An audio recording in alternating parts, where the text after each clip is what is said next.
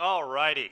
Good morning, everybody, and welcome to another Swish stream with Steven. I am Steven. My team is Swish Gaming. If you enjoy the content you see today, please give us a follow on YouTube at The Swish Gaming YT, Twitter, The Swish Gaming, Facebook, The Swish Gaming, and Twitch, The Swish Gaming. It's here. The new cards are finally available for us to use, but before we hop into what I'm playing today, what new cards I'm trying, why I think they're good, etc., let's real quick remind everybody of our subscriber goals that we are trying to hit here at Switch Gaming. Our first subscriber goal is 79 Twitch subscribers.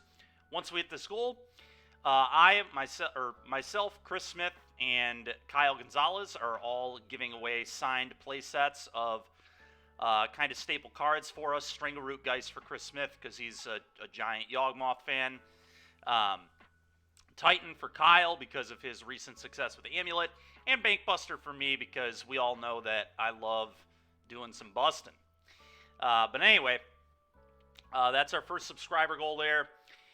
Our next goal here at 150, we're giving away From the Vault Realms, and our last goal currently, 200 Twitch subscribers. We're going to give away a lightly played Tundra.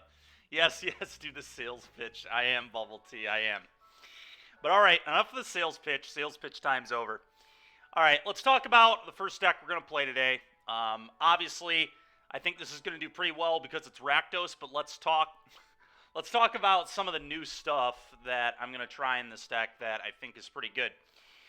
So cards that I think improved a lot with the bargain mechanic that haven't seen play in a while. We'll see, man. We'll see how good Treacherous Blessing does. This is one of my favorite cards. I saw Todd Anderson post some Treacherous Blessing lists yesterday. God damn it, Bubble Tea. Yeah, that's about all you...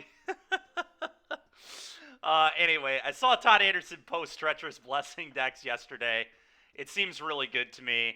Initially, when I saw the bargain mechanic, I was thinking small with Demonic Pact. But honestly, Demonic Pact, probably just not good enough for Pioneers. Super slow.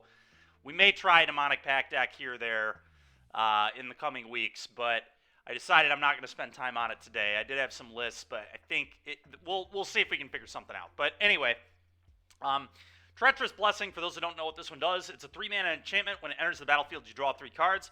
Whenever you cast a spell, you lose 1 life. So that's kind of the downside of this card. But if there are multiple ways for you to sacrifice this card off and get real value, the card is actually not that bad. And I believe how the bargain mechanic works is as you cast the spell, you sacrifice the thing. So I'm not even sure if Blessing will deal us any damage if we have a bargain spell. Like if I play a Blessing and then the following turn, say cast Candy Grapple, which we'll talk about this removal spell in a second. I actually think this card's really good.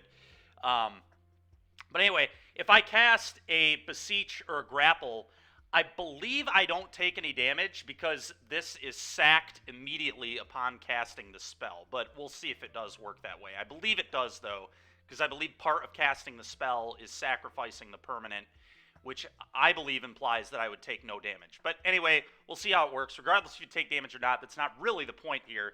The point here is that Blessing is a great permanent to sack off to the bargain mechanic. For those that haven't seen what Beseech the Mirror does, just won a Legacy event this past weekend in the Mono Black Helm deck. This card is quite powerful. It's a 4-mana sorcery. It has Bargain. You search your library for a card, exile it face down, then shuffle. If the spell was bargained, you may cast the exiled spell without paying its mana cost if that spell's mana value is 4 or less. You'll notice every card in my deck is 4 CMC or less, so we can Demonic Tutor anything out of our deck and cast it for free, assuming that we cast this off Bargain. We have a lot of good things we can sack to Bargain.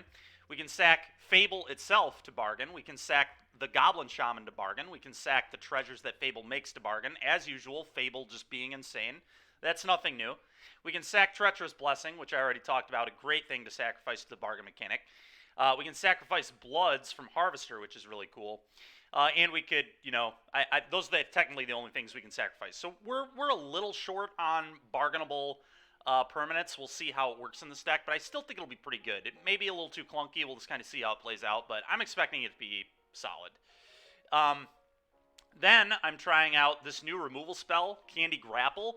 I actually didn't even know this card existed until last night when I was playing Limited of the set.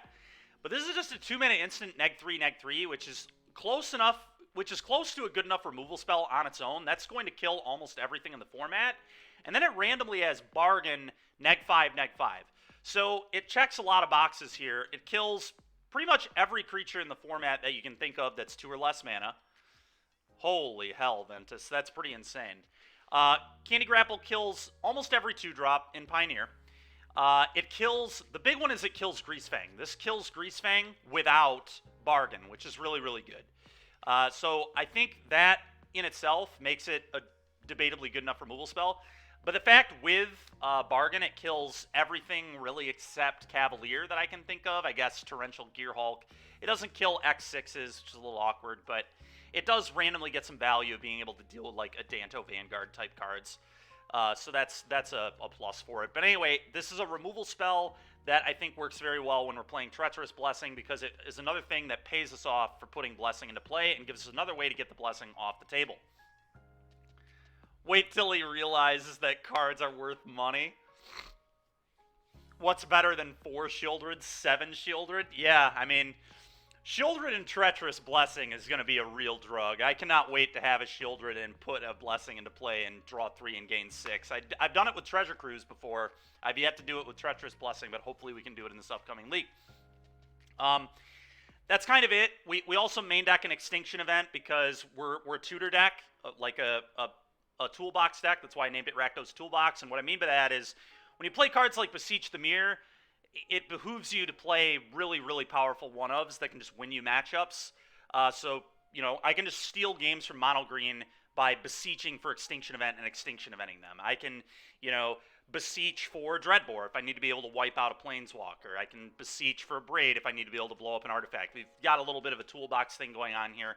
It's certainly not perfect. I wish I had more room than I do, but I think all these cards make sense and need to be in the deck. But there are a lot of ways to build these Beseech decks. I feel like this is going to be a very played card out of the new set in a lot of formats. Anyway, let's move on to the sideboard now. Nothing too crazy here. I've got a 1 of Ritual of Soot for mono white to be able to beseech for. I've got a couple Go Blanks. Debatably, a Go Blank should be in the main deck, so I can beseech for Go Blank against like Phoenix or Greasefang. So that is very debatable. I did think for a while about putting one of these in the main deck. Very possible this should be in the main, but I'm not sure what the cut is. It may be one of the 3 Shelleys. Maybe we're supposed to play 2, but Shieldred's just so good when you're playing Treacherous Blessing. I don't know. Why does Wizards of the Coast love black? I don't know, man. There are other colors. Like, I feel like every color got a pretty sweet card out of this set. We'll talk about that in a second, but anyway.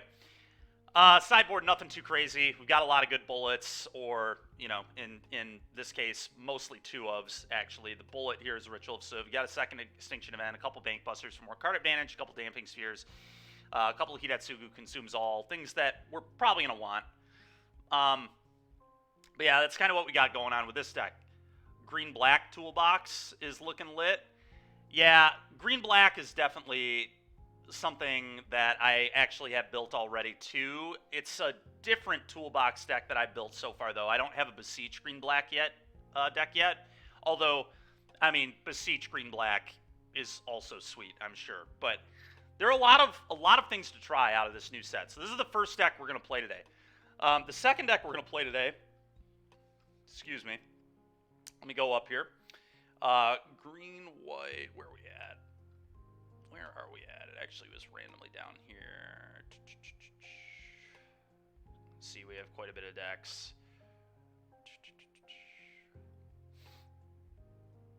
Where is that deck? Green, white. For some reason it got out of alphabetical order. No idea why that is. Here it is down here. No idea why it's down here. Anyway, Green-White Redemption. The reason I call it Green-White Redemption is I'm trying out... This is, I think, one of the more powerful cards out of this set, too, and I think this card's going to see a lot of play for a lot of reasons that Beseech is going to see a lot of play. Being able to just demonic tutor cards is very powerful, and this card works a little differently than Beseech, but in some ways it works very similarly, too, and is very, very good in Llanowar Elves decks. Anyway... For those that haven't read what this one does, it's a 3-mana saga. When it enters, you get a 3/3, so pretty good body for 3 mana. 2 mana, you may sacrifice a creature. If you do, search your library for a creature or a basic land, put it in your hand, then shuffle. Typically, you're going to tutor for a creature on this card. Very rare that you're going to basic land, but who knows, sometimes you might. But anyway, just kind of a toolbox card here, which I think is very powerful. I've got some green-black decks with this card, not Beseech yet, but anyway. In this deck, it functions kind of similar to Groll Vehicles. I think our removal's a lot worse, which worries me, but we get to play another new card out of the new set, which I really like, Virtue of Loyalty. For those that don't know what this one does, it's a 2-mana adventure, get a 2/2 White Knight with Vigilance, and then for 5 mana, at the beginning of your end step, you put a counter on all your creatures and untap all your creatures. Really absurd in an elf deck and just really in a creature deck in general. I think this card's pretty good. It's possible we're supposed to go wider, but the problem with building a deck to go wider is I just don't think those decks can beat green. And because I don't think those decks can really beat green, I don't even have any interest in building them or trying them, to be completely honest. I do think they do beat Rakdos decks fairly well. They probably don't beat Racksack very well, but like, Wedding Announcement is just not playable against mono green. It's just not. Like, the card's sweet, but it is way too slow. You're never beating mono green with that card in your deck. It's so unlikely in my opinion. I don't know. Anyway, the way that we're trying to beat mono green is get a huge board. We have good removal in Brutal Cathar. Game 1's probably still going to be tough. I've got a Subjugator Angel 2/4 out of the sideboard for mono green. When this enters, you just tap your opponent's entire team. So you just Alpha Strike them with this. Pretty good bullet, I think. We've got a million Spellbinders, a bunch of portable holes. As you can see, I've got a lot of tools for green in the sideboard, so I do think green will be a harder matchup still, even when I'm not doing the slower go-wide thing, but you only like free tutors like Summoner's Pact? Yeah, that's fair. Anyway, this deck's going to be fun. We'll play this later this afternoon. We're going to play Rakdos first. I have a lot of ideas I want to try this week and next week. Probably the next, 3 weeks, we're just going to do a bunch of random brews. But the next week especially is going to be me really just focusing on weird, obscure decks. So let's just kind of hop in. Let's hop into some gameplay here. Let's go back to Rakdos Toolbox. That's what I want to play first.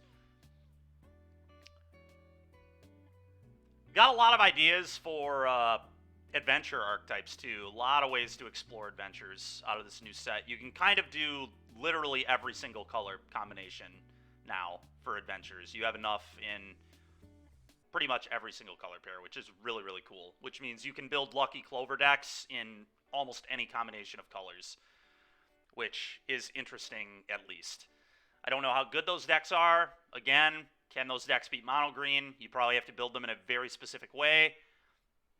Mono green is so annoying, dude. Me and a buddy were talking about that last night. That deck just gatekeeps this format so hard. Like, every deck you build, you have to be so conscious of mono green and how to adequately attack mono green. And you just have to have such a good mono green plan, which makes it really hard to beat the other decks in the format because mono green is, like, very unique in how it functions. It was George DBZ, yeah, it was.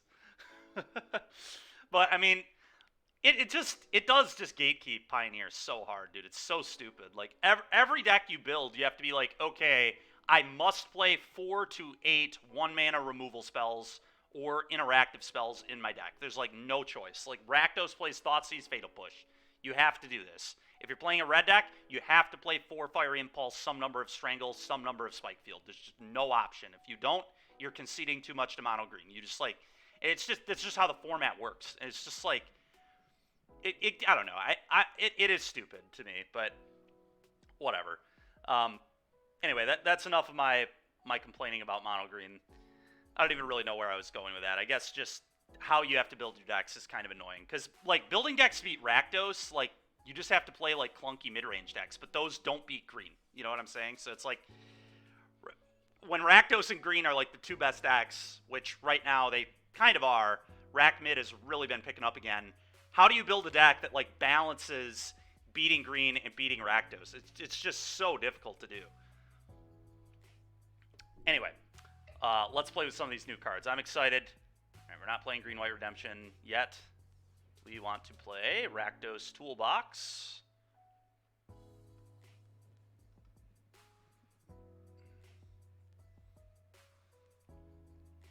Okay, here we go. Let's do it. 100 play points.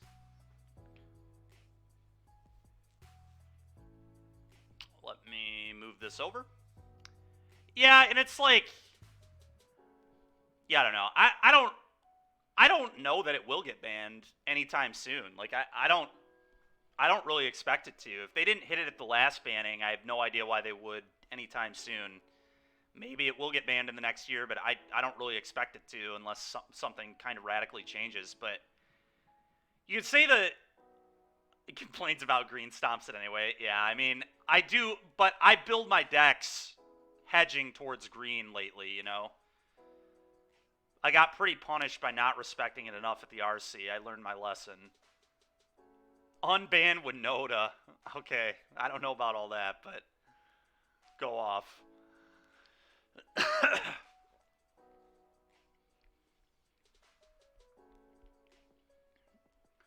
Yeah, I don't know. And the thing is, too, like, there are more problems with the format than mono green. Fable is an issue, too. Like, Fable is just, if you're playing a red mid-range deck, you're just supposed to play 4 Fable, you know? It's like, a couple things about Pioneer could certainly be a little better, but I enjoy the format. I know some people don't, but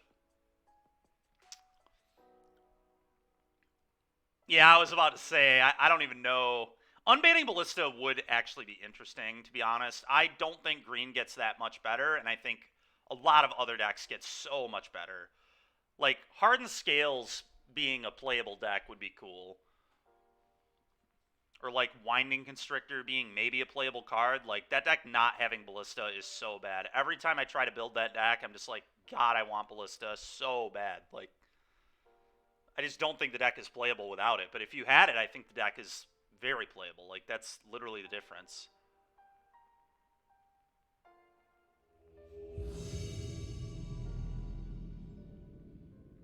Alright, we've been paired for our match. It says we've been paired for our match. Also says we're still loading, so I'm a little confused as to what is going on. Alright, let's say I would appreciate no more technical difficulties today. We had plenty of those yesterday. I did hop on and get to draft last night, which was nice. Okay, I mean, I am going to try this hand. It's not perfect, but it's got a removal spell. It's got some good creatures. It's mono white. Yeah, this is a good way to... People trying new cards, just play mono white, baby. I respect it. I respect it. Go ahead, opponent. We have an okay hand for mono white. We get around Thalia pretty well because we have a Blood Tide draw. We have a removal spell. Should be reasonably okay here. I expect a Thalia. Oh, Coppercoat. Why would you... Oh, Fatal Push. Okay, I respect that. Blood Tithe Harvester, go.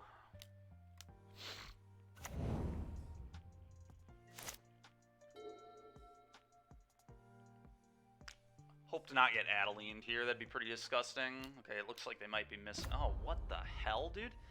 Main deck Invasion? That is some psycho behavior.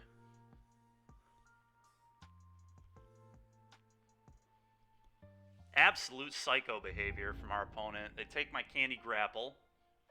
Okay.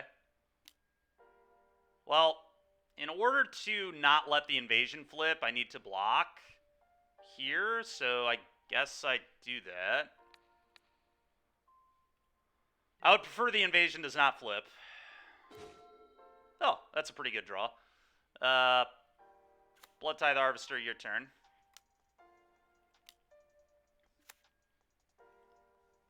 They could have Brave the Elements here, but I kind of want them to get baited into firing up Mutavault, and then I can kill their Coppercoat and block Mutavault, and they just lose everything. The problem is if they draw a land and get to leave up Brave, I get hard punished for that line. So maybe it's not even worth. Maybe I just push right now. Yeah, that's probably really greedy of me. Make sure your opponent doesn't cast Comet. Yeah. I guess I'm just going to Fatal Push this, whatever. Get off the board, go. I feel pretty good now. Now I'm going to get to play a Shieldred with a Blood Tithe, which could deal with a Banisher. I mean, if they have, like, Ossification, it'd be kind of annoying.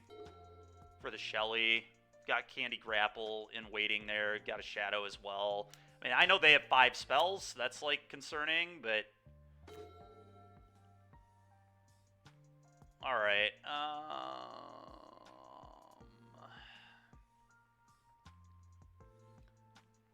Think I'm just supposed to play a Shelly. I mean, and then kill this. Oh yeah, I'm very excited for Apex. I'm very excited to just play with the new cards. Do I actually leave the Luminarch in play? There's some argument to leave it in play for a turn cycle, because if they do have the 2/2 that exiles a creature, well, I have Candy Grapple. Like, I don't even care. Yeah, I'm just gonna kill all their stuff, and I don't know if this is good, but it's what I'm gonna do. Let's just keep their threats off the table. I think in the long run, that's got to be a pretty good strategy. Oh, they actually can't even cast Ossification right now, by the way. They don't have a basic Plains. I didn't realize that. All right, well, I don't really care about this. I'm going to cast Thoughtseize. Let's see what's going on. They have Extract... Okay, they have... Okay, multiple Brutal Cathars.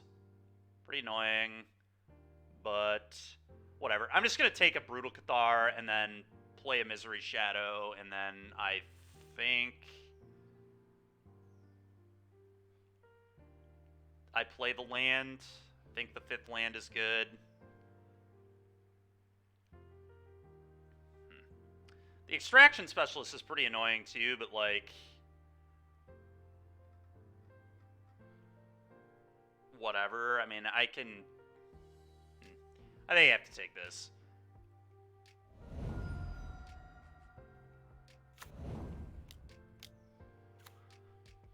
I don't think I can attack, because if I attack, then they can go Brutal Cathar the Shadow, and then they can attack and flip the invasion, and then I, like, can't kill their stuff anymore, which seems probably awful. I don't think the 4 points is worth it at all. I'm just gonna say go.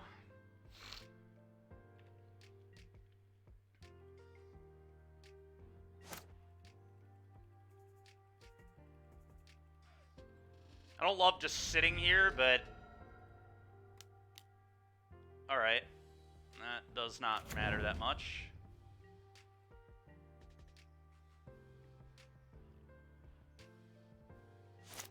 Oh. Well, Treacherous Blessing. That seems pretty good.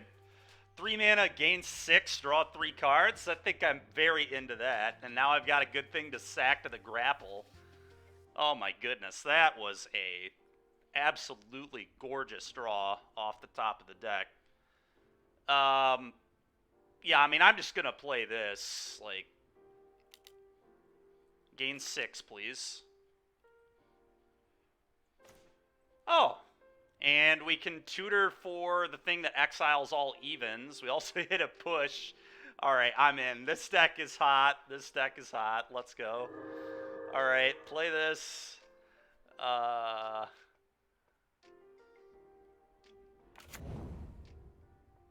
I mean, now my opponent is, like, so far behind that, like, attacking honestly makes sense at this point to me. Like, they can flip this, but do I even care? I don't even know. I can also just sit. The game's probably unlosable if I just sit and be patient, so... We can beseech for another bless. I mean, you're not wrong. That might be the play, honestly. Just gain 6 more life, draw 3 more cards. Then we can sack that one off to the Candy Grapple. This is great, man. This is fun right here. So if I were to attack with both, I could 9 them, and then they go to draw step, they go to 5. Like, does flipping this even do anything anymore? They go to 5, then they would go to 3 on their draw step. I mean, they're actually just dead on board if they flip this, right? If they don't do anything else. And I have a Fatal Push here, too. Like, yeah, I'm going to send. I'm not going to be a wuss here. Let's just end the game.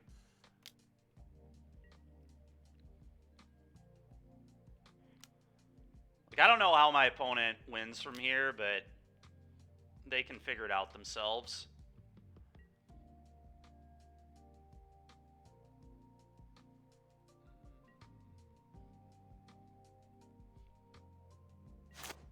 Yeah, we'll be alright, I think.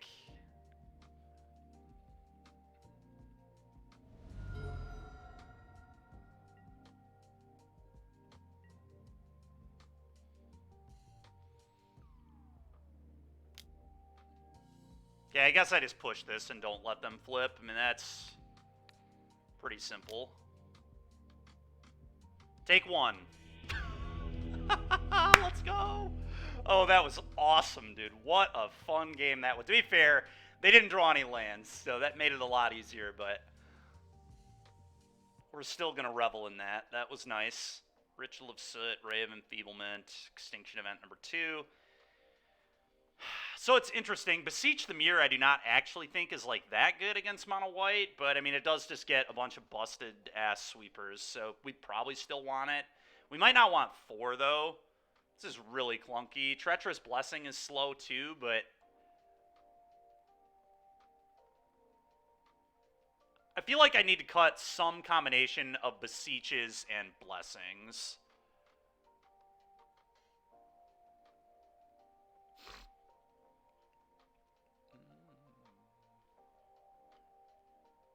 Maybe it's just like all the blessings and 1 beseech on the draw, and then on the play, I probably bring like 2 to 3 blessing back in.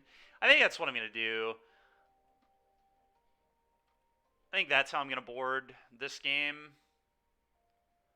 And then next game, we'll change it up slightly. But I think this makes pretty good sense.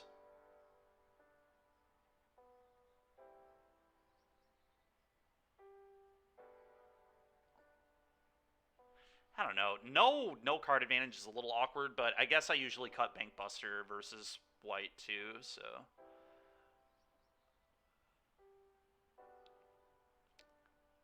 You might have to do exclamation point card Treacherous Blessing, Jeff. Here's what it does if you don't know. It's a 3-mana enchantment. When it enters, you draw 3, and then every time you cast a spell, you lose a life. But it's really, really hot with the bargain mechanic. I got the idea from Todd Anderson, I'm not going to lie. He posted about it on Twitter yesterday, one of his deck lists. It was not Rakdos, but he posted just some deck with Treacherous Blessing in it, and I was like, that is so broken with Bargain. It's actually unbelievable how busted it is with Bargain. I'm pretty sure, we haven't had it come up yet, but if you cast a Bargain spell, I think you take 0 damage, because I think Bargain is part of the casting cost, so this is off the board when the spell is being cast.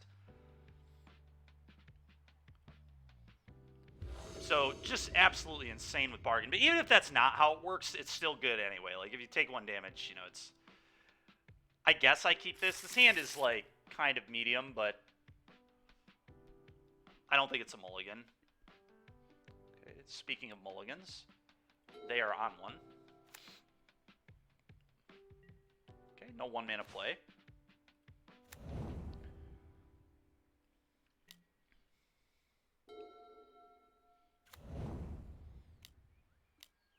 Okay, sure. Pretty good draw, all things considered.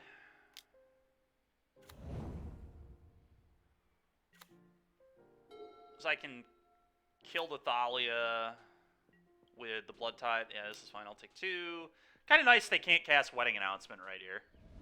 Pretty big fan of that.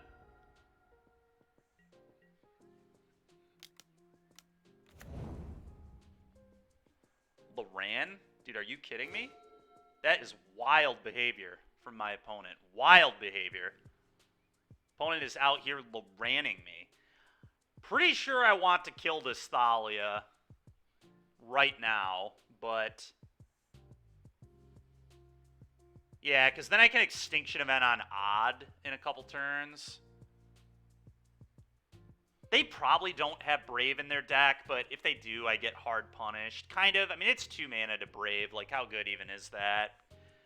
So if I leave it in play for a turn cycle, they don't get to Extraction Specialist it.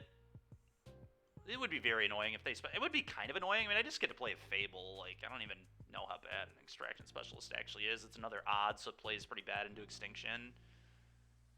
Huh.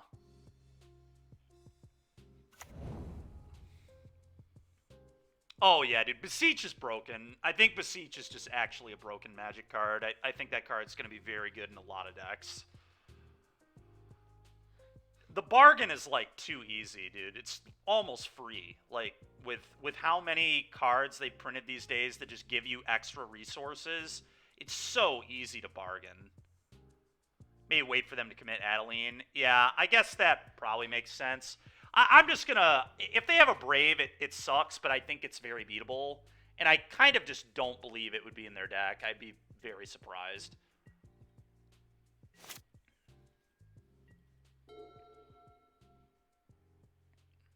But I've been wrong before, so... Who knows?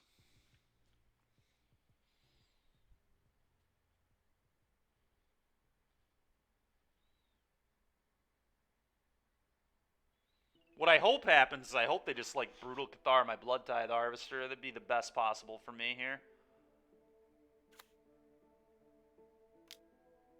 Copper Coat.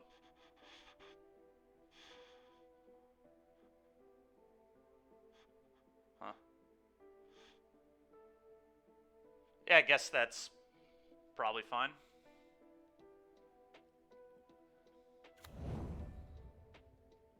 The Ward 1 here doesn't actually matter, so... Lieutenant.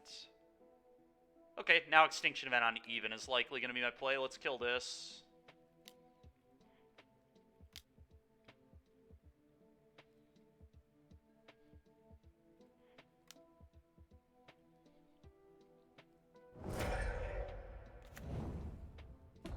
Well, I think every deck that plays Treacherous Blessing should play this, the Apple card. The Grapple. Grapple is sick, man. Grapple is really good. Fable? Am I supposed to Fable here? I kind of don't want to Extinction Event yet. I want to trade off this Blood Tithe before I cast it, but maybe that's bad. Problem is I'm going to lose my Goblin token, but my hand is kind of bad. Like,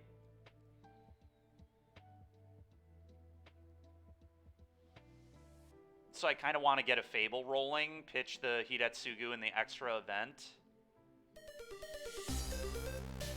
Goblin Shaman isn't that important. Yeah, I know. Well, the problem is he can go up on cards with Loran, so that's... And if I Extinction Event, I lose my Blood Tithe, and they keep a Loran. They still have a Mutavault. Like, Extinction Event here is not that good. It really isn't. Like, I think Fable is the better play. And then I get a tap land down, too. Yeah, I'm pretty sure Fable is the right play here, especially if they're activating Loran, because then I get more options on it.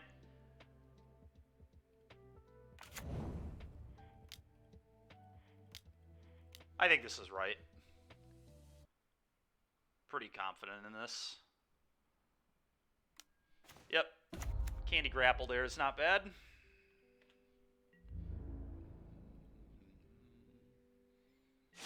Not bad at all.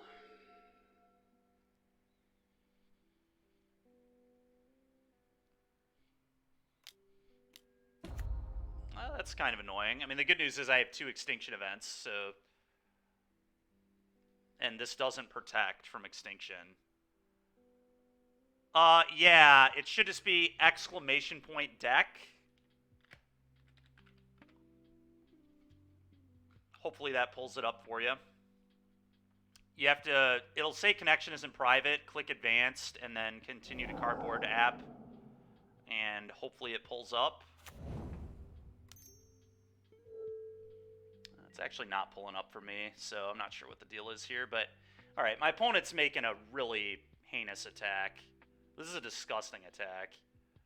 They're gonna lose their entire board. I will make some blocks. Block here. Block here. They flip invasion and deal me 2. Yep, okay. And then I'm going to Extinction Event the hell out of them. Okay, cool. I'll draw another card. Thanks. Yep, you flip an invasion. Well done. All right, I'll pull up the deck list in a sec. I'm not sure. I need to figure out what's wrong with this link. This is not the first time I've had issues with this. All right, let's discard. Certainly the Hidatsugu can go. I think I get rid of the excess extinction event. Beseech is probably good. I can sack off the Fable to go get Shelly if I want to. I think it's just one of the extinctions. But maybe that's too... Maybe I just keep it, honestly. Maybe I just keep 2 extinctions.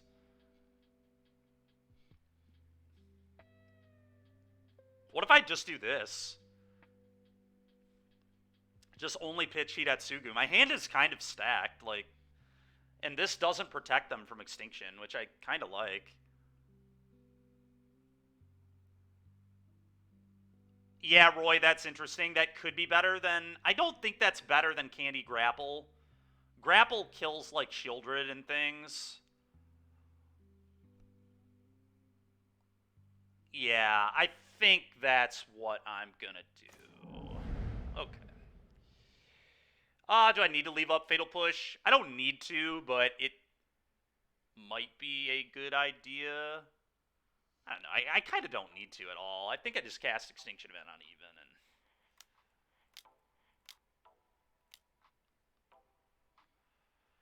probably just play the tap land. I don't think push here matters very much. Even.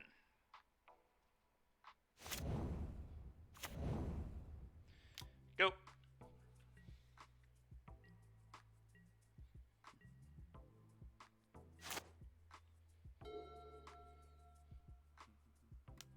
Candy Grapple is indeed fun to say. You're not wrong. Candy Grapple. All right. So what do we want to do here?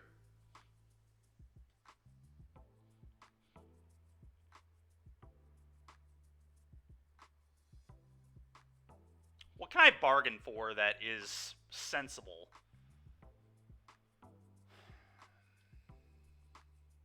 Just win. Appreciate the advice. Thank you. I could get Shelly. That's really bad into, like, Ossification and Destroy Evil. Destroy Evil's going to be good here no matter what.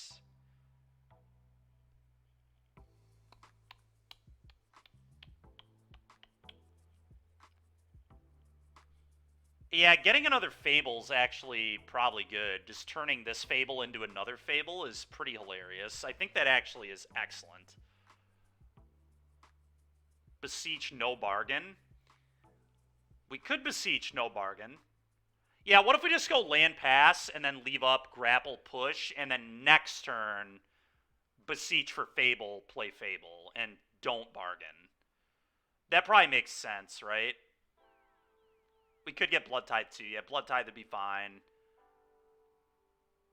I think I'm just going to play land, say go. I think land go makes a lot of sense. Go ahead. Probably winning the long game right now. I think the only card that could maybe beat us in the long game is White Castle. And Wedding Announcement would be kind of annoying, but I do have Extinction Event to kind of cover it, so...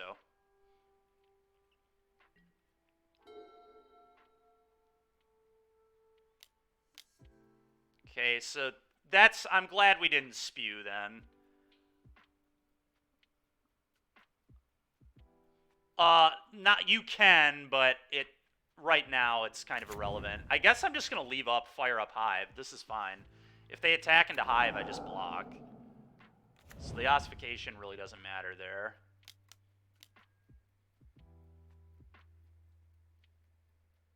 Alright. What are you targeting? Probably, I guess Thalia is their only target here. Okay. That's fine.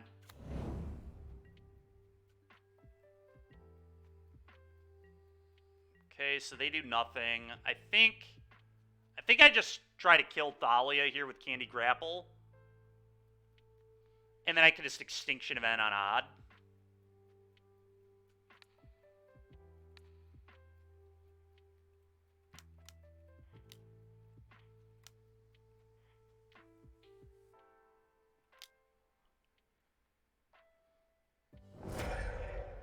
Okay.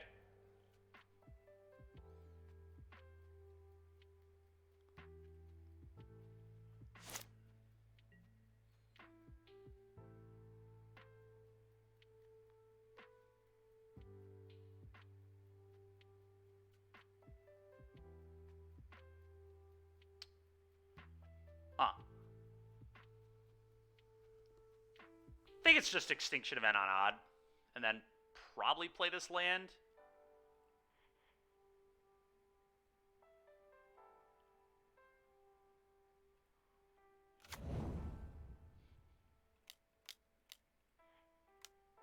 Odd.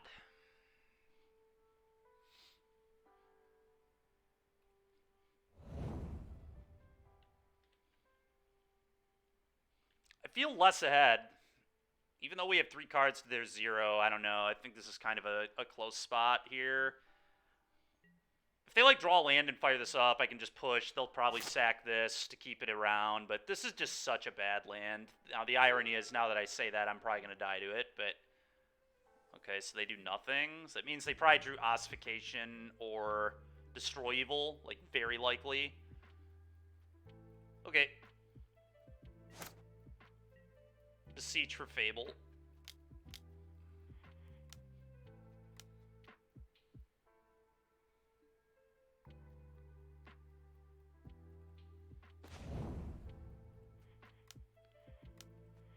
It's kind of weird. I actually almost want to play the land here to leave up push for this, but... Because this getting a counter would actually make it a problem.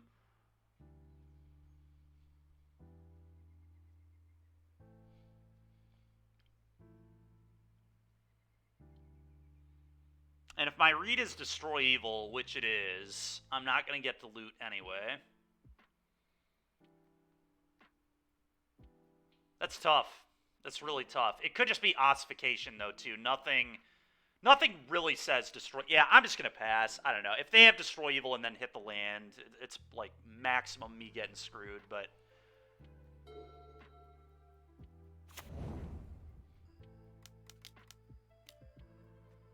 Yeah, I don't know. That's not a great way to think about it, Sedna. That's pretty aggressive. I'd like to get the loot. The thing is, like, if they're committing all their turns to this, I think I can outrace it. Okay, that's an easy pitch. Alright, that's messed up. Play this. I don't even have to play the land here. I can fire up Hive. He does know me well, that's true. Combat 5, I mean, now we're just out racing them. They'll try and attack us. I'll try to kill it with the treasure. Eat your Thalia.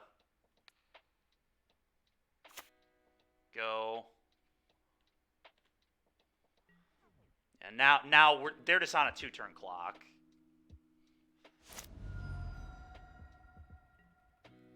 That's fair. Well, we need the blood. The blood can rummage away this one, so... Opponent is now on that clock. Clock is ticking here. Anointed Peacekeeper. That's annoying, opponent. Be cool if you... Whatever. It doesn't actually matter. I mean, our hand is insane, so whatever. Chainsaw. Yeah, you're not wrong. And it won't be Castle either. The land that can draw us cards, no way I'm drawing that one. Fatal Push? Yeah, whatever, dude. You got it.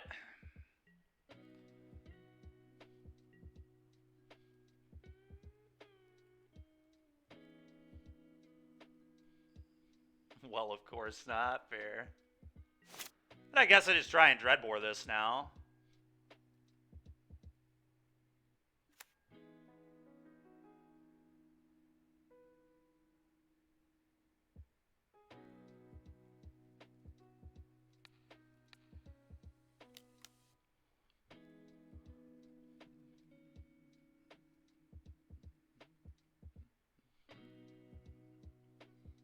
Yeah, that's the only one I can draw, obviously. The only one that makes sense. Okay, so they sack that. I could Fatal Push this in response. I kind of want to get the pressure. This is just not good enough. There's just no way this beats me. So I think I'm supposed to push and then fire up and... Oh, the problem is they can fire up Mutavault here. Still.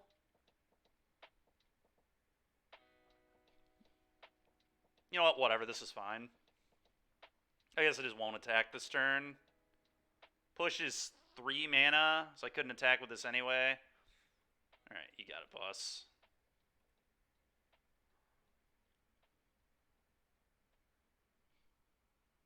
It does, yeah. I am in a blood.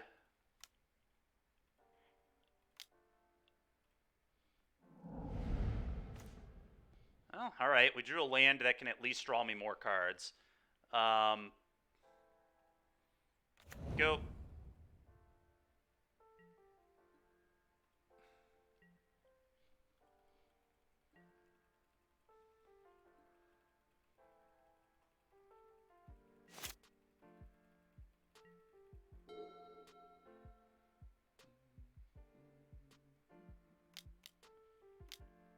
Wedding announcement. Yeah, I don't care. I'm gonna be a little greedy and take 3... Wait, what? Now I just fire this up and trade. This is a very easy trade, my hive.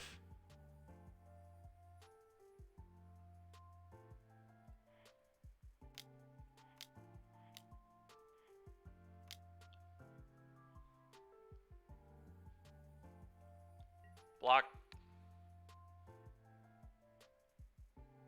Okay, cool.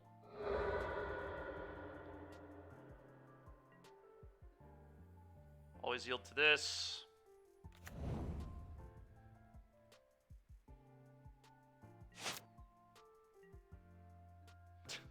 So stupid. Alright, play this. Activate this here.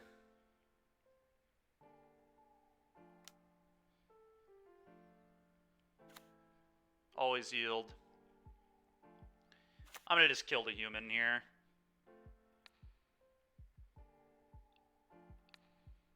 Just keep all their stuff off the table. Keep it relatively clean here.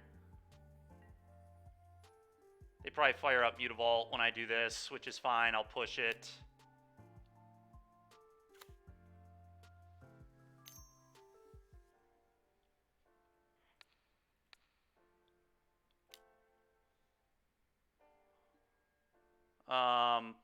Let's pop blood, I guess. Thoughtseize. It's so awkward. I'd almost rather not even cast it, but if they was not going to cast it, to be honest, I don't know. They have one card in hand. It's probably bad, though. So this is 4. I just have to be careful to make sure I don't die to this. I think I'd rather not cast it. I'm going to activate this. That's a good one. All right, go. Go, go, go.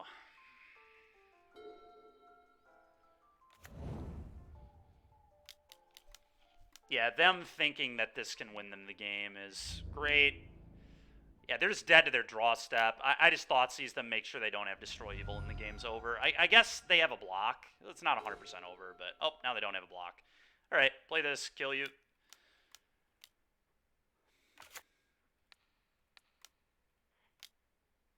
And we gotta do it with style points here. Candy Grapple for the win. Grappling with Candy. Thoughtseize you. Ooh, oh, it was a giant killer. Let's go. It was an answer to the Shelly. So good, man. Kill you. Good game. Yep, Rakdos fun magic. I agree. At least we added some new cards, though. Opponent got to enjoy losing to some style, at least. You know, a lot of style. Fable of the Mirror Breaker, Shieldred, Bloodtithe Harvester, Thoughtseize. Probably has never seen these cards before. Very innovative. Very innovative. Rakdos is fun magic. To be fair, I do agree. I enjoy midrange a lot. No, Rakdos is not really problematic. It's just one of the best decks.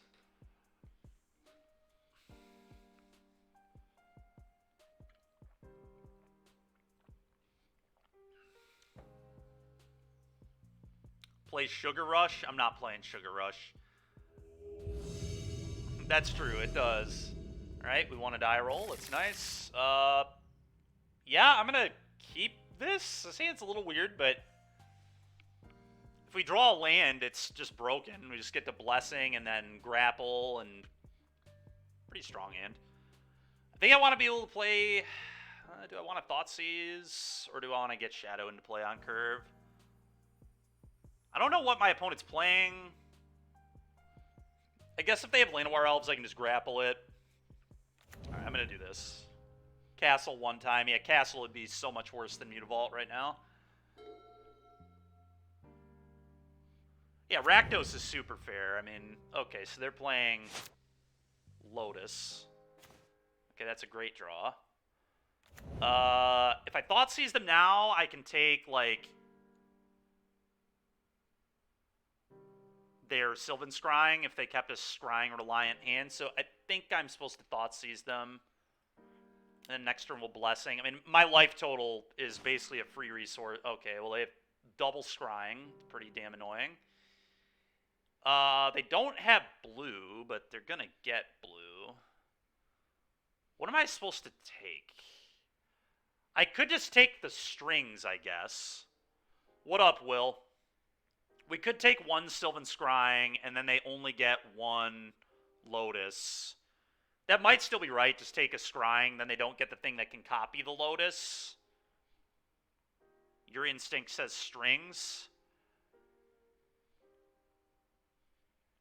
The problem is, then we're just letting them have double Lotus.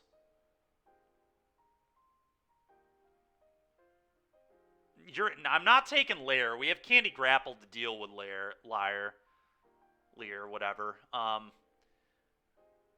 don't think we care about Lear very much at all. It's either a Scrying or the String. I mean, there's like a world where it's even the Impulse. They have like no card draw or anything here, so... Yeah, I think I'm supposed to take Scrying too, Roy. Thespian Stage is just... We've got to respect that card here. The hope is that we can find another hand hate spell with our blessings. How many twiddles do they play? Just hidden strings. But their twiddle matters a lot less if they only have one land to twiddle, you know? Yeah, I mean, I agree our clock is not good, but... I do not want to get Thespian staged, you know? Don't want to just let them have Thespian stage. It seems pretty weak. Alright, I'm going to play this. I'm going to play a Blessing.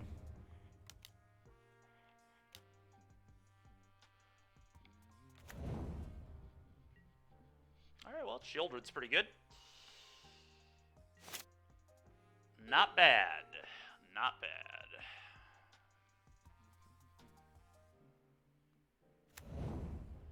Well, that's just horse shit. They just top deck the Thespian stage. It's so annoying. Alright, well, that's pretty rough.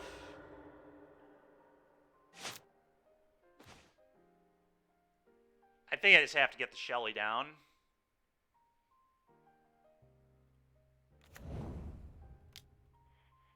Next turn, I can play another Treacherous Blessing, and we try to find another Thoughtseize, I guess. We do get to leave up Candy Grapple as well when we do that. So another hand is Impulse, Lyre, Hidden Strings.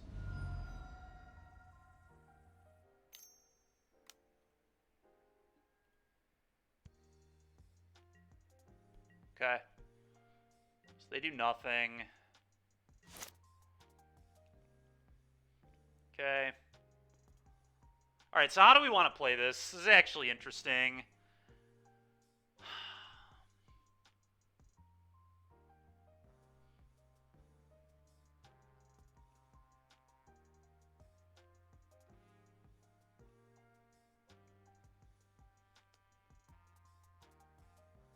How important is Thoughtseize here? How important is finding a Thoughtseize? Because I could also just go Shade, Fatal Push, leave up Candy Grapple.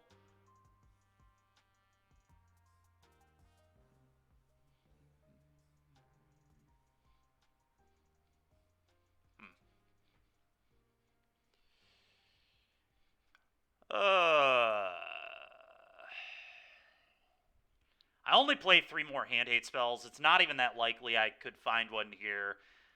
The problem is they can, like, I mean, they can combo off through the Shieldred. I guess they only get 1 copy of Pour. Developing the Shade. So just like Shade, Fatal Push, leave up Candy Grapple for the Liar.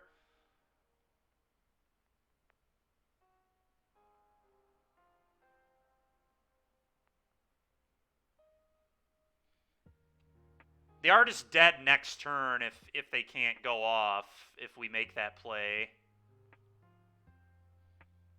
That's 7, 11. Yeah, I mean, they would be dead.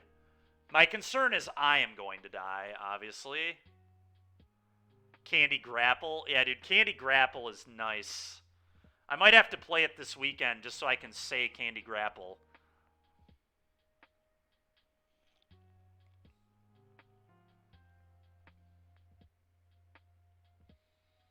Yeah, it's a tough turn. I think the way I'm going to do it is like so. We're going to Fatal Push. We're going to take a damage. We're going to cast Shade.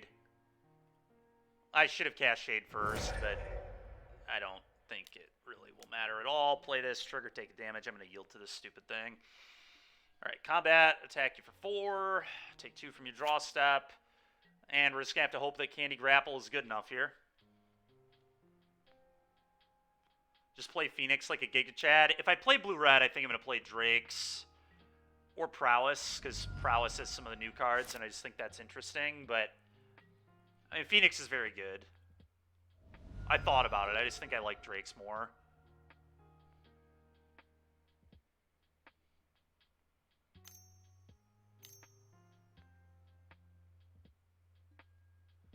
Alright, you're hidden stringsing.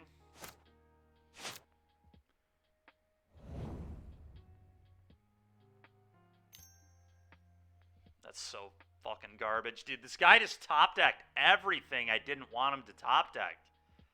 It's so annoying, man. Oh.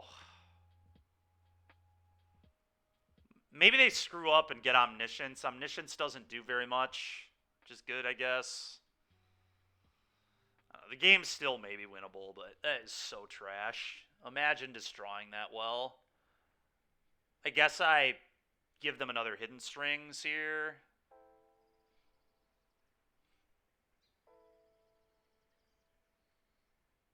Put a card back into their library. The petition can go back into your library. You do not get that. Must be nice to be lucky. To be fair, we drew kind of well this game, but I drew 1,000 cards off Blessing, so it's kind of reasonable that I would draw the things I need to draw when I'm drawing 5 cards in a turn. Meanwhile, my opponent's done nothing to even look at cards.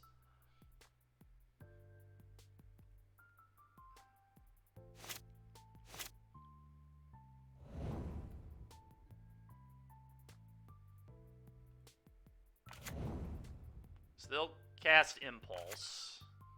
Okay. What is that? They just drew... What is that?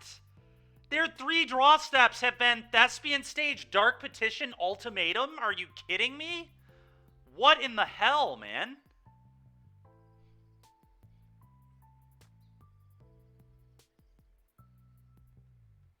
That is so garbage. I guess they had an island in there at one point too, but come on, man.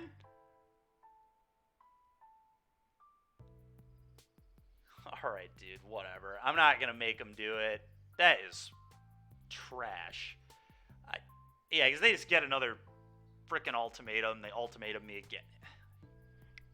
Oh my god. That is beyond ridiculous. I wish I drew that well when I played this game. Alright, let's do this. Duresses obviously are good. I think Go Blank is fine. We're going to cut all our removal for the most part.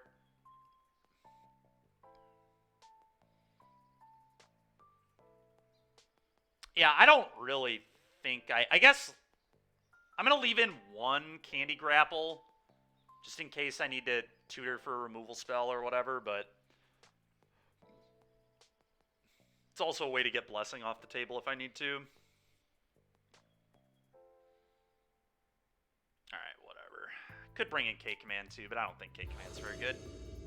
Alright, well, we'll see how lucky my opponent can get this game. Alright, well, good luck beating a Damping Sphere, asshole.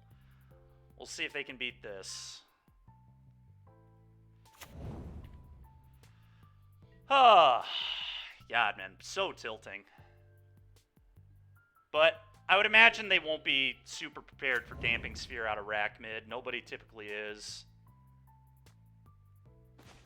I don't even know if I want to give them black mana. I might just want to ping myself, but we probably have to play this next turn. Dykeman molded so hard the stream broke. I was molding, you're not wrong. Sometimes you gotta mold a little bit, dude. That is ridiculous. I didn't even realize we left.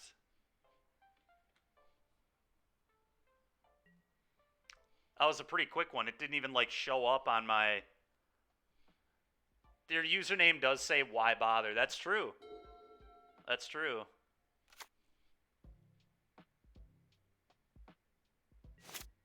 Okay, so they probably got an Impulse here. It's fine. I'm going to play this, play Fable. This game feels like we're going to be in really good shape, but...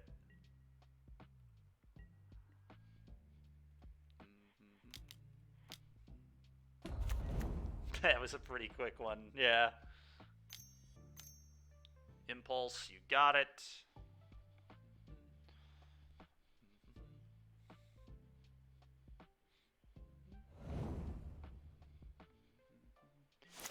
Hopefully they just, like, jam a Lotus Field here, and then I just play Harvester and Damping Sphere their asses.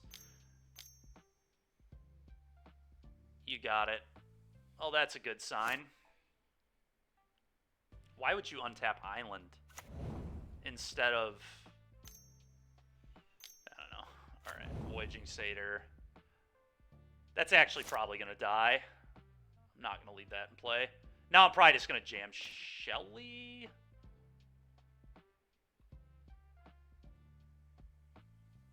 I think I pitched Land Shadow. DBZ, that's really funny. Yeah, we can add quotes, I guess. Actually, maybe it's the other Blood Tithe. I think the other Blood Tithe gives me some coverage from more creatures, though.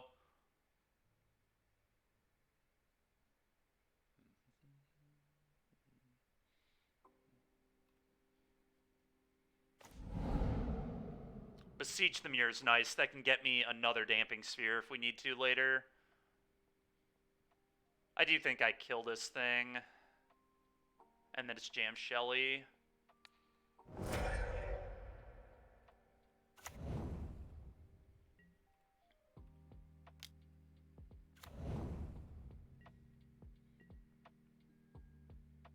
Like, if they had a Damping Sphere, they would have played it, right? I think. I could randomly die. I don't know. Maybe I'm just supposed to play another Harvester, play Damping Sphere. Maybe that's better.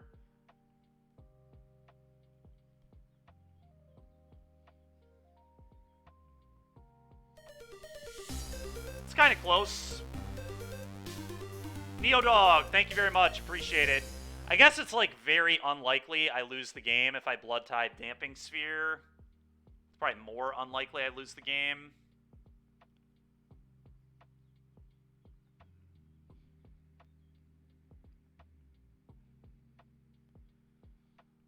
Problem is, like, if they have an answer to the Damping Sphere, they can still just go off anyway. Like, if they have the field, like, I'd rather them lose the lands. I don't know. I'm going to play Shelly because it clocks a lot quicker. This could be bad, though. Hell, I could also even Beseech and Thoughtseize them here. I mean, there are a lot of plays we had. I think it is extremely unlikely I die here, so... Just gonna do this. Yep. Yep. And now they lose. I'm just gonna play my 2 cards. and then win the game.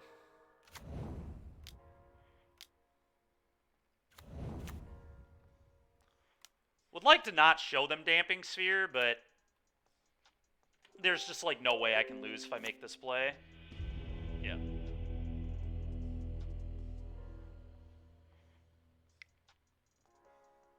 Okay.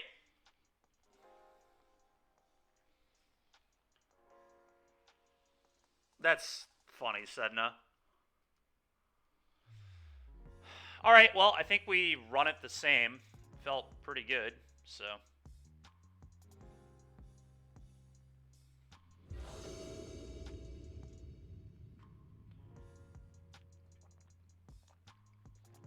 That hand's depressing. I have to mulligan that for sure. Jesus. Can I keep based on the strength of Fable and Beseech? Beseech can go get Damping Sphere on turn 4. I might have to keep this hand. This is probably better than an average 5.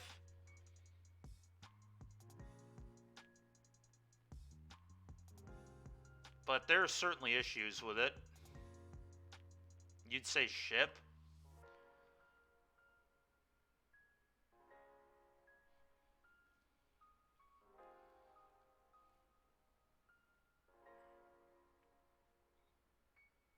I don't know, man. I think this is a keep, but there are 5s that look better, but there are more 5s that look worse. I guess we do have 7 and 8 spells. I would prefer one of those. Yeah, this hand is glacial, but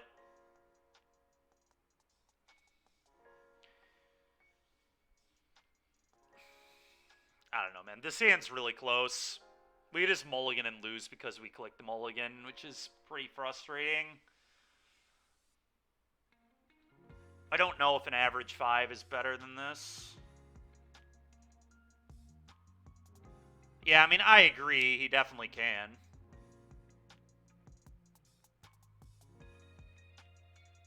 Yeah, I guess you're probably right. Alright, well, we're just going to lose. This hand's even worse. Do I go to 4? I mean, this hand is terrible. This hand is actually just much worse. Oh, they're on a mull to 5. We probably should have paid attention to what our opponent did, too. I'm going to 4. This hand is just not acceptable. This is the same... It's not the same hand. There's no Fable. Yeah, I'm going to 4. Alright, this is fine. I think I'm just going to keep 3 lands Blessing. Maybe I keep 2 lands Blood Tithe Blessing.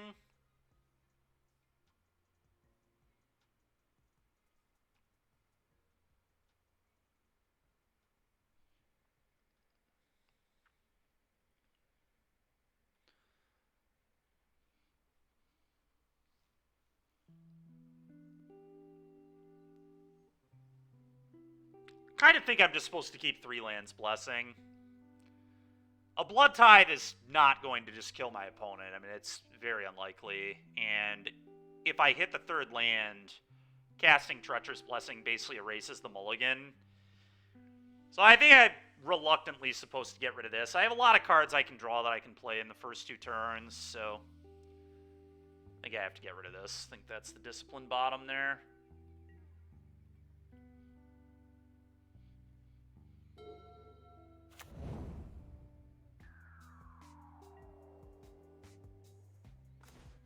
Oh, that's a pretty good draw. Let's go ahead and cast it. Duress you. I'm just going to take their Sylvan Scrying, I guess.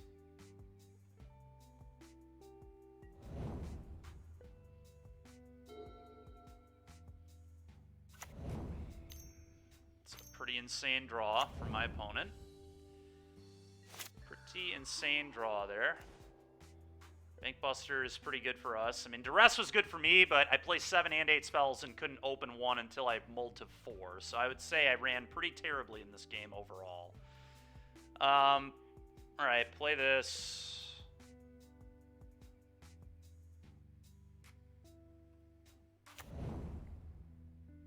Should have played that on black, but whatever. Hopefully it won't matter. Okay.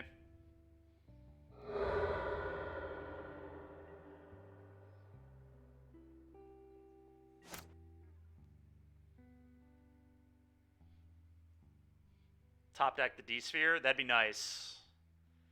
That would be nice. Alright, well. We're going to play this, and we're going to play a Treacherous Blessing. Draw 3.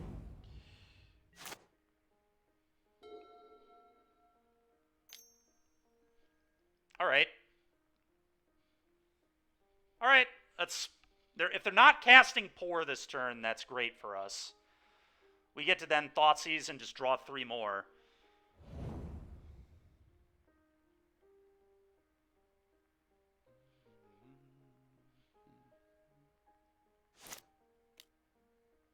Okay. Well, they are going to cast Pour. Pretty annoying. And they get to Cipher? That's so fucked, man.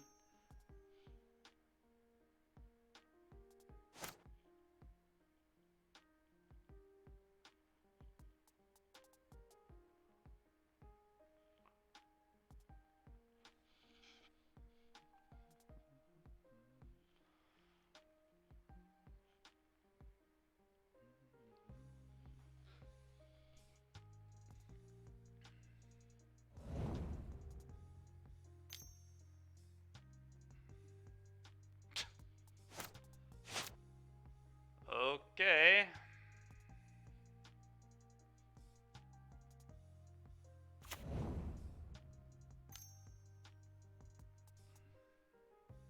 Oh my god, dude. What a sack of fucking shit, dude. Are you kidding me?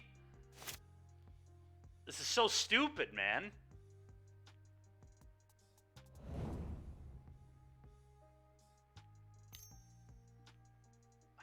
Sure. Now they get to play Thespian Stage, copy, untap both these.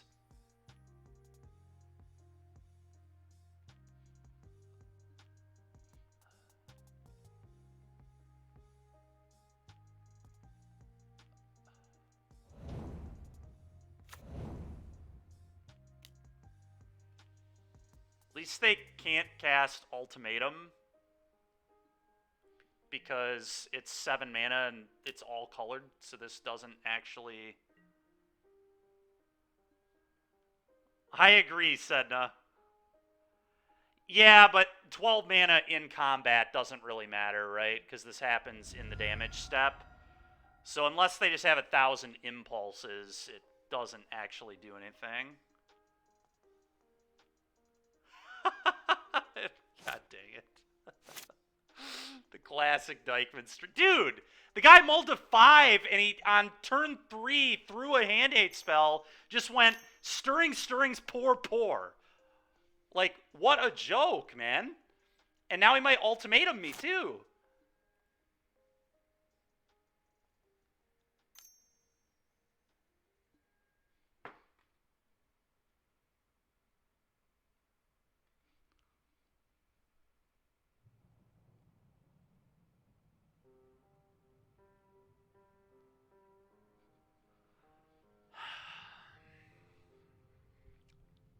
This game sucks.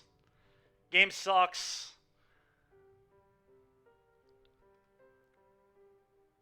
Yeah, whatever. All right, we lose. Sure. I mean, I guess we'll let them do that. This is so unbelievable. Turn 4 on a mull to 5 through a hand 8 spell, and I had to fucking mull to 4 in my deck that just should... Like, Rakdos is like one of the least mulliganing decks in the entire format, and we had to mull to 4. I play, like... This is why I typically play 8 hand hate spells. Is because when I play 7, I just can't open them for some reason. 7 just isn't enough to open in an opener, I guess.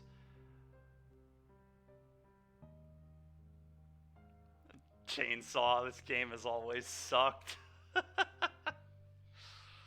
Oh, dude.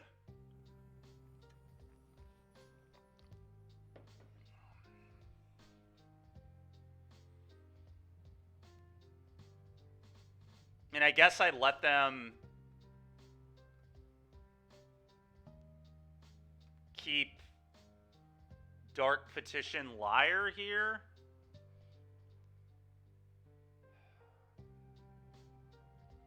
So I put the poor back into their library.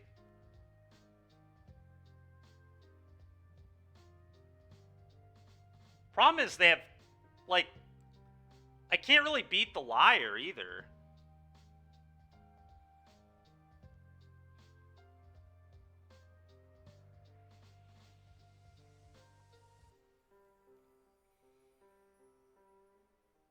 I have to, like, top deck the grapple. If I top deck the grapple, I could maybe win. If I top deck candy grapple, I could I could candy grapple the liar and then Thoughtseize the thing they petitioned for. That's got to be the only out, right? Like, they gave me an out. I guess I should try to take it. This seemed like a really poor ultimatum, but... Alright, put this back.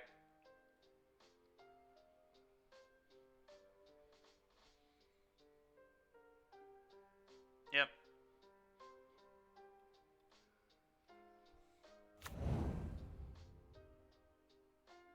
Yeah, I mean, if I draw Candy Grapple, I actually think we'll win. I mean, my opponent will probably just top deck perfectly again. It's all they've done the entire match, but...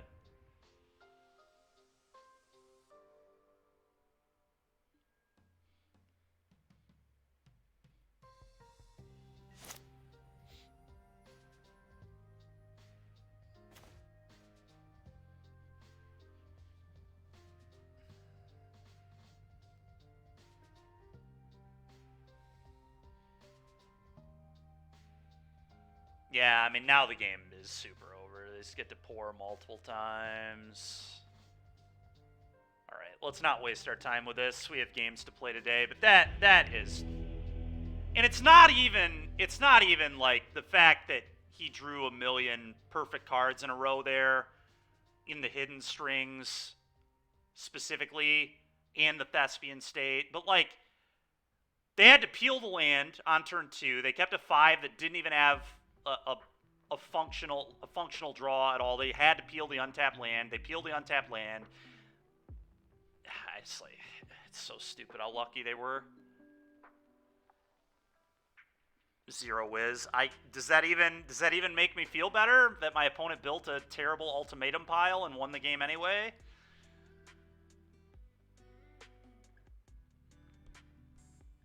It really doesn't, to be honest. It actually probably makes me feel worse.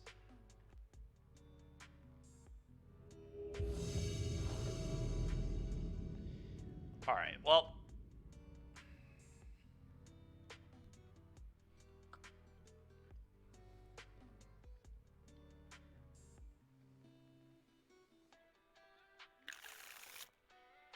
Yep, keeping this. And they revealed Gigantha, maybe Cat Oven here.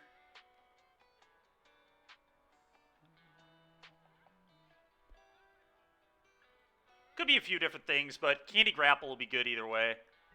Let's go home and play Lorcana. No, it's fine. It's fine. On to the next one. I'm used to losing a lot of games to that exactly. It's why I haven't been back to the Pro Tour. One of the reasons, but... Oh, they're playing Pia? Sure. What is this? Cacophony Scamp. Kind of funny, Candy Grapple means that'll deal 0 damage to me. I'm gonna leave it in play for now. Are they just playing, like, goblins? They're probably not playing goblins. I don't know what's going on here. I'm a little confused. Hammer? It could be Hammer, I guess, yeah. Yeah, I guess you're probably right. It probably is Hammer.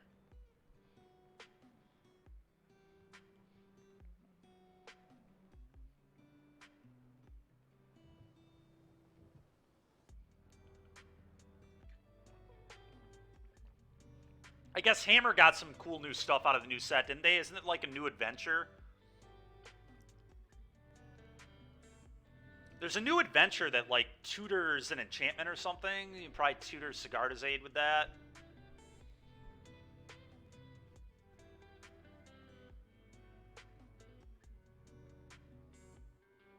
Killing. I feel like I'm probably supposed to just candy grapple this scamp, but... And then just play Blessing and then beseech the Blessing off to go get something else after that. See what they do here. Sigarda's Aid. I'm just going to respond and candy grapple.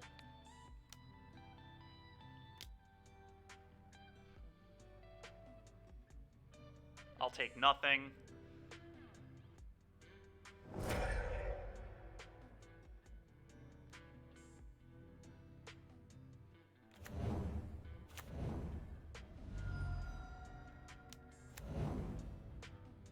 Well, hopefully they don't have two hammers. I'm going to respond and candy grapple. We're going to grapple with some candy.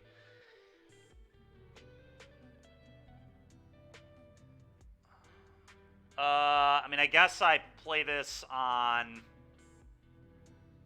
red and then Blessing, and then next turn I can Extinction Event on odd.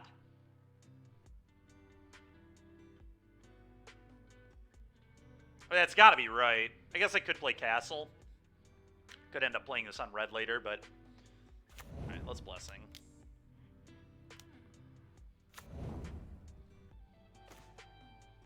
Go ahead.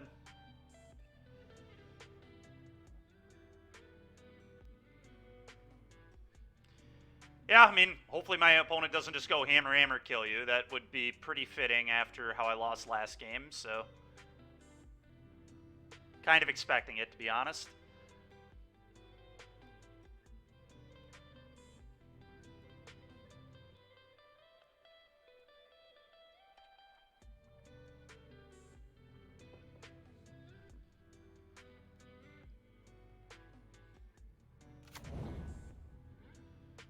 Sure.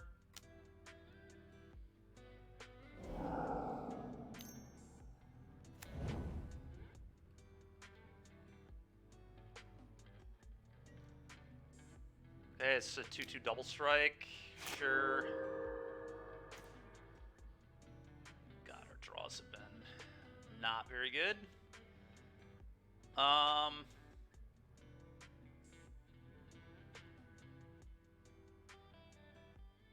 I mean, I just, like, have to Extinction Event here, right? I think.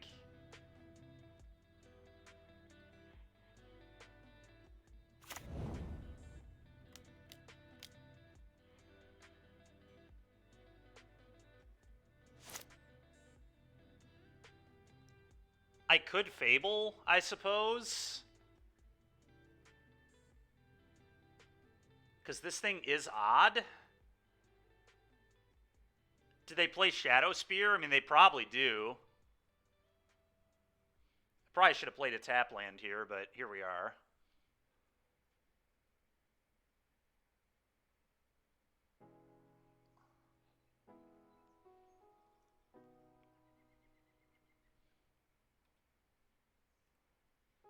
Maybe I'm just supposed to play Fable. And then Chump Block, and then Extinction Event their board away. The problem is, if they have Shadow Spear or another one of these, I just lose immediately. But I'm going to lose to another one of these anyway, because they can just get a hammer and throw it on Mutavault in a few turns.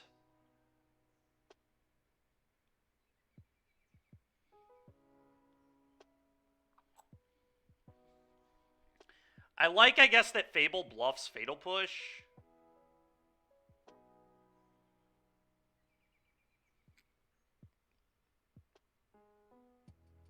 Fable might be the winning line. I think Fable is probably the winning line.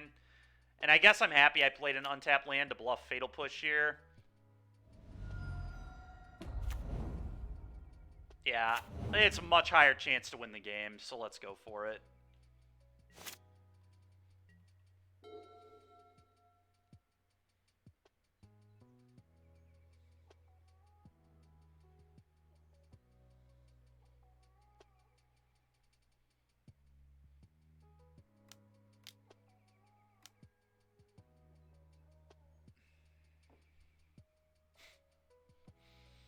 So unbelievable, dude.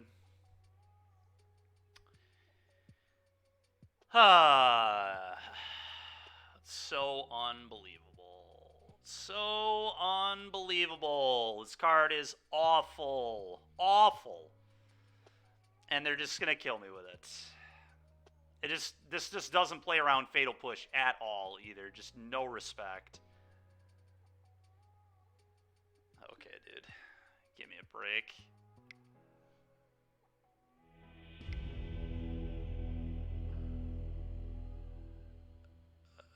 That. Hidetsugu. Ray. Duress. Buster. Alright. I think Shadow is very bad. I think Blood Tithe Harvester is pretty bad too.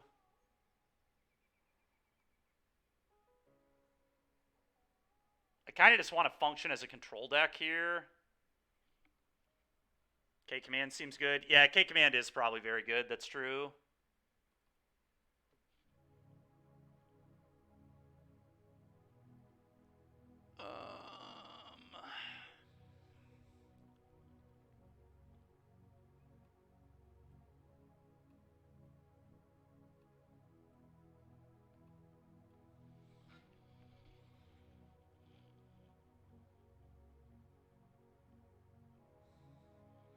Yeah, I don't know. This is interesting.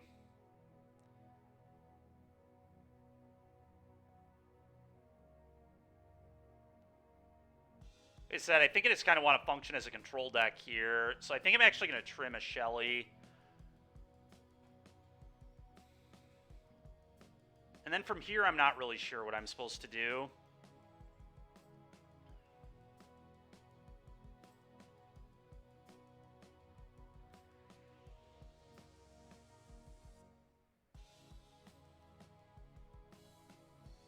I think all the hand hate's important. I think the sweepers are important. I think Bankbuster's important because I can leave up removal and get card advantage.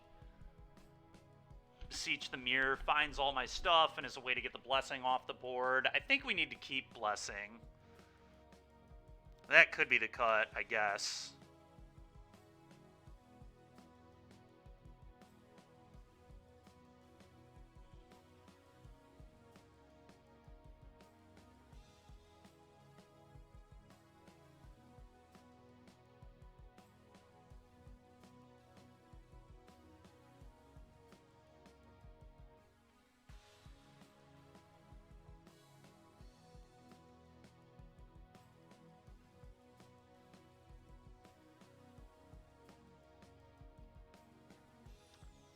I think I'm going to do, like, this, I guess.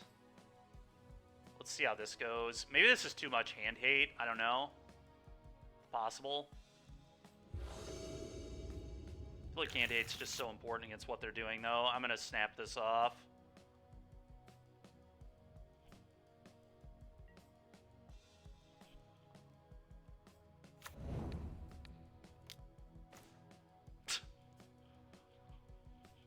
Oh my god, dude. Of course they have double cigar to Zay. Dude, this is unbelievable. Unbelievable how I've been running these last couple games here. Alright, I'll take this.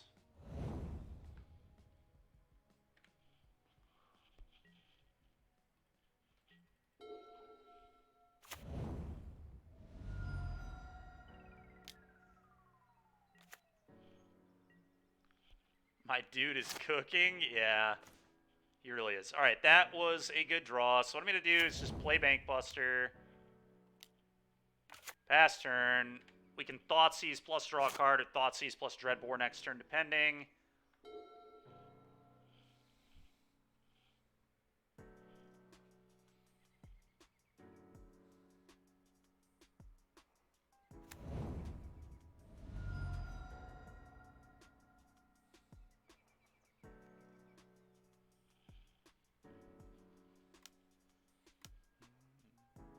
Okay. It's fine with me.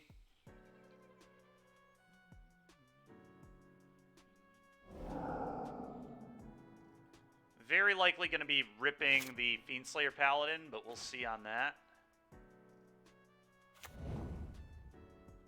could draw a card first. I guess drawing a card first probably makes sense. Thoughtseize you.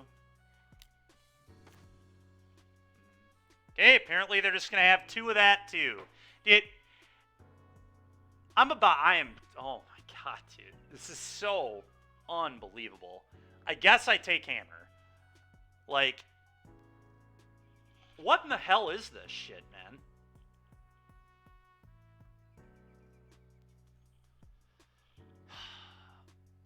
Opponent's 2 draws are just second Fiendslayer and third land to cast like, okay, sure. Whatever.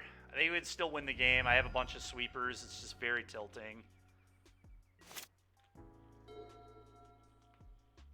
A bunch is aggressive. I have like 4. I have 2 beseeches and an extinction event and a ritual of soot. I can draw 2, but welcome back to Moto. Yeah, I guess, dude. I guess.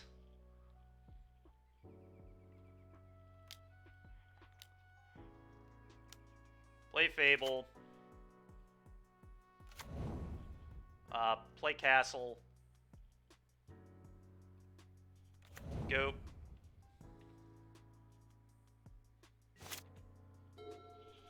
Can't wait for my opponent's 2 draw steps to have just been hammer, hammer. I will not block.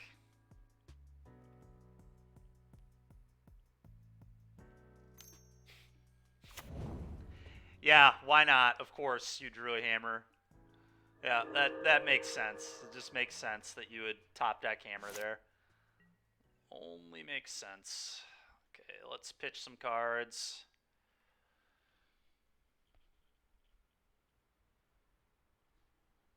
Well, Duress seems pretty awful.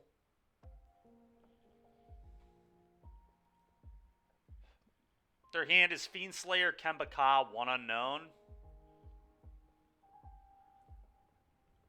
That's fair, DBZ. I think I pitched these 2 here. The removal spells could still certainly matter later. For if I find a sweeper. Alright, well there's our Ritual of Soot. So that's good. Problem is, then they just play another Fiendslayer.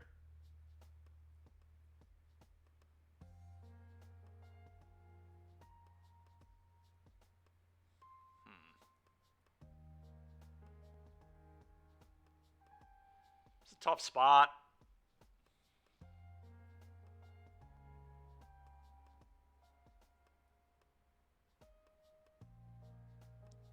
Ritual here is still probably right. Because I don't want a Ritual after I flip the Fable.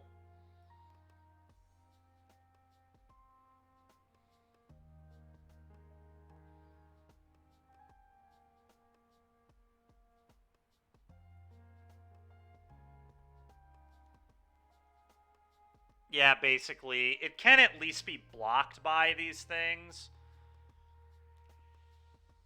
So that's kind of real.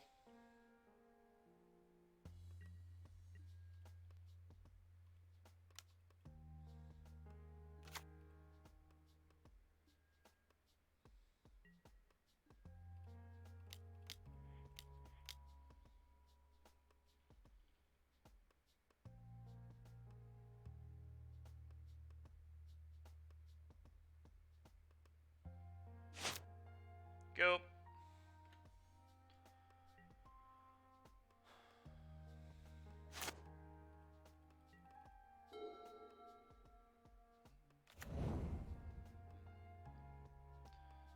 Okay, here comes another Fiendslayer, I'd imagine.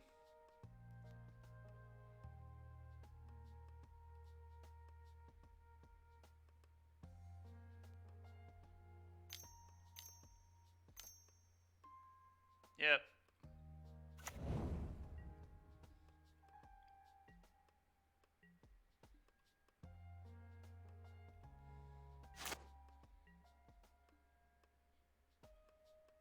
Urborg ain't bad. This is really awkward. I think I have to play the Blessing, but I need to draw the cards. Don't have to necessarily play the Urborg yet, so let's do it this way.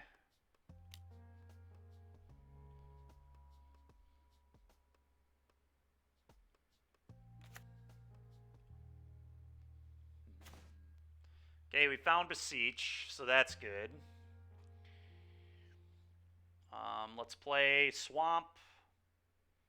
That way I can activate the Bank Buster, pass the turn.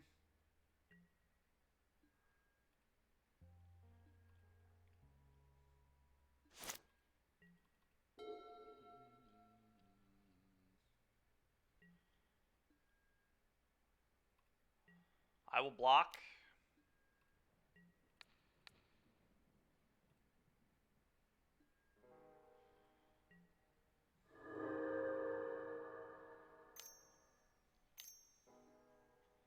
Okay.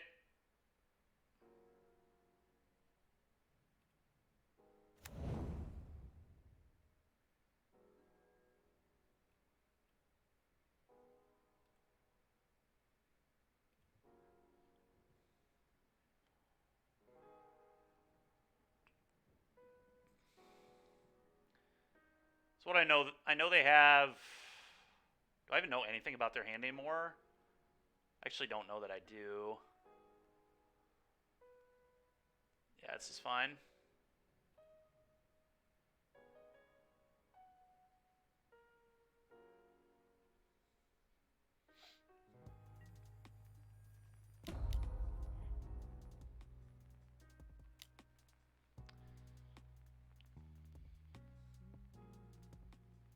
Okay.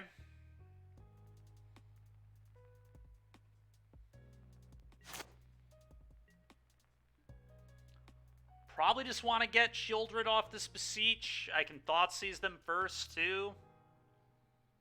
Make sure they don't have an answer.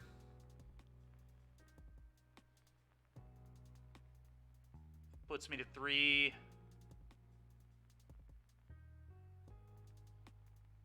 I won't have Fatal Push up that way, which is kind of garbage, but... You know about the dragon? Gosh dang it, DBZ. I know what you're doing. I know what you're doing, DBZ. I know your game.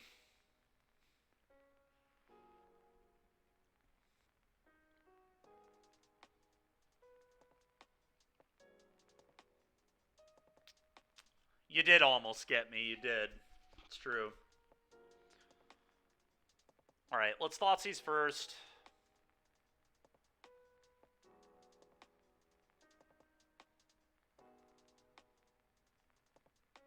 Actually, god damn it. So that puts me to 3. If Beseech works the way... Do I lose a life off casting this? I don't think I do, but... Gosh dang it, both of you. Beseech, sack this. Maybe Shieldred just isn't the get. Problem is Extinction Event isn't, like, particularly good. I mean, Extinction Event is fine, I guess. I just name Odd and then deal with this with, like, Fatal Push. Yeah, it's actually okay.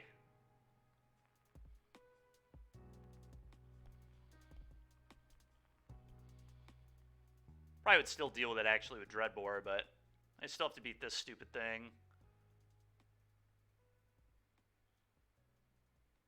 Yeah, it's really tough.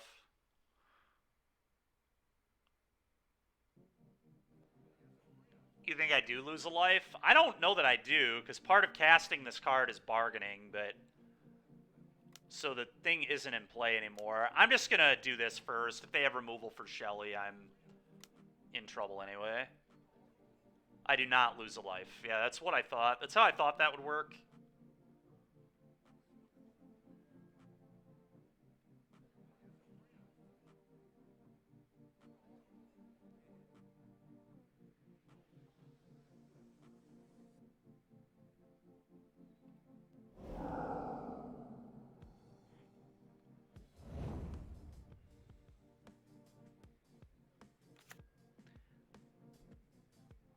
think I'm just gonna like play Urborg Dreadbore this and pass.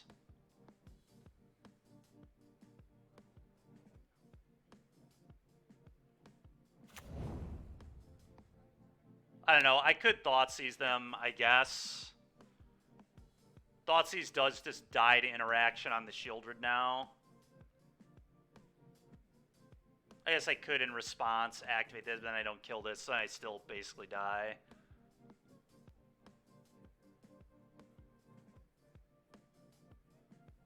Maybe I don't need to leave, but let's do this.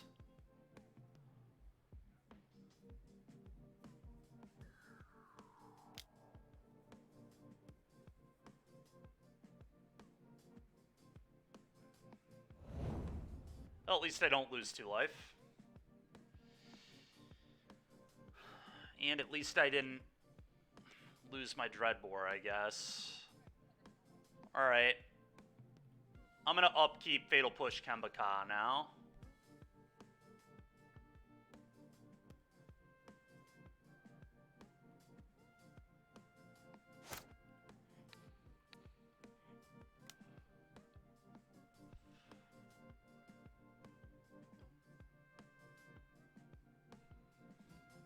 Okay. I feel like we're in okay shape. Scary position, but like I can crew the Bankbuster to block here. I mean, I need to dodge another hammer, but... Okay. I think that's a good sign.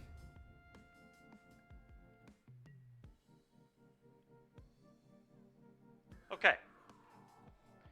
We made it through the scary turn. Now we get to try and take over. Alright, that's really good. I'm just going to Dreadbore this thing right now. And then I'm going to play a Black Cleave Cliffs and pass.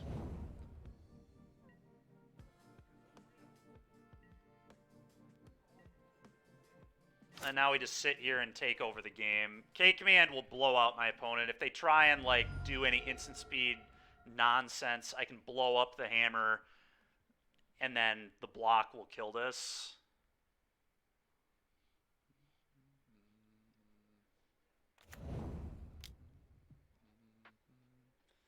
Yep. Actually going to activate Castle here, I think.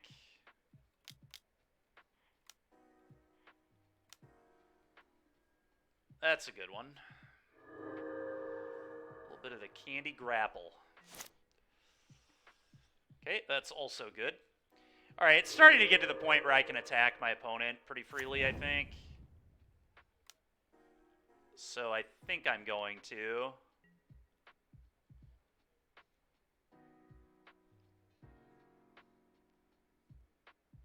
Would get blown out by a Ganjo, but I think that's okay. Let's try and close the door.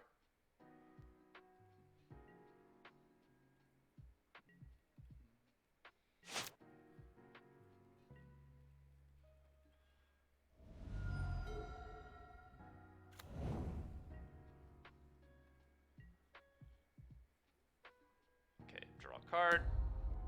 Actually, let's activate Castle first.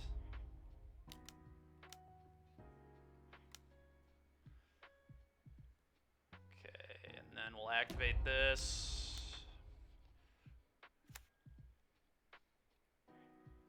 Extinction event's nice. Deal with that Fiend Slayer now.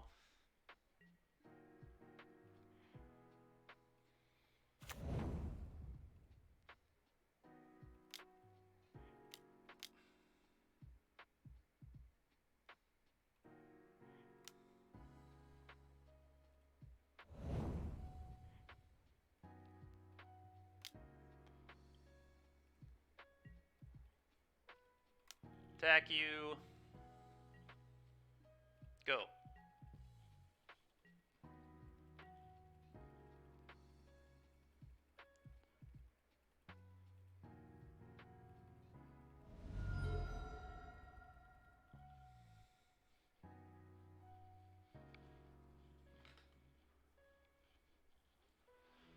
Okay. That was way harder than I would have liked it to be. Now that I know what they're doing a little bit, I just want all of these, and I do want both extinction events. And this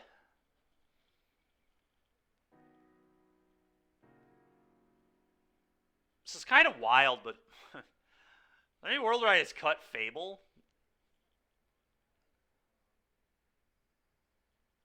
It does give me a blocker, which does matter. Severe clenching was performed. Yeah, you're not wrong. Severe clenching was indeed performed. I kind of like my deck just like maybe looking like this.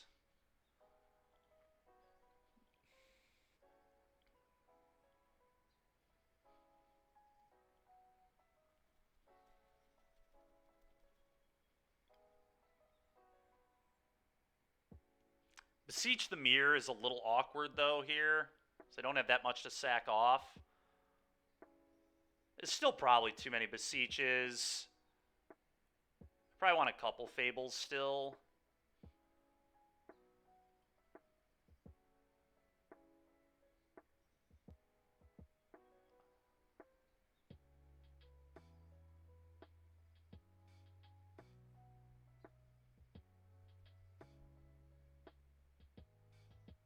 Huh.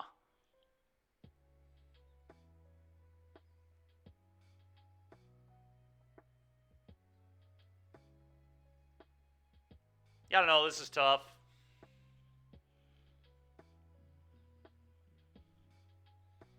I could trim some blessings, I guess. What if I did that instead? What if I go to like one blessing, given that I'm on the draw? I still have a lot of card advantage.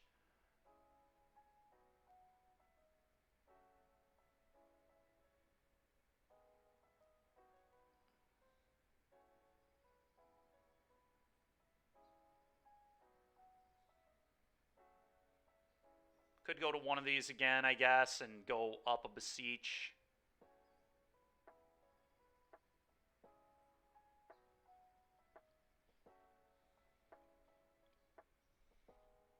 I guess I'll try this.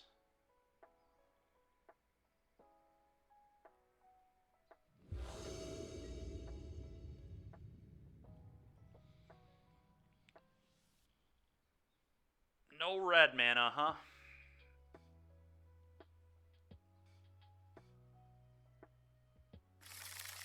Wow, this hand is really close still. On the draw, I'm honestly tempted to keep.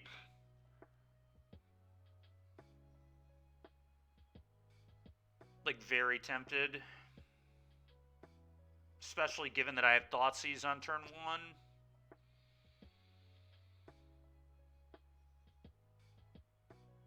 Hidetsugu is like so busted against them. I can Thoughtseize their pro-black moron. I have a Beseech to get a sweeper if we find any land. It doesn't even need to be red. I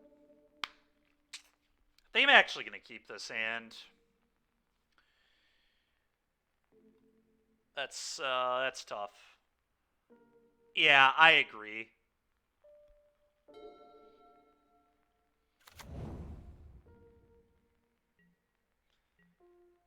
Okay. Part of me wants to not even Thoughtseize on turn 1 because of Surge, but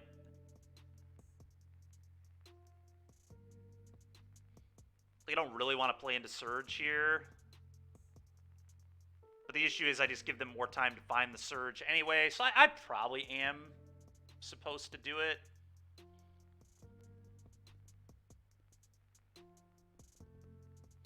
Kind of interesting, though.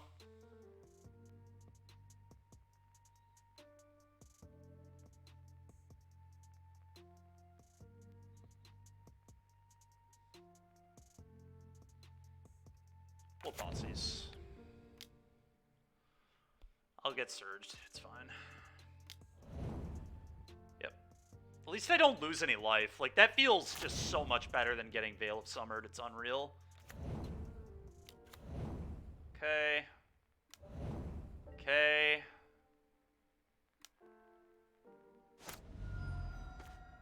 That was actually a really good draw. I'm just going to pass for now.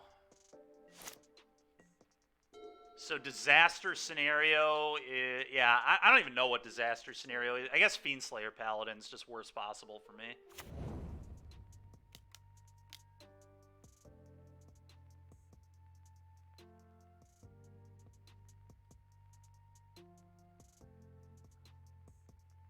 Alright, sure. Pretty annoying, but whatever.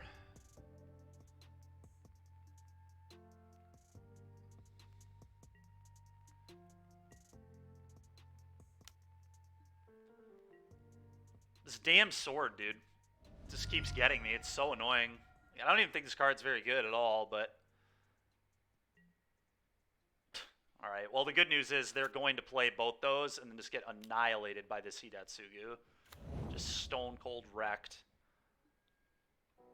Just need to dodge a few things, but okay, well, that's pretty good too.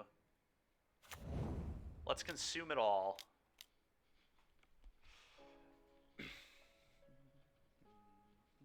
Go.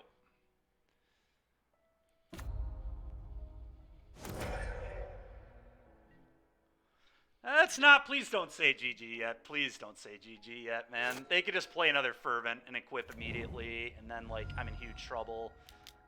Yeah, they could also have this, which... I do have K-Command, so, like, this is kind of whatever, but... Okay, I guess So, K-Command draw step is good, but if they draw exactly Surge, I just get totally rolled. They probably play 4. It's a 3 of. So there's 3 maximum they could hit. The downside is really high. The upside is also really high. That's the annoying thing. Does the upside outweigh the downside here?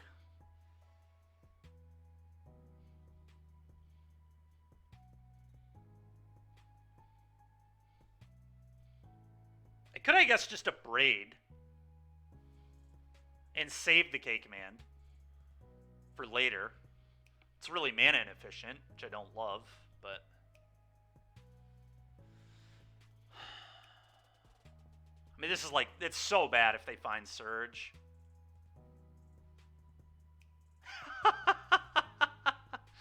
If you had Outburst and Grief in the yard, you would do it on draw step. You would make them rip it.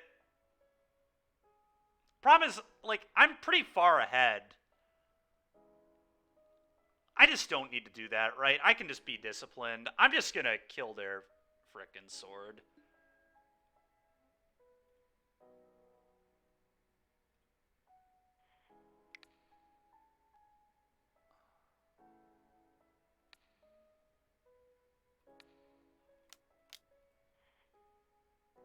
The downside, man, is just, it's so high. They probably only play 2 of this maximum. The downside to doing it main phase is, like, they could peel another one of these, but... Okay. Sure.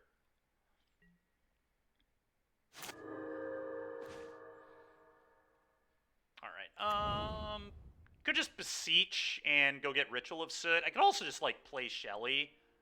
I think I'm just gonna play Shelly and pass. And then I can Ritual of Soot next turn, potentially.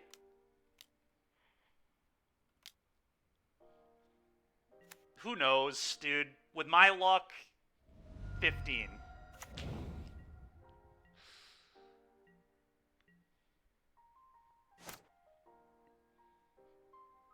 It's a pretty garbage draw, but... Alright, Beseech, sack the Vessel, go get Ritual, Ritual you.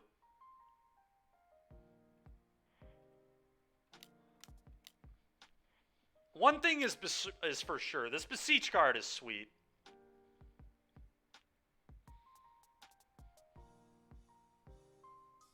That's true too, yep. Ritual.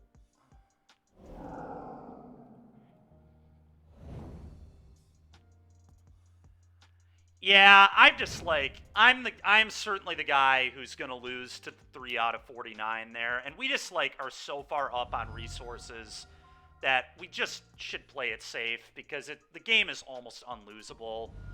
The only way I could have lost, I think, this game is my opponent peels a second sword, which they probably only play 2 copies maximum. They might only play 1. Time for the hammer deck to go back into the jank box. Yeah. All right, 2-1. Not a bad start to the day. Our loss to Lotus was a little ridiculous. All right, this is our first die roll we've lost. All right, playing against Yorion here. Kind of cool. I think his hand's fine. I'm going to keep.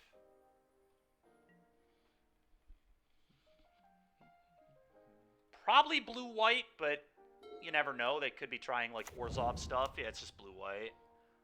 See if they're bringing anything new to the table. My hand is pretty bad against blue-white, but I still think I had to keep.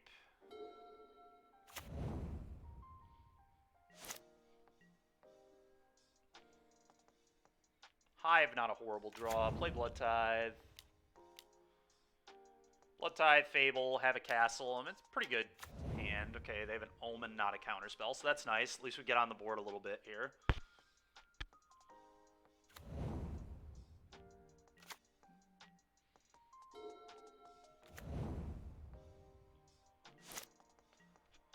Yep. It's true. Combat. 3U, play Fable.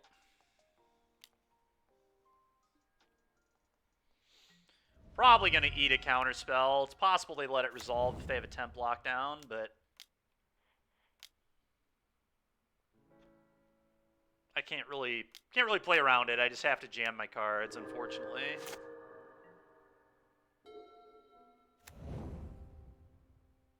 Awkward that my castle enters tapped right now. Like, really awkward.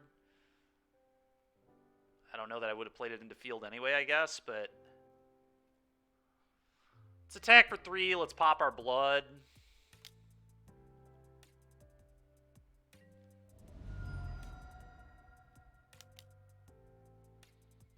Pitching this, I guess. Jesus. All right. Swamp Goat. Pretty frustrating, but what are you going to do? Opponent probably goes Deluge into Tef now. Okay. Still playing Deluge instead of the other one. There is the new one that has Bargain. Well, that was a quick Deluge. I'm sure that's good for me.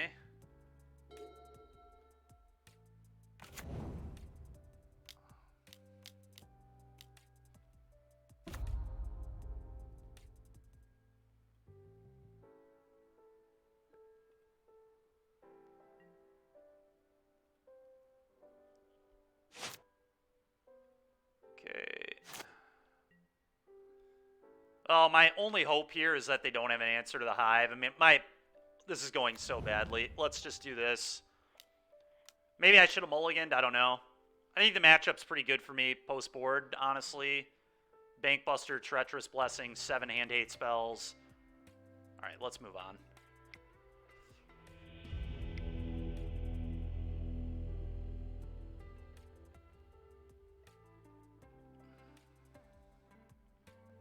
K-Command's even fine. Let's get the Extinction Events out of here. The Grapple's out of here. The Abrade out of here. 1 Fatal Push out of here. I honestly don't even quite have enough for control right now. Oh, Go Blank. Go Blank should be in my deck too. There we go. Okay, we do actually have enough. Leaving in 1 Fatal Push I think is excusable because of Hive of the Eye Tyrant. Or not Hive, Hall the Storm Giants.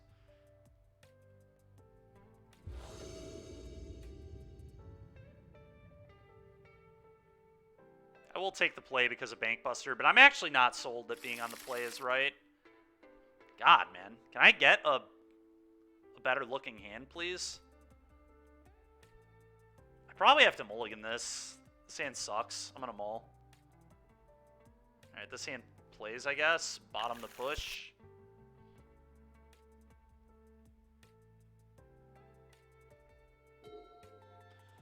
Go. It is unbelievable how bad I am at finding a hand-hate spell with 7 of them in my deck. This is why I typically play 8. I just never draw them when I play 7. It's kind of unreal. It's actually unbelievable. Play this. Go. Definitely think I'm going to try and resolve Fable this next turn.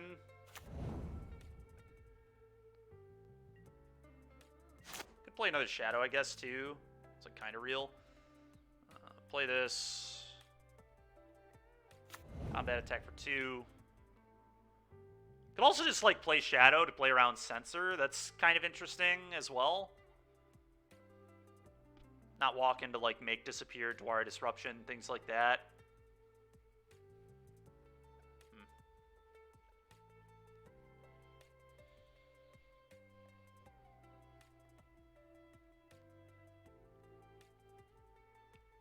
The reason to...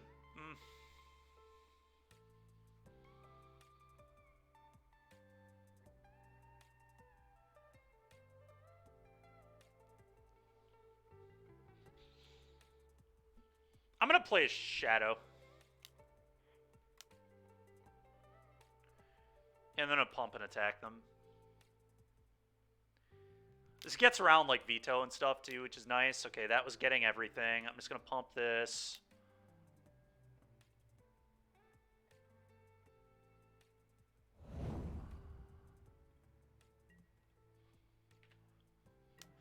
Go.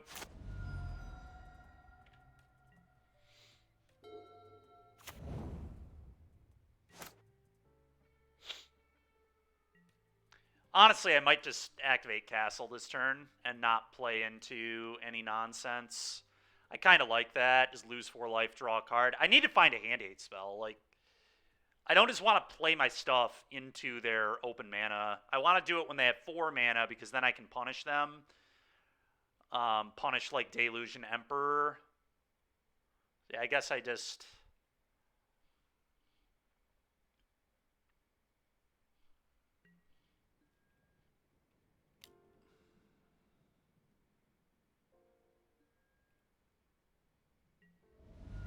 Okay, go.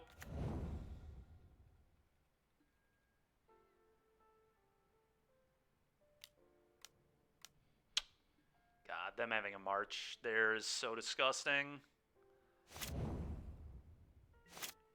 That is definitely the punish to that play, but... what can you do? Activate this. Maybe I can find a Thoughtseize or a Duress. Maybe. Only play 7. It's perfectly reasonable that I shouldn't draw any copies in 11 cards. It makes sense. I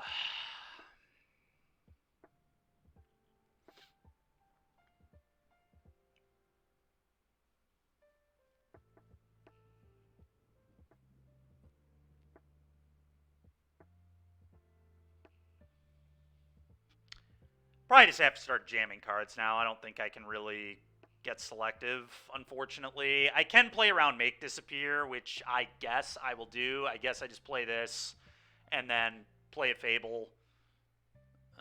But if I play this, that plays around... Treacherous Blessing's interesting because it plays around Change the Equation.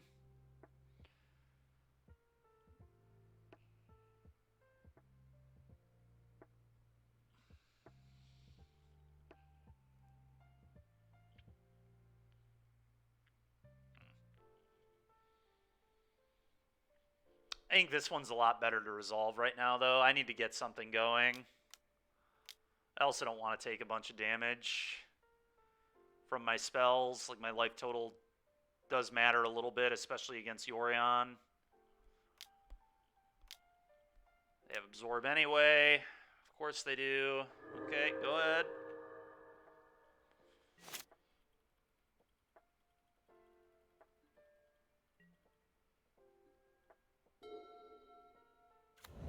Okay, at least that land entered tapped and they didn't tef me.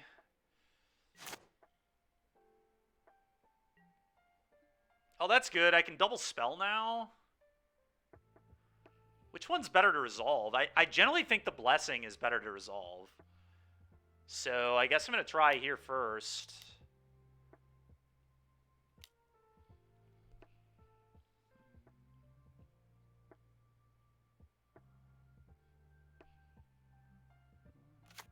Okay, it's pretty sick. You've got to be joking, man.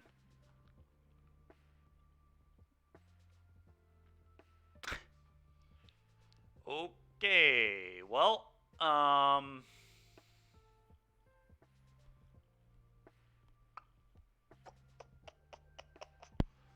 just play this on red and play Fable.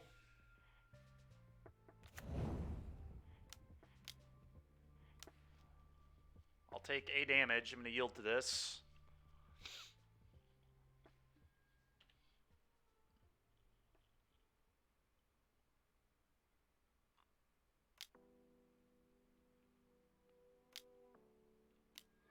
Yep, sure, whatever.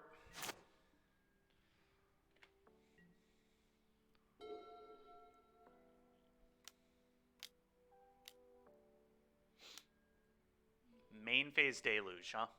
Okay. Really nice if I could punish that, but I just can't. Just have no spells.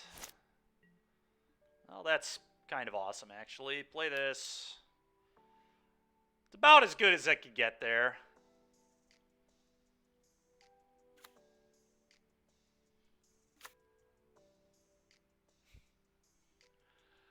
You always draw lands unless you need to draw lands, right? Alright, do this, pitch this. Finally a hand hate spell. Probably is good to cast it here, honestly. Does lose me a lot of life, but...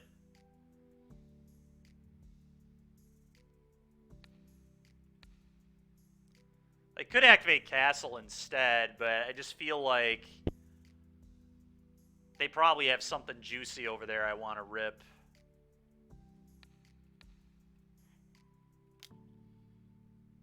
This is debatable. Thoughtseize might be bad here, I'm not sure. It's maybe better to just activate Castle on this. Oh my god. Alright, well, I guess I take a fricking Shark Typhoon. Sure as hell not beating it. Play this. Go.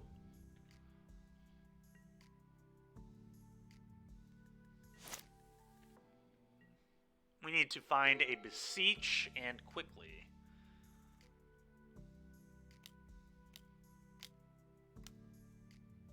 Go blank would be pretty good. We'll definitely have some good draws. I just need to stop drawing only lands. Alright, beseech is very good. I wonder if I just go blank off the beseech.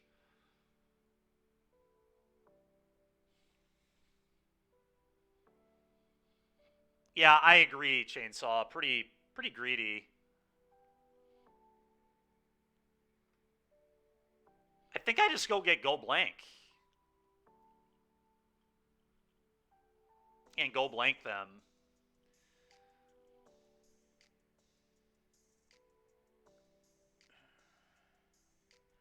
Shieldred is kind of interesting too, to just get a little more pressure going, make these castles less painful.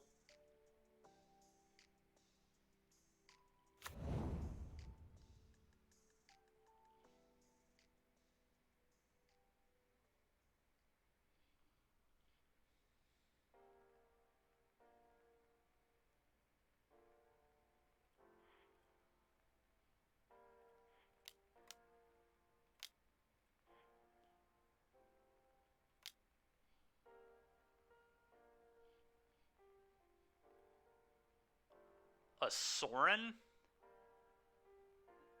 I don't know. Maybe. I don't think that's super necessary, to be honest.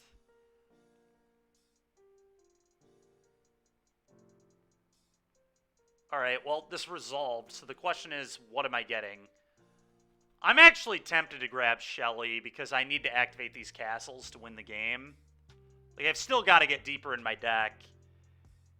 And the Hall is kind of scary, too. Go blank isn't really a winning play, necessarily.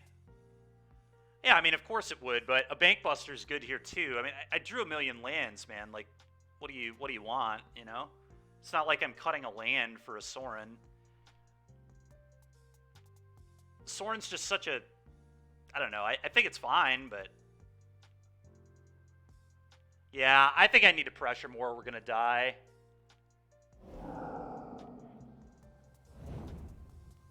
We also just need to utilize the castle. I think that's the big part here.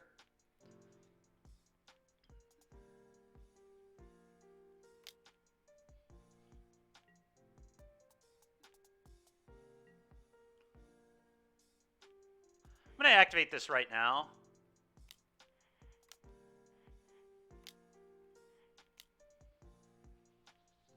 Goop. Oh, that's very good.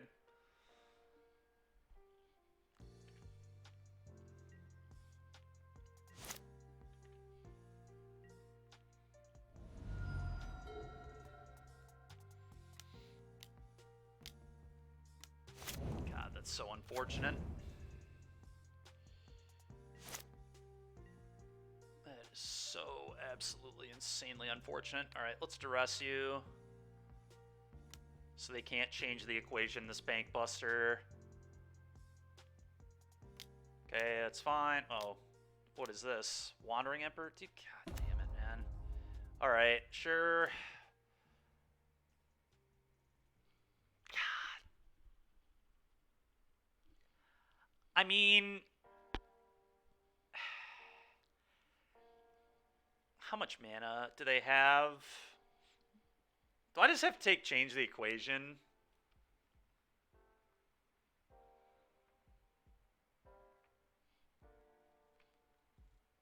Yeah, I hear you, Evan. I just don't think Sorin is a very good card, I guess. Like, I don't know that it's even that good of a bullet.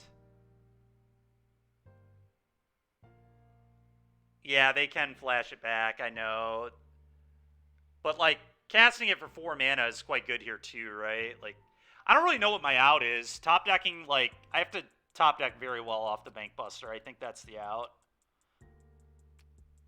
Yeah, the card draw Karn is, like, fine, but this deck draws enough cards. That's, like, why I didn't really want Karn with Treacherous Blessing and stuff. And Beseech. Like, this deck's quite good at getting card advantage. I think I'm supposed to take the Deluge, and then I just have to peel very well.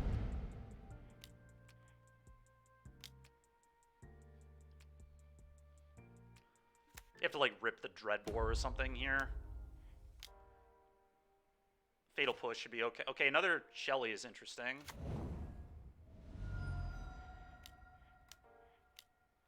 All right. Probably not going to win, but we'll see. That was at least a very good draw.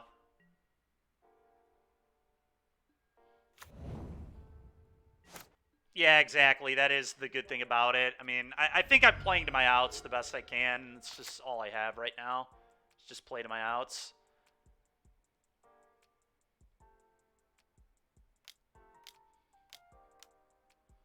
This is fine.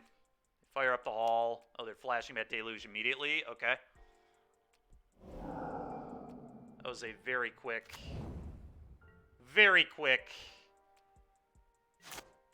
resolution there. All right, Thoughtseize is pretty good.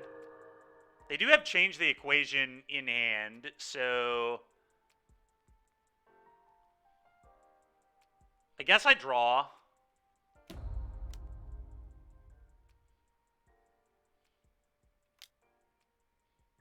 Gain 2 life. Hive the Eye Tyrant. Okay.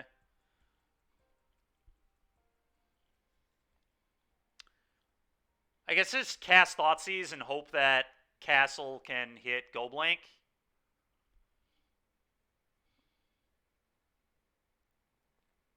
Thoughtseize you activate cat. Actually, I can't even hit Go Blank. I would have to hit another Thoughtseize pre-combat. They'll change the equation, though, is the issue. But you're probably right. I'm debating if I'm supposed to play land and actually just activate Castle right now in case I hit exactly Go Blank. Because you can't change the equation that. I'm going to Castle now. I think that's the right play. I'm going to play to Go Blank here.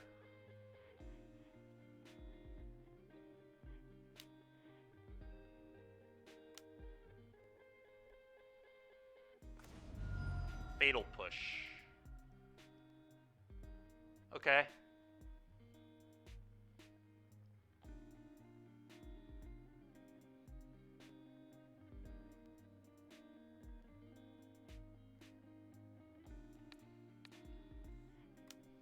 Thoughtseize. They'll change the equation, obviously, and then...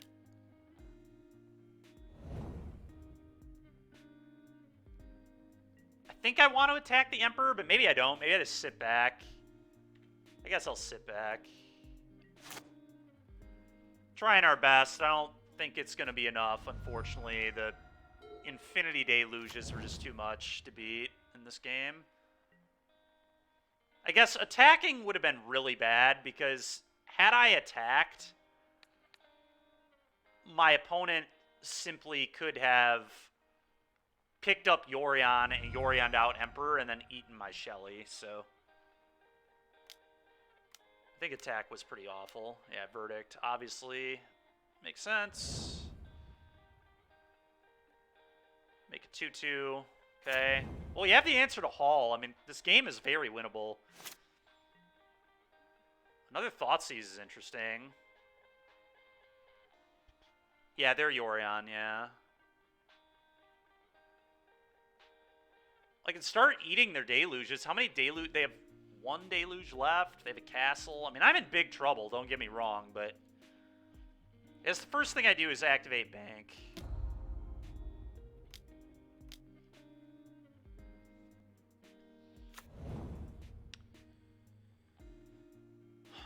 Okay, let's cast Thoughtseize, I guess. Pretty awkward. I know their last card is garbage, but...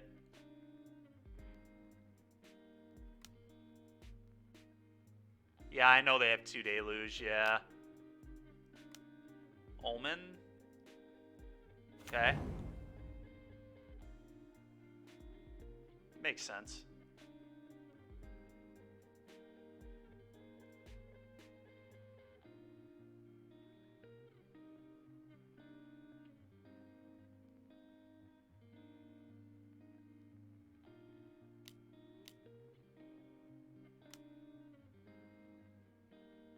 March the Bank Buster.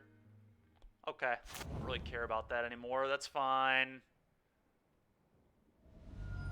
I'm just going to hold up Fatal Push your... The problem is...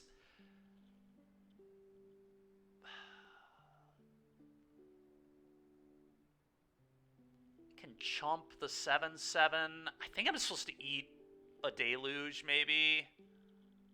It's very close. Could also hold up Push Your Hall, activate Castle. I don't know if that's beating their Deluges, though. I think this is the only play that makes sense to me. It also gives me some damage, which I think is important.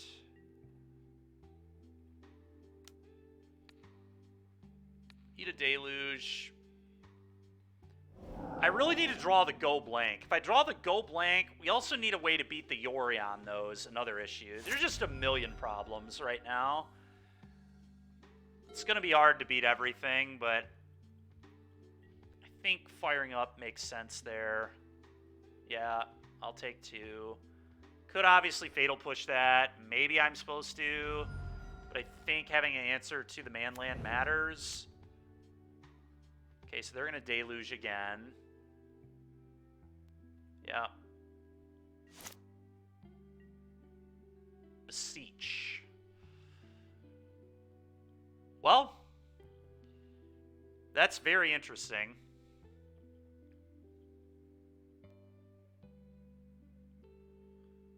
Probably just... I mean, Go Blank would be pretty good. Third Children is interesting, too. I think I've only seen 2 of them.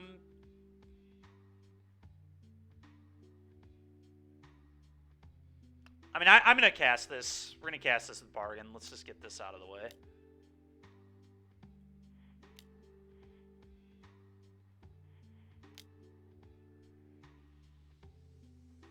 Beseech.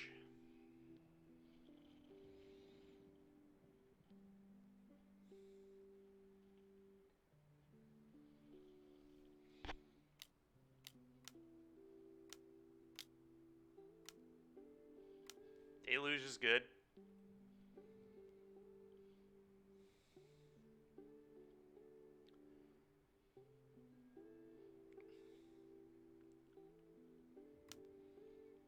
They counter. Okay. Go.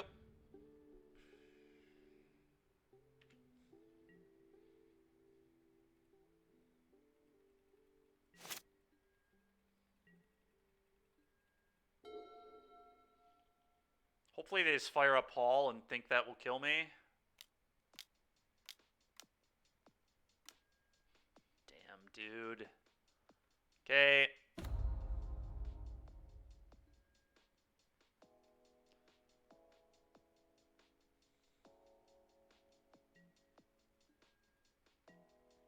I think, unfortunately, I need to push this. I mean, I guess I have Hive to block it, so maybe they won't even attack. Okay.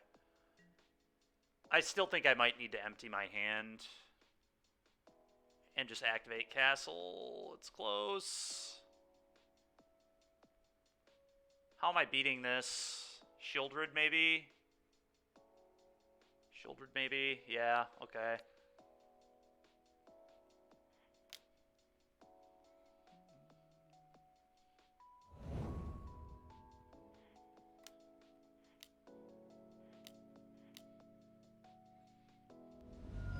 Go blank. That's an interesting one, at least.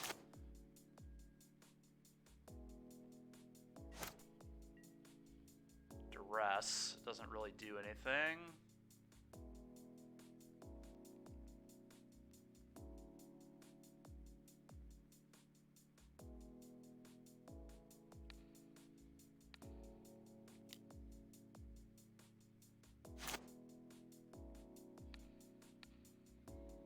So we'll cast Duress here first. Okay.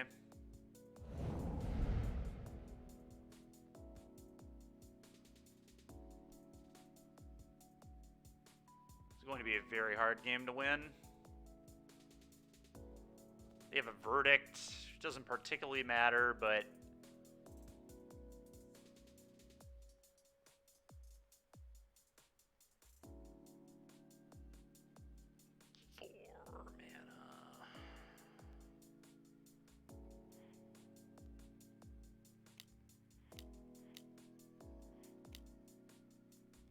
I think we have to do this and attack Fairy so it can't tick down on Pilot. And then I have to go blank them. Probably no way I'm winning this game, but they still have Yorion they can buy too. Like, it's not even...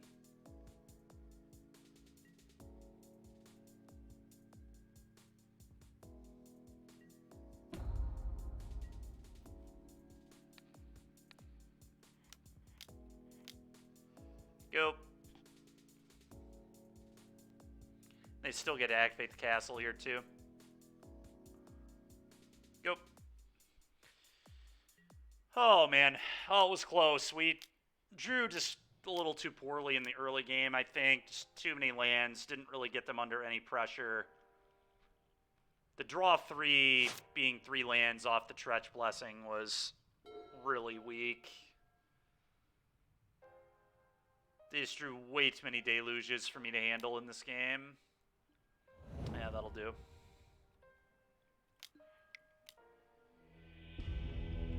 Alright.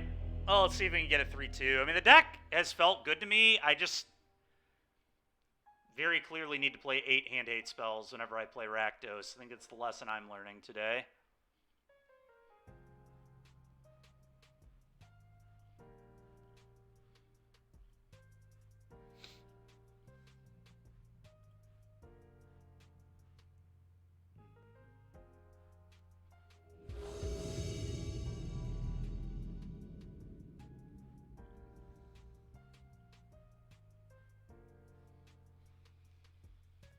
Hey, his hand's good.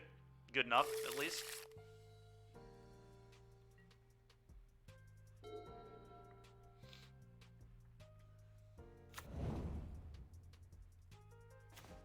Probably blue-white spirits. Thought sees you. Extinction Event could be good against them, depending.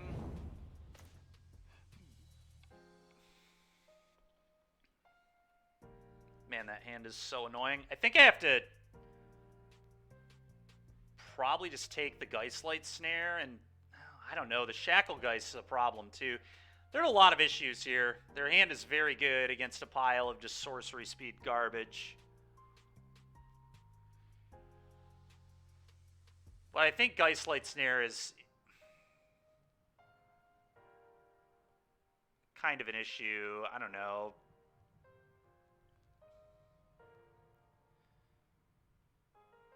Hope they don't peel a white source in 2 turns.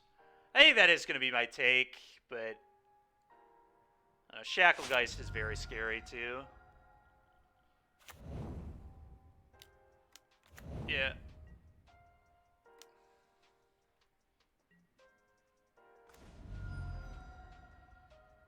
So ridiculous, dude. Go ahead.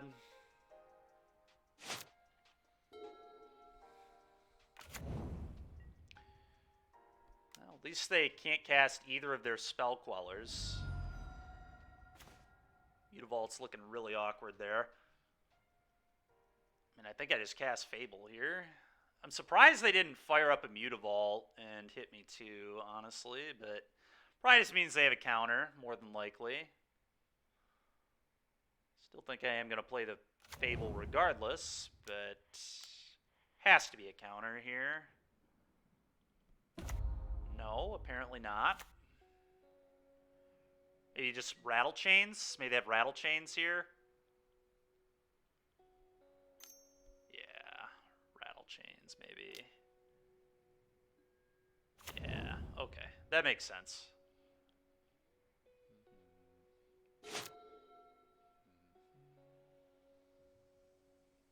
Need them to miss here for 1 more turn. Pretty bad. Qualifies as missing.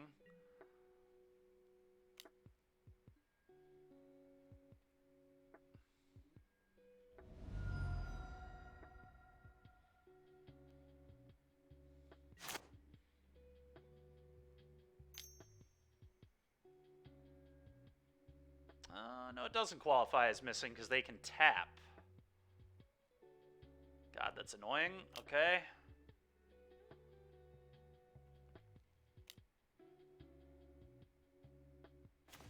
Fatal Push was good. Fatal Push was good. Okay, so what do I need to pitch? Probably land and beseech, maybe.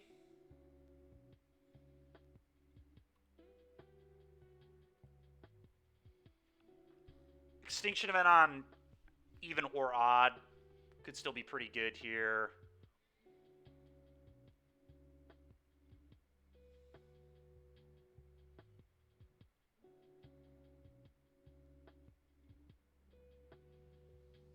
I think that has to be the pitch. Okay. Fatal Push. Probably the Shacklegeist here. The tapping is a real problem. And then play Tapland Bloodtithe Harvester.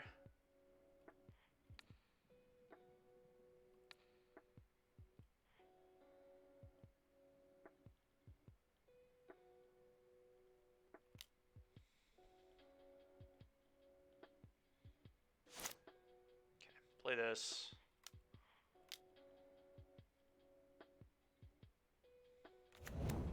Play this. Go. I don't feel like I'm in the worst shape. I don't feel like I'm in good shape, but okay. That's annoying, but it's probably fine.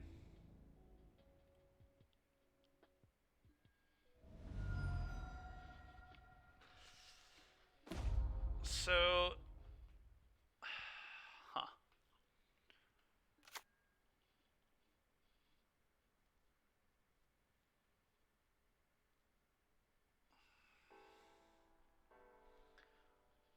So there's really no good name. I mean, I guess.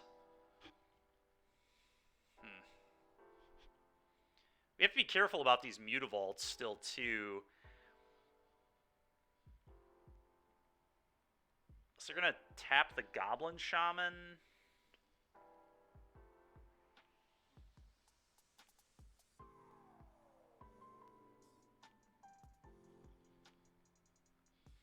think I have to name even with this extinction event.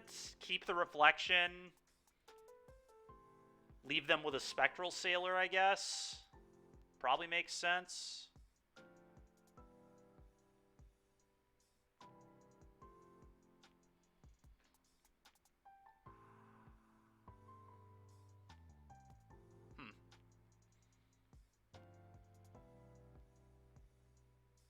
Very interesting.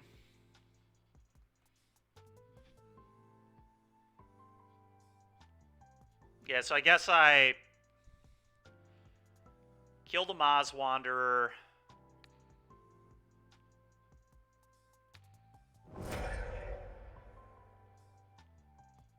Their last two cards are both Spell Queller. Moved combat.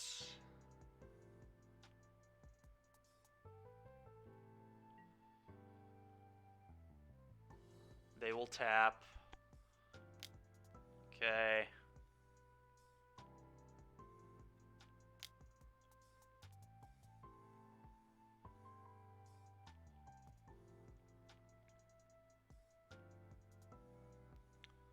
Play this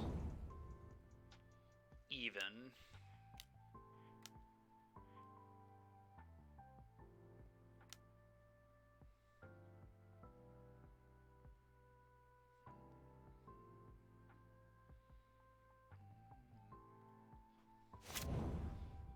Go and blood away this land, which I almost certainly will do. That's pretty rough. Do still think I need to blood away this land.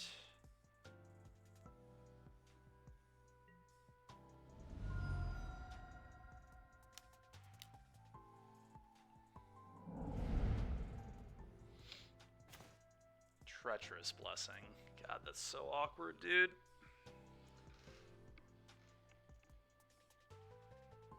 I'm actually just dead.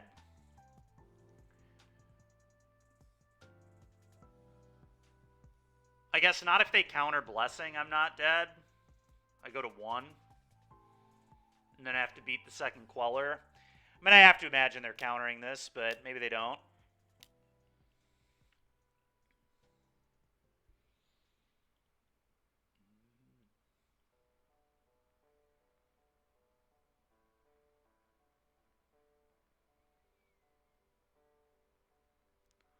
It's pretty greedy to let this go, but maybe they'll get rewarded. Who knows? Yep, of course they get rewarded. Why wouldn't they? Just draw 0 spells. Makes sense. Casual 1 removal spell in 20 cards. Alright, well, that's just game over. Unfortunate.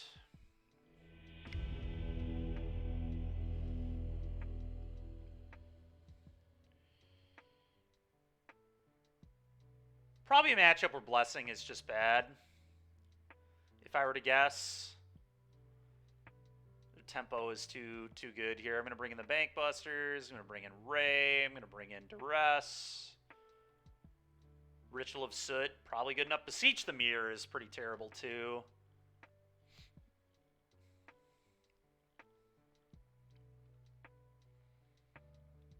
Or if I just like cut all my Beseeches and then bring in like Ritual of Soot and the other extinction event. I think this is kind of what I want to do here. Just become normal Rakdos, no nonsense. I think I like that. This hand is really awkward because it has no card advantage. I think it's still fine, but it just like can't beat a wedding announcement ever.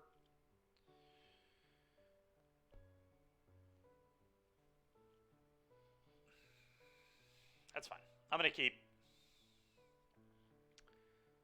It's kind of aggressive to mulligan this hand, but our deck definitely needs to provide for us. We also have 7 Hand 8 spells to draw to rip a Wedding Announcement. Now we know I'm never drawing any of those. I don't draw Hand 8 spells when I play 7, but...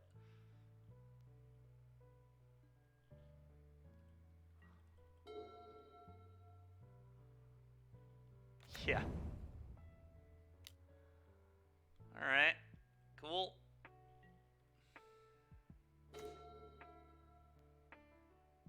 I guess Bloodtithe Harvester was maybe a reason to play this on turn 1. I didn't think about that, but we didn't get punished. Blackleaf, not a great draw, but whatever. Take it. Go.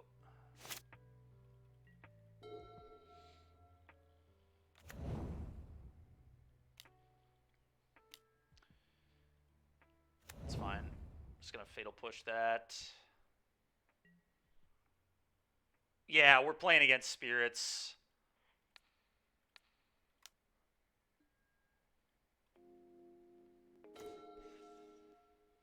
My draws have not been kind.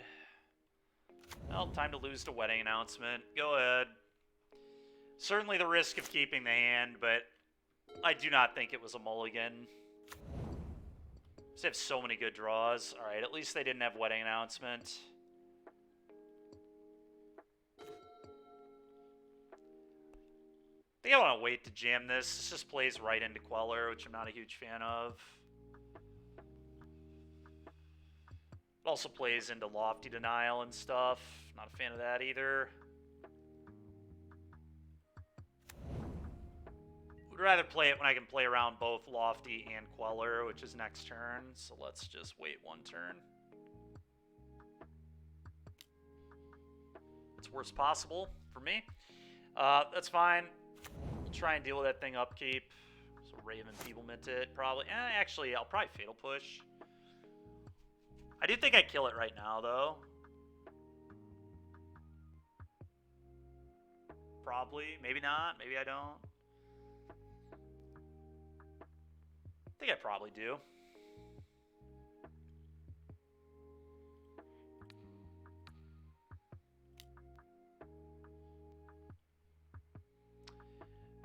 Yeah, using push is better. I want to keep Ray so I can deal with a Queller.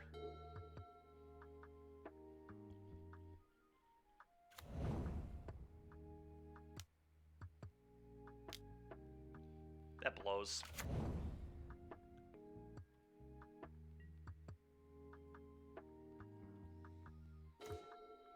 Braid's not bad.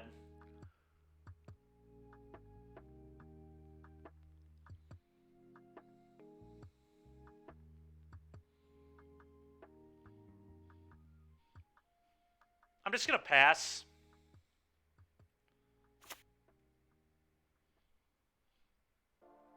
And try and deal with this on their upkeep. I can abrade that.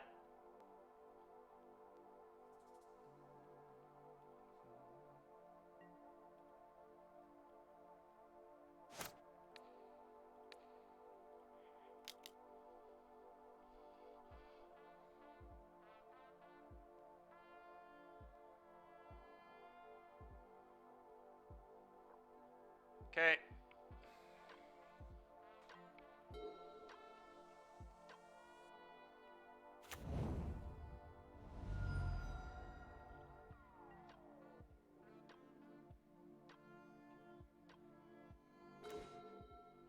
Bankbuster is pretty nice. I'm a little worried about them quelling this, but Queller plus, like, Rattle Chains or Lofty Denial is super punishing here.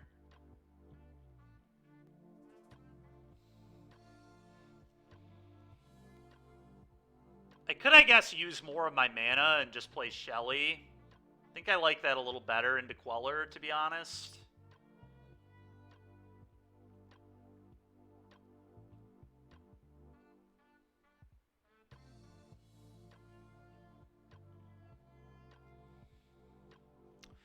Nah, I'm going to play Bank.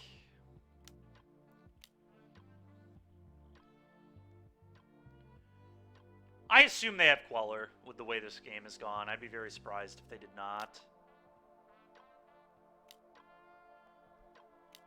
Yep. It's fine. I'll upkeep, try and kill it.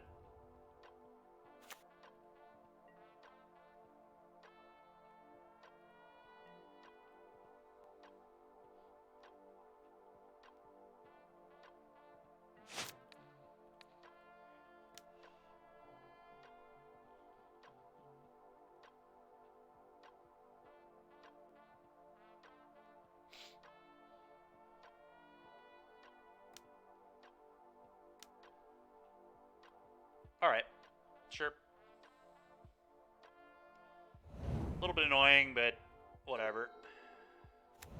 Okay. I'm just jamming Shieldred now. I mean, they have 2 cards. Like, if they have another Queller, I can Extinction Event those away. Yep, just jamming Shelly.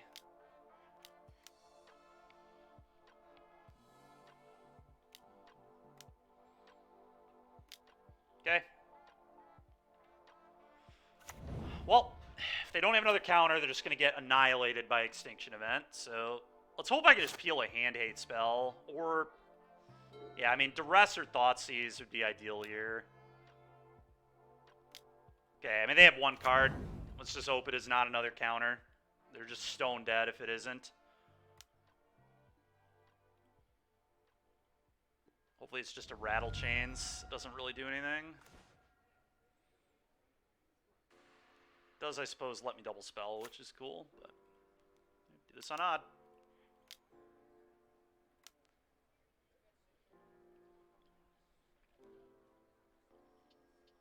Alright, nice. Good game, opponent. Good game. Cast.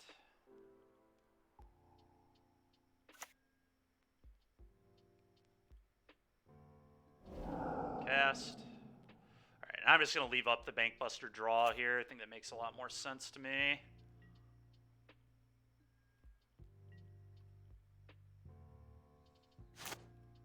Just draw right now. Okay.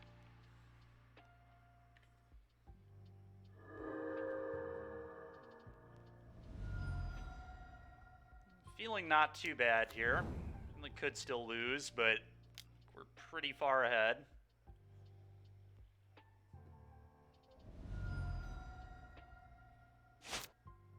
Alright, those are very good. I wonder if I just slam with Bankbuster here and don't even worry about drawing cards. It does put them on a really quick clock. I kind of like it, to be honest.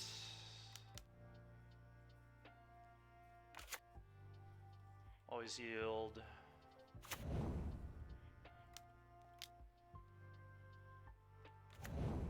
Crew.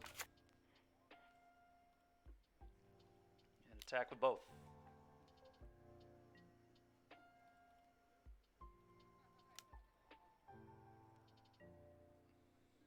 Okay, take 8. I think I actually want mana for Bankbuster plus Hive, potentially. I just want to put this in. Go ahead. You go to 6.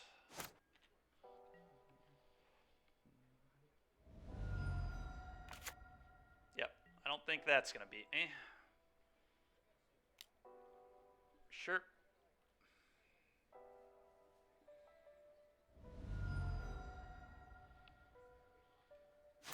Okay. Fire up Hive, kill you. I mean, just trying to melt clock here, I guess. Kind of annoying, but whatever.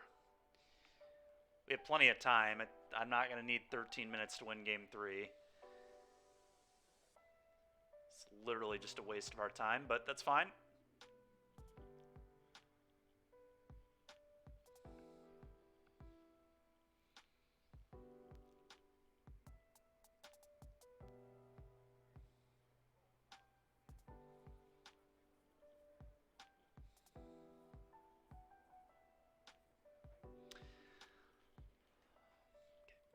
This deck felt fine to me, but they could have Settle the Wreckage, I guess. Should I play around Settle here? It's like the only out they have, so I guess I should probably play around it. Or do I just, like, fire this up and send, like, only these 2? Probably not too bad.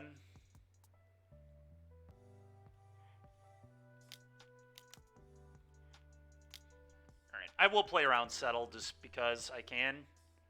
There's like no way that card should even be in their deck, but could certainly be there.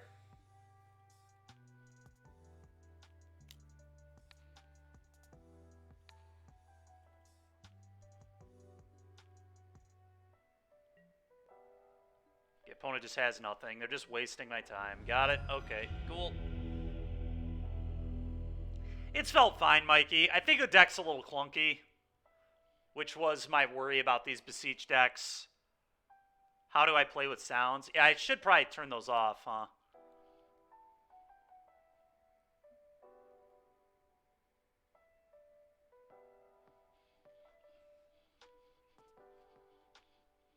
Anyway, Mikey, it's felt fine, but I think it's clunky.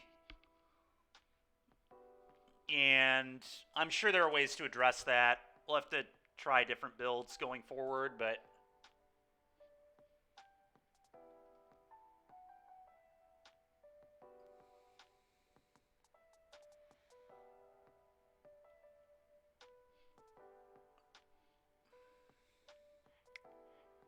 How do we even turn these off? You go to sound settings, right? And then just...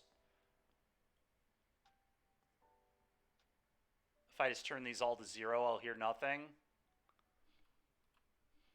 Oh, it's just master? Alright. We'll keep these at 50 then. Alright, cool. Back to this. Trying to get a 3-2 here, Mikey. We had a pretty rough...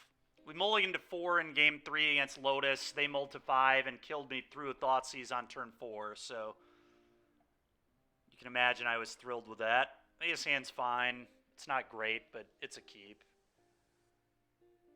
No 1-mana play. This is unbelievable, by the way. I have 12 1-mana spells, 12, and I just cannot open them ever. It's so stupid. And then we lost to blue-white control. Blue-white Yorion, which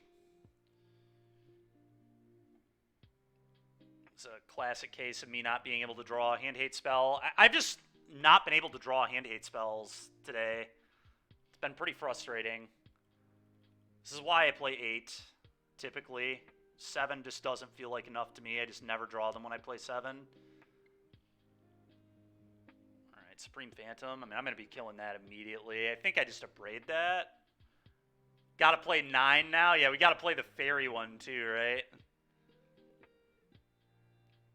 I think I just abrade this off the table.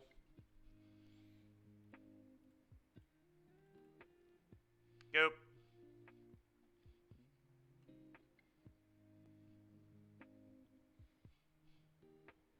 Oh, this is really bad for them if they're tapping out and letting me Fable here. That's great. All right, we're going to jam a Fable in their face. Would love to be able to kill their thing, but Fable is way, way, way, way too good here. My hand kind of sucks. Let's just pitch 2 of these lands away. Their hand is obviously pretty bad, too. Well, now it's better. Their mana situation was bad.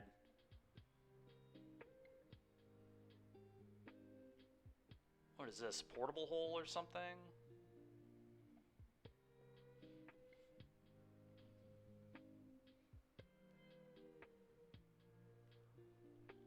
I don't know if the discard exiles, actually. That's a good question. Okay, sure, yeah, that's fine. Oh my god. Alright, we'll pitch 2 lands.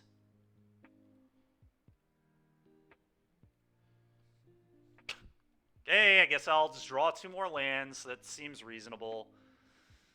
Alright, let's attack and see if my opponent's stupid.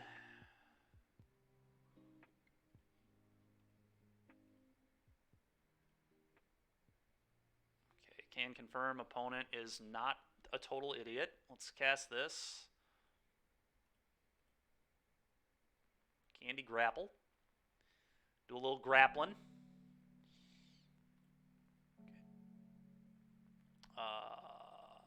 Play Swamp, I guess. These castles enter untapped, and then play a Blood Tithe. Go.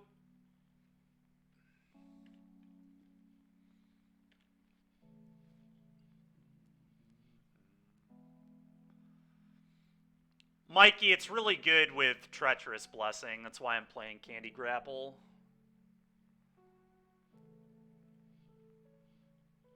Okay, it's fine.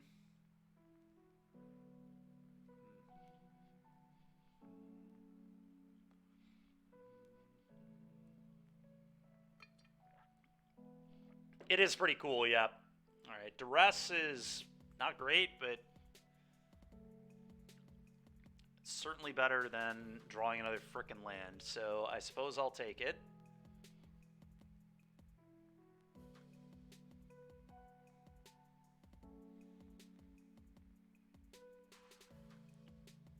And I think I'm supposed to probably attack. Maybe I duress them and see what's going on first, but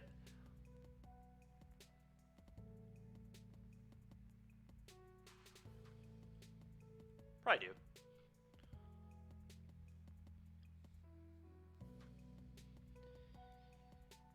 Oh, that hand is so fucked. Alright, so all of the, I mean, that is really rough for me. I think I have to attack with both.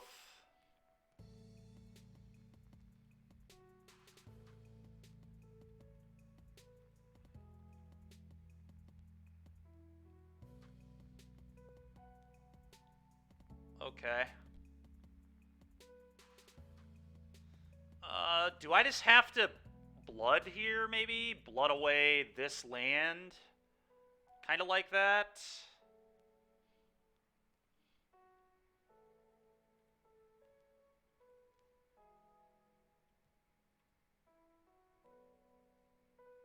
Okay, Ray is very good. Pass.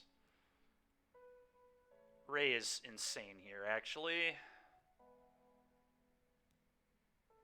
I can deal with this Catilda. Okay, they just do nothing. That's annoying, but fine.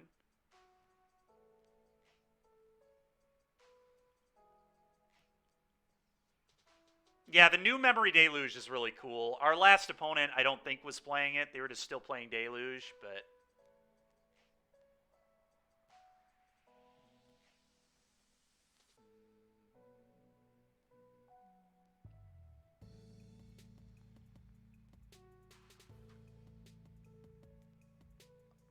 so I just Ray of Enfeeblement Catilda now.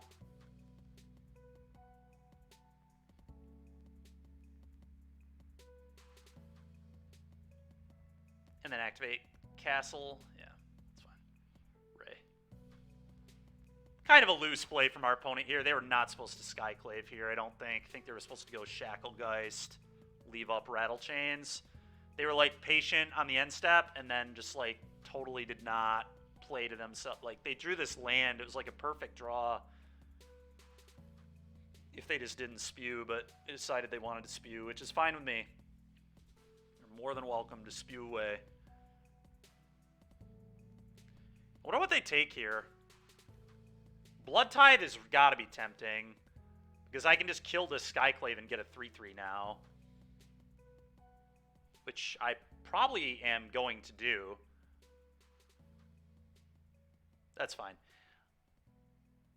I'm going to activate Castle.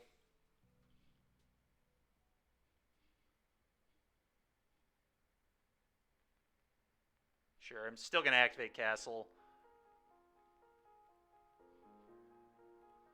Feeling pretty good about this game. I'd be very surprised if we lose from here, but if I just draw only lands, maybe I could lose.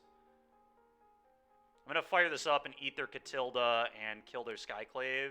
And, okay, that's pretty good. If I play an untapped land, I can actually do it all. Because of the treasure, so I can also, I guess, kill one of these. Seems pretty good. Yeah, it was just bad. It was just not a good play from the opponent at all. It just made no sense. I guess I don't have blood. Never mind, I can't kill this because I don't have blood. I forgot about that. But that's... Yeah, I know. I figured it out. Alright, play this. Fire this up. They were still in pretty good shape. Combat, attack all. Eat your Catilda. And then I am still going to just cast a Dread Warrior. It's like very free. Eat Catilda.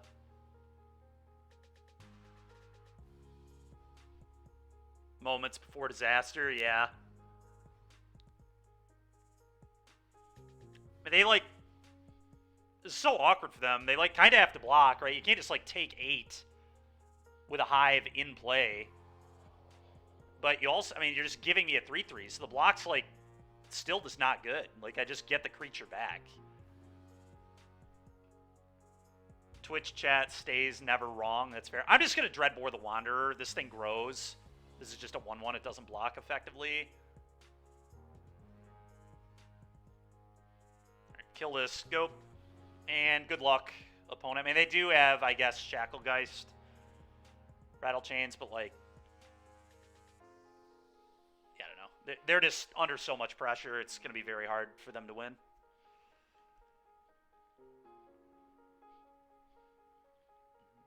They also only have one real blue source, which is a little bit of a problem right now, I'd imagine, for them, too. Because they have to take damage to cast spells. Yeah, it's fine. I guess that was a really good draw. Now I just go to combat and say, are you going to tap? And if they tap, then I fire up the Hive. And if they don't tap, then I just swing.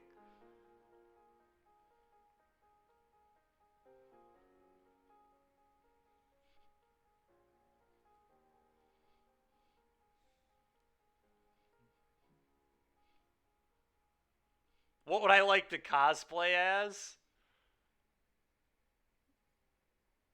That's a good question. All right, so now I just fire up this Hive and send both.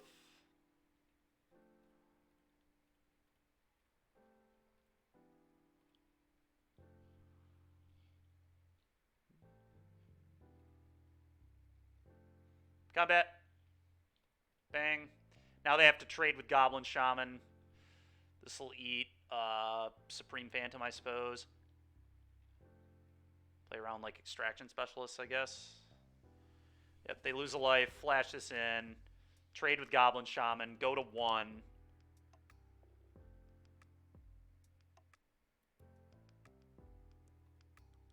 I think this was right to force them to trade, but maybe I'm wrong to do it this way. I just want to get their board gone. I think it makes sense, but putting them to 1 has, like, real benefits here, too, because it means they can't double spell with blue cards. Okay. Well, now they're just dead. There's no 1 card that gets them out. All right. Sweet. So we did manage to get a 3/2 off of Rakdos' toolbox there. I think the deck was a little clunky. I'm not really sure how to fix it. I would absolutely say I'm going to play 8 hand hate spells if I play this deck again. I just can never draw enough of these. I just always want a hand hate spell on turn 1. That's why I typically play 8. Because 7 just always feels too few. I don't know if I just run insanely bad whenever I play 7. I mean, the numbers really shouldn't make that much of a difference. 7 versus 8 should not feel like it's miles different, but it definitely does. No, I'll play 9. Just throw a Despise in there, too, for real, for real. Oh, man. Anyway, deck was pretty good. Drill Bit, you're right. Drill Bit is a card. I don't know. Ultimately, I think this is just a little too clunky. I'm not sure how to fix the problem. It's something we'll have to try and figure out later. Treacherous Blessing is sweet, but it's definitely worse than Bankbuster. Bankbuster, just what Bankbuster lets you do is so broken. Just being a creature, being able to draw on your own terms, always leaving up mana, just kind of irreplaceable. So maybe I should just play Beseech with Bankbuster. Maybe that's good enough. Maybe the Treacherous Blessings are nonsense. I don't know. When are we playing up the Beanstalk and Pioneers? So, like, Green-White Yorion? I mean, that would definitely be a Green-White Yorion deck. Right now, we're going to play our other Green-White deck. We're going over to... where are we at here? Green-White Redemption. So to just kind of remind everybody a little bit about this deck, I talked about it this morning, but basically, I'm showcasing the Huntsman's Redemption here. This is a card I think has a lot of potential. Yorion Enigmatic. Yeah, probably. Yeah, it is. It would be. Up the Beanstalk seems really sweet and Enigmatic, actually. Anyway, for those who don't know what this does, it's a 3-mana saga. When it enters, you make a 3/3. Chapter 2, you may sacrifice a creature. If you do, search your library for a basic land or for a creature. Put it in your hand, reveal it, then shuffle. And then Chapter excuse me, Chapter 3 gives up to 2 target creature +2/+2 and trample. That's true, DBZ. Karuga is a little too big to go up the beanstalk. Hippos are too large to climb beanstalks. Anyway, so I'm playing a bit of a toolbox package with this Huntsman's Redemption card. We're also showcasing Virtue of Loyalty, which I think is a really, really powerful card from the new set. We'll kind of see how this goes, but basically it's a 2-mana adventure. You make it 2/2 Knight with Vigilance, and then it's 5-mana adventure, or it's a 5-mana enchantment that at the beginning of your end step, you put a +1/+1 counter on each creature you control and untap all of them. So very powerful card, very good with the Seeka's Chariot, being able to just like hop in the Chariot and then untap your things, put a counter on all of them, also put a counter on the Chariot. Super, super sweet. So anyway, yeah, that's kind of all I got to say about it. We got a lot of tutored targets. One of Yusharn for sack, one of the Archon of Emeria for like combo-based stacks, one of Outland Liberator, one of Scavenging Ooze. Sideboard is a lot more dedicated. 4 portable holes for aggro and probably Phoenix. 1 Sentinel of Lost Lore to be able to exile graveyards. 3 more Archons for Lotus and other combo-based stacks like Phoenix. 4 Spellbinders, again, Lotus. 1 Sarah Paragon is a really good bullet to tutor up off of the Redemption and very good card against Rakdos, and then 1 Boonbringer Valkyrie for aggro again, and 1 Subjugator Angel for mono green, a thing that I can tutor up and just tap their entire team. Kind of cool. We'll see how this goes, but it's possible it doesn't need to be a pack leader deck, but pack leader has just always been so strong when I play these kind of decks, so I really want it. But if I didn't play pack leader, I would get a lot more bullets. I could like play more. I could play like Sarah Paragon in the main. I could probably play a Sentinel of Lost Lore in the main. It would give me more sideboard spots for sure. Right now, I don't have a great plan for Rakdos. Rakdos mid is probably a somewhat hard matchup, but I do have a lot of like 2-for-1 cards, so maybe it's good enough. I don't really deal with Shieldred very well in this deck, which is one big side to being this instead of Groll is we don't really get to deal with Shelly in this deck. Like, Brutal Cathar is not an actual answer at all to Shelly. I could play Skyclave Apparition, I guess, but I think that generally is a lot worse than Brutal Cathar. It's also a lot harder to cast. So I think that's why I'm going to do it this way. We'll just kind of see how this goes. But it's very possible Sky App is just better than Brutal Cathar. It might be.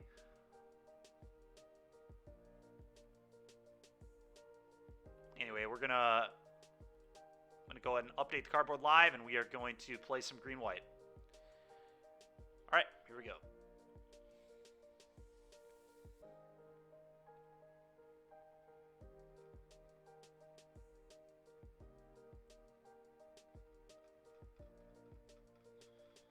Once I find the deck.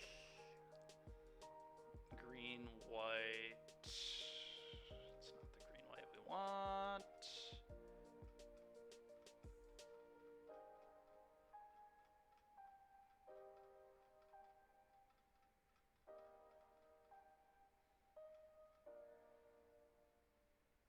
Jesus, dude.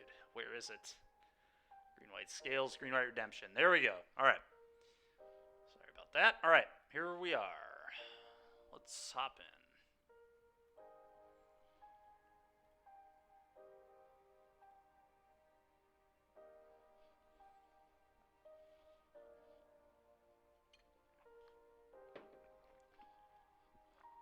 Our opponent's currently 0-2. Hopefully that bodes well for us. This hand is not amazing, but I don't know that it's a mulligan. I mean, it's got 2, 3, 4. Chariot's one of my best cards. I mean, I do think I keep, but definitely not amazing. Not thrilled about this hand, but I do not believe it to be a mulligan. Okay. Outland Liberator punishes them for not playing a spell. It could be Rakdos, so I probably want to hold Ooze for a while. I think I was going to play the Liberator here. Doing a really good job of destroying my one-ofs. Classic me playing a toolbox deck.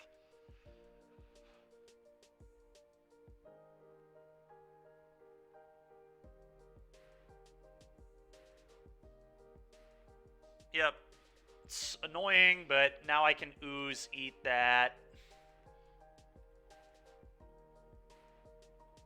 Make sure this thing can't get stomped. Which I think is good.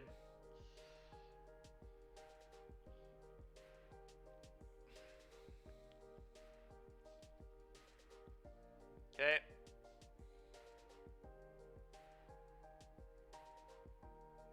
Okay, not horrible. Who knows? Maybe I'm just supposed to play Skyclave Apparition. Skyclave against Rakdos is just so much better than Brutal Cathar, but... play this on, I think, white.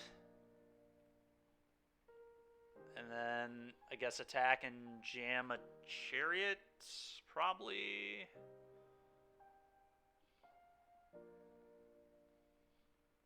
Maybe I don't even attack. I kind of want to pressure, though. I guess I mean, I could just Brutal Cathar the token. That's honestly not that bad. Then I should have played a tap land, but...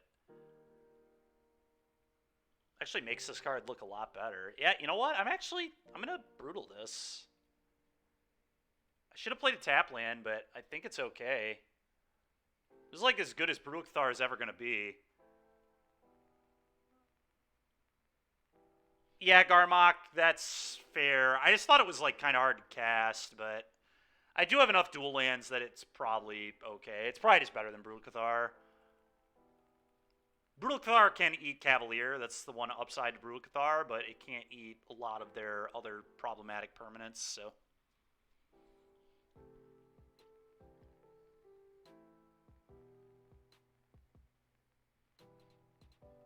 Rude.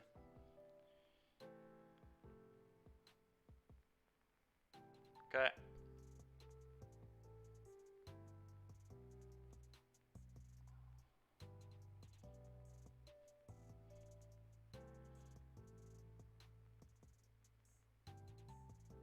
think I want to get that into play, so I guess I just Chariot Elf here. Probably also attack. The attack seems super free.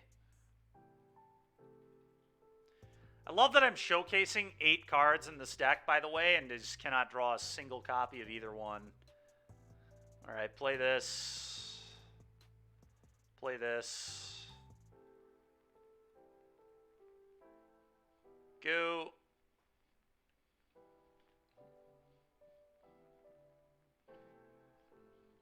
Being pretty safely F6 here.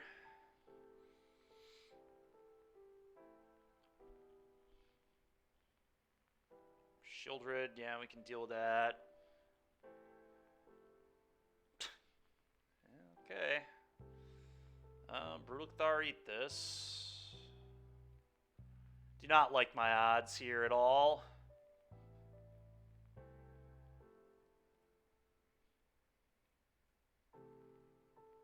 But here we are.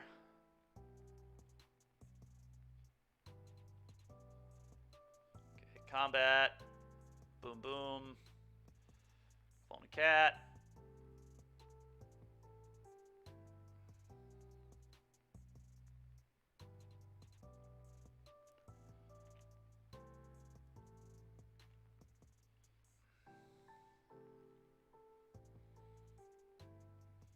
It's very bad for me.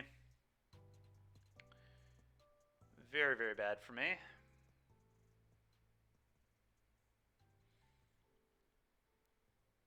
Jeez, dude. Yeah, this is my experience playing green-white, typically. Just don't draw spells. I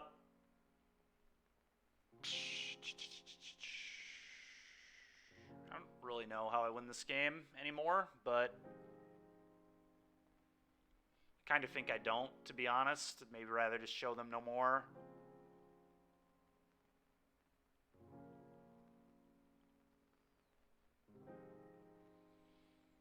Pretty brutal too. Like, I think my hand was like, I mean, my opener was pretty solid. We just didn't draw anything that really mattered all game long. The only thing I drew were lands, an elf, and like extra Brutal Cathars. Like, more Chariots would have been good. The Virtue would have been good. Garrick's Redemption would have been good. We just couldn't find anything. It's just so obnoxious. I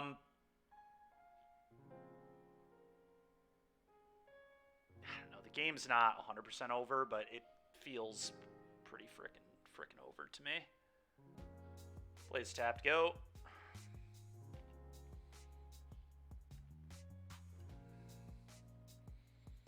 Just don't really feel like I can beat...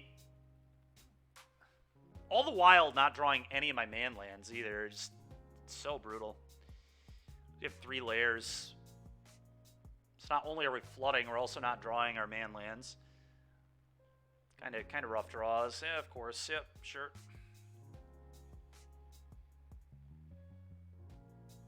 All right. Well, if I drew a Virtue, there's maybe a chance. Virtue's the only card that can get me out. How about a land, though? All right, Garrick's Redemption is interesting.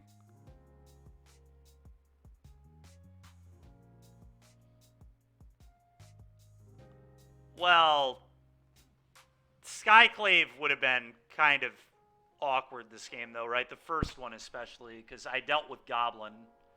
Skyclave couldn't have dealt with Goblin. It would have dealt with Fable. They would have killed it, got a 3-3. I would have dealt with Sheoldred. They would have killed it, got a 4-4. Like, it would be more winnable, I think, but still think it would have been pretty awful for me.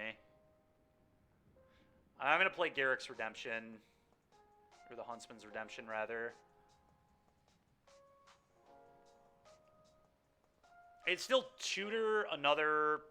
I can tutor another Brutal Cathar, which I guess is what I have to do. Next turn. And float a mana, sack Elf. Go get Brutal.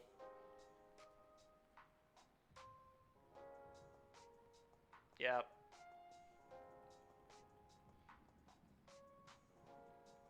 I guess a 4/4 token we could be sending into with the Chariot, though, so that would be nice.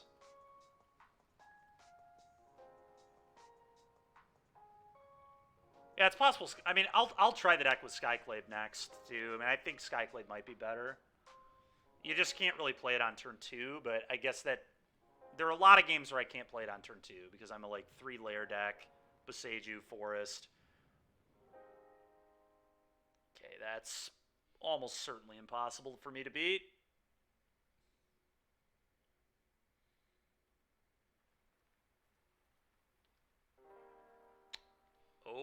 Okay, that's actually kind of interesting. So let's float. What if I actually go get Yasharn? Then they can't sack Blood Tithe Harvester. So then they can't do that nonsense. And then I can just cast Virtue and start putting counters on everything. That might actually be good enough. Oh. Can I undo that mana? Oh my god, dude. I didn't mean to float. I thought we were to my main phase. That's so bad, not getting a mana here.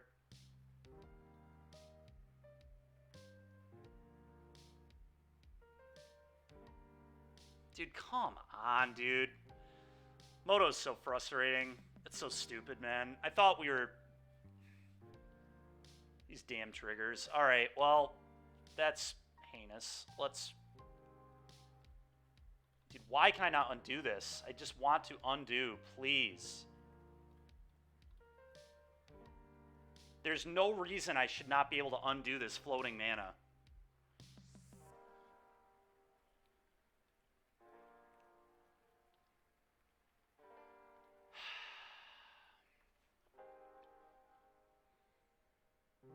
I was still probably dead anyway, but I don't know. Virtue of Loyalty gave me some hope here.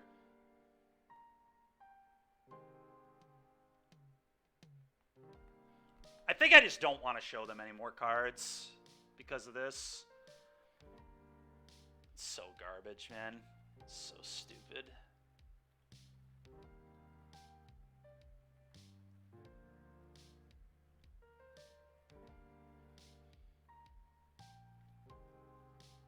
It's like such a huge deal, too.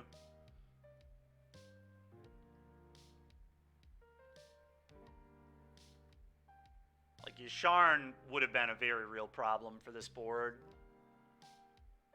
I'm just not going to show them more cards. God, that's so sick. It's absolutely disgusting.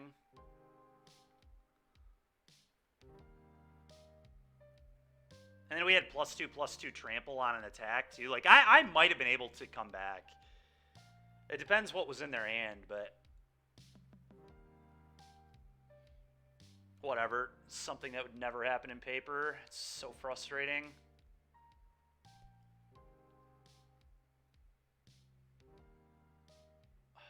Spellbinder is probably good.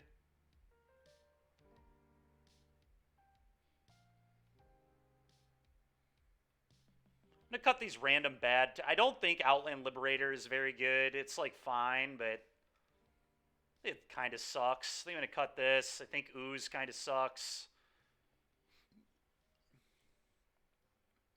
Archon is horrible. And then Brutal Cathar is, like, pretty medium.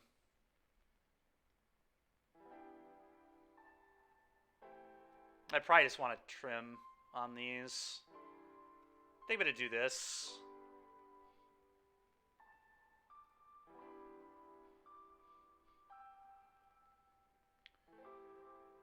Jesus. Seiju can function as a spell. Virtue is a 2-drop and a really good 5.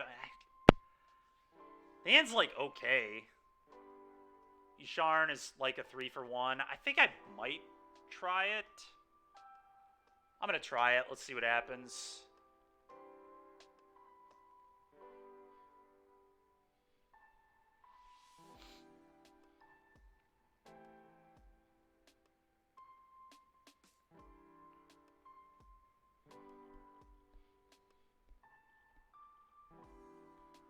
My 7-card hands today have been really below average. Really below average. Like, I just...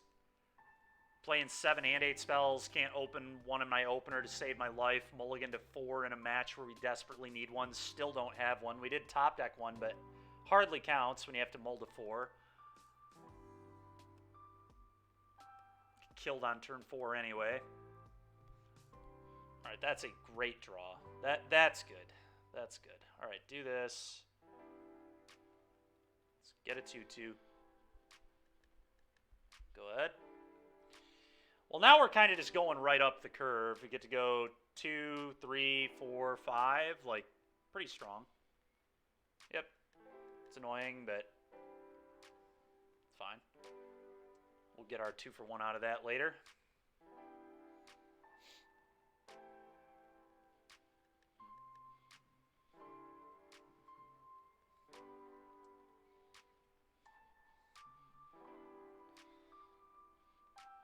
Go.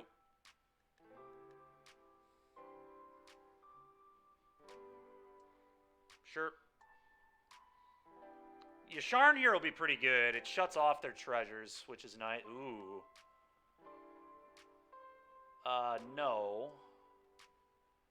Okay, so I still think I want a Yasharn. It also just gets 2 lands out of my deck, but Chariot is really interesting when I know I'm going to play this Virtue of Loyalty, but this turning off treasures and revolt and all that is pretty nice. I don't know, maybe I'm supposed to Chariot? Chariot here is kind of ridiculous with an impending Virtue, especially because I can give it Trample, Clone the Beast. Actually, I'm going to Chariot. I think Chariot makes sense.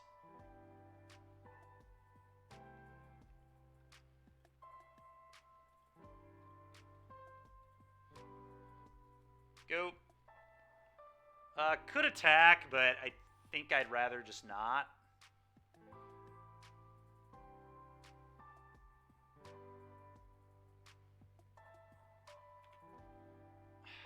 Maybe I'm supposed to. I don't know that I am, though. I'm just going to pass.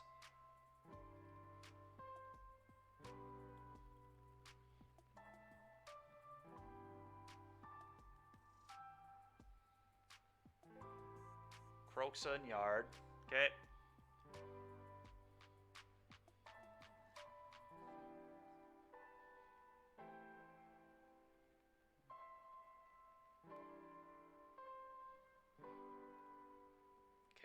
I move to block.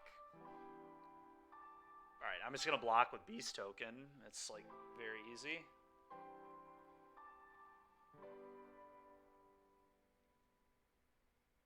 Okay.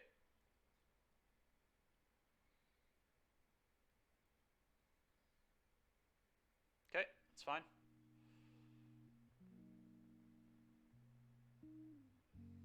It'll push there, sure.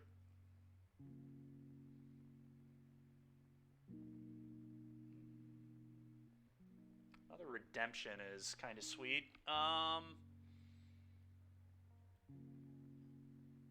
Is the Virtue even good yet? I don't know that it is. Target this, and then I can crew and clone.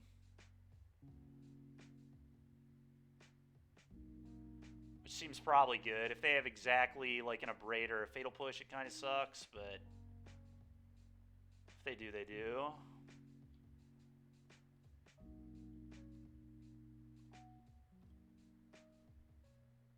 Their Fatal Push was really weird last turn. Made like no sense. Yeah, I'm just going to jam this. No wonder they're 0-2. Making plays like that. Jam this, untap my stuff, put counters on everything. It gets me around. Yeah, it just puts them under so much pressure. It's got to be good. Yasharn is interesting, but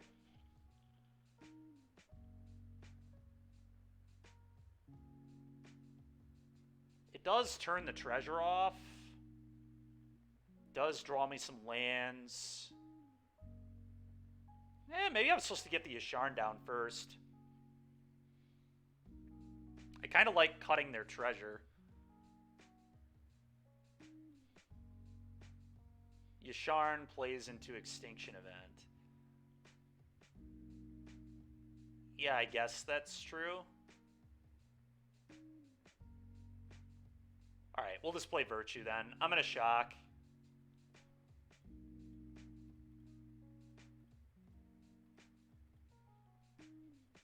I really don't think they have that, but they definitely could. Alright, go ahead.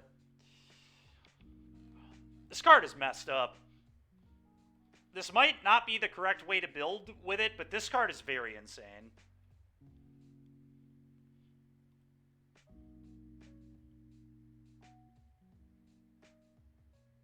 That's fine.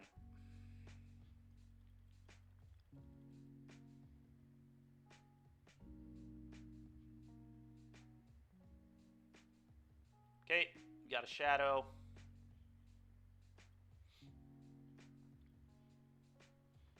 I'm going to play Yasharn here for sure. Oh my god, another Chariot?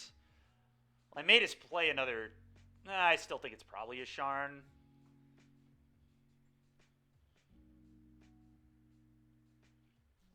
Yasharn, crew, attack all, clone a cat, leave up beseech you. I mean, that's got to be great.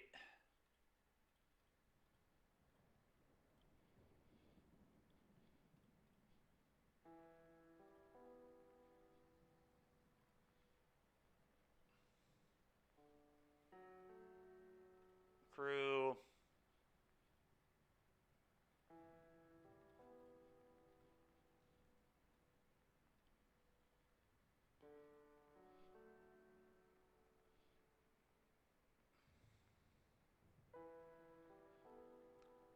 I think I just beseech you this do I even care about this?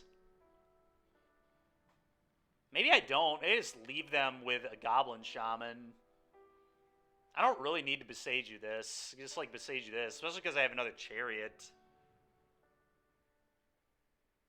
Yeah, I'm gonna just... Yeah, I agree. I'm just gonna do this. That's fine. They are indeed desperate. I am gonna not let them loot.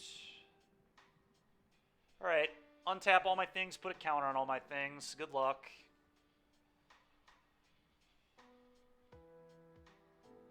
Yeah, next turn we just get to Redemption and Chariot, even if they sweep the table, so that's quite strong. Go.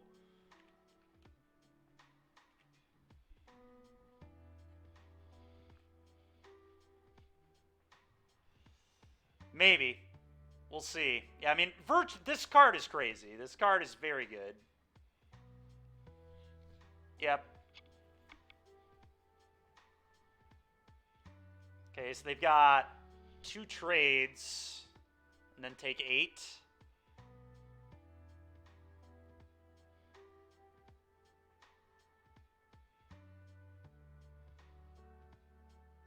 So they could theoretically double block you Sharn and then trade with Cat Token, too.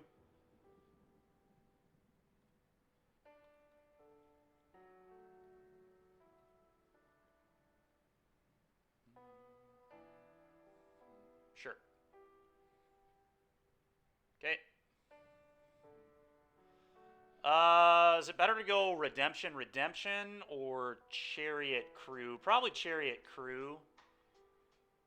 But I guess I don't really want to play into Extinction Event, so I guess I could just hold the Redemption.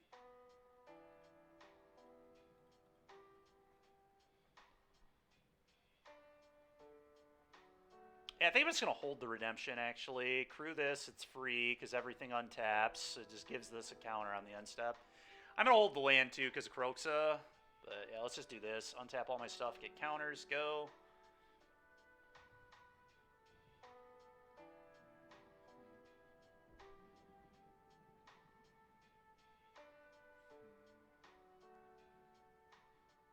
Okay, buy back Croxa, I'll pitch a land.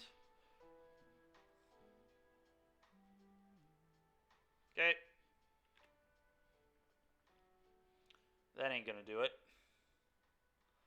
Alright, well the nice thing about this game is we really got to showcase all the new cards. Huntsman's Redemption and Virtue were awesome.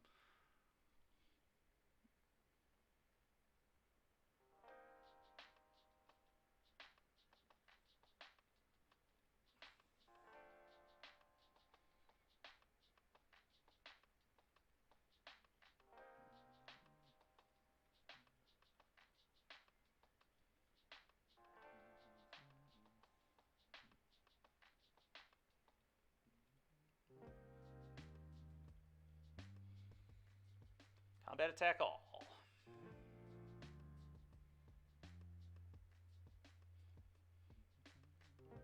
Okay, combat attack all.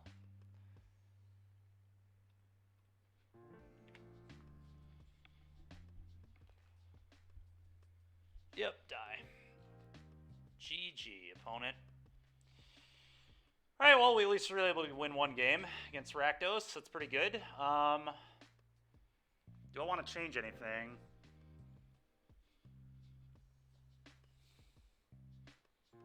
Probably not much.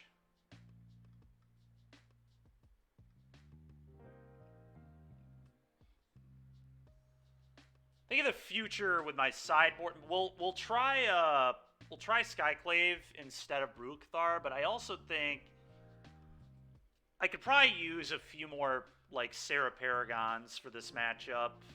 Play like 3 of those or something. I need a little more Rakdos insurance. But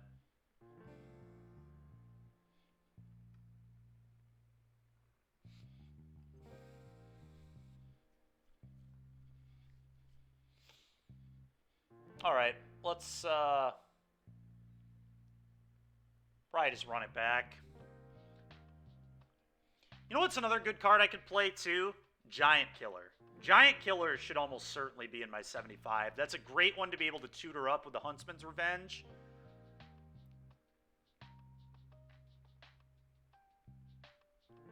Yeah, we can tutor with Huntsman's, yeah. This is a very good bullet.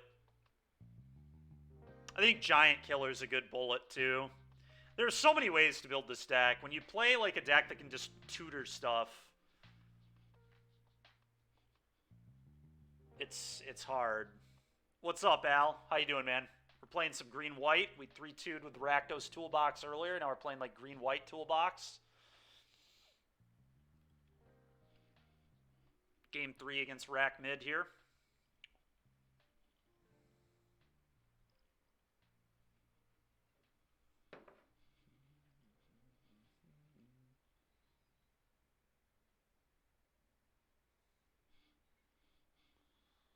Man, Man, just never a turn 1 elf. Just impossible to open a turn 1 elf for me. I just cannot do it. Sure, Garmok. I mean, I think I'm going to keep this. This hand is still, like, pretty real, but...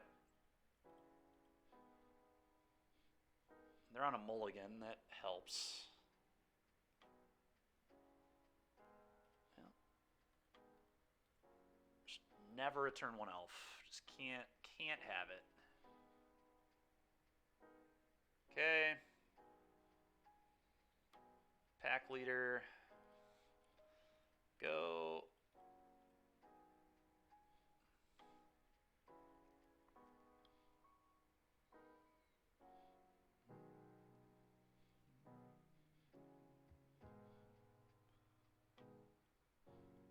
Yeah, one sec here. Let me... Why would you not attack? Dude, are you kidding me right now? I just can't draw a spell. It's so annoying. I could spellbind them. I think Huntsman's Redemption may be better, but... Heater, it's so I can reliably cast double white. I do it in Gruul typically, too. I think the Gruul mana base is bad that most people play, but... To be fair, I'm not playing Sky App in this deck. I mean, it's a one-of Confluence. It's not like I'm playing many, but... I think it's better if I'm playing Skyclave Apparition, but I'm not playing Skyclave Apparition, so maybe this build doesn't need to. But the big payoff of my deck is a double white 5-drop, so...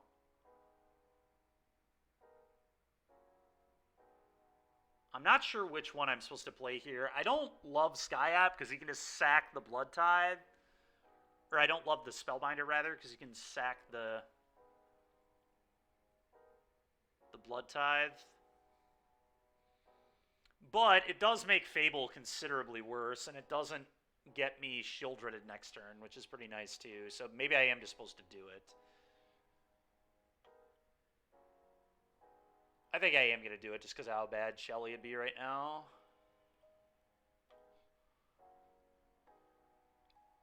God damn, that hand is insane, dude.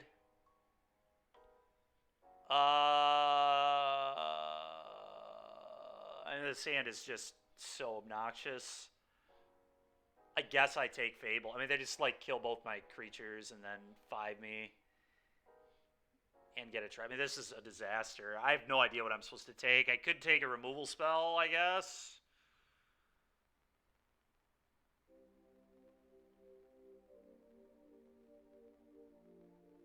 If I take a Braid, then they...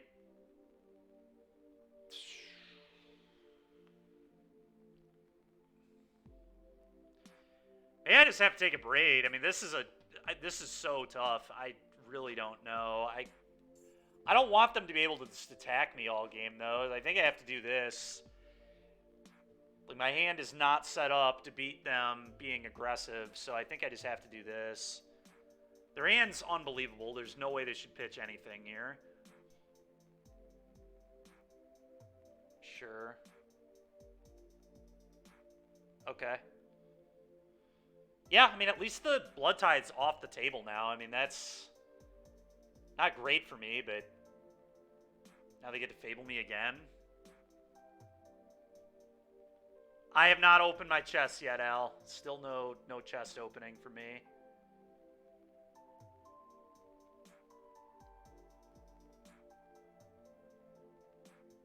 So the last card in their hand is whatever they drew.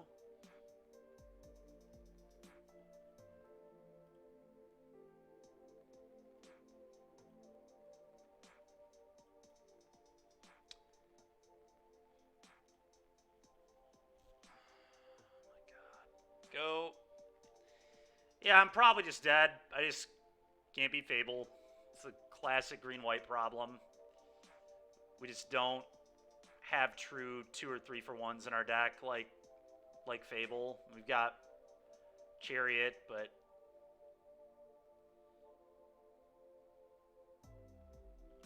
Wow, they're going to let me have a block? I'll gladly take a block. I guess they couldn't abrade this yet anyway. They might just kill this with a braid. Oh, why not? Yeah, of course. Draw a Fatal Push, yeah. Makes sense.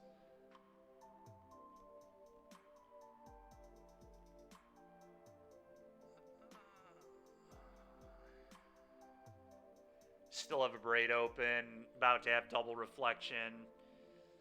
That's probably enough for me. Our Rakdos matchup does not feel great, which I was certainly worried about that.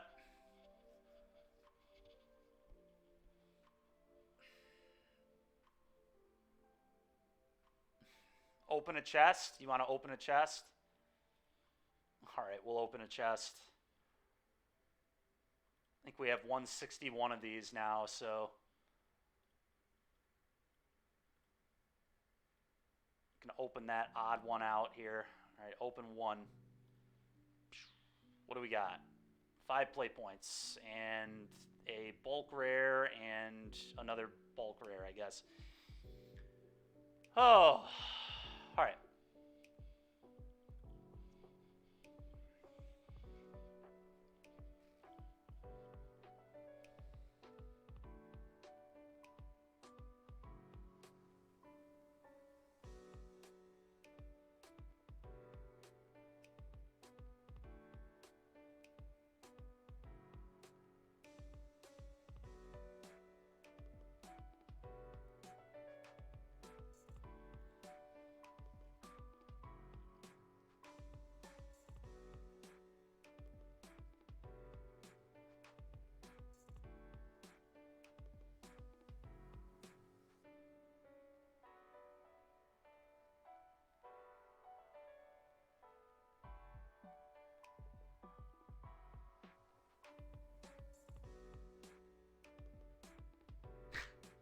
You get half, huh? Nice, nice.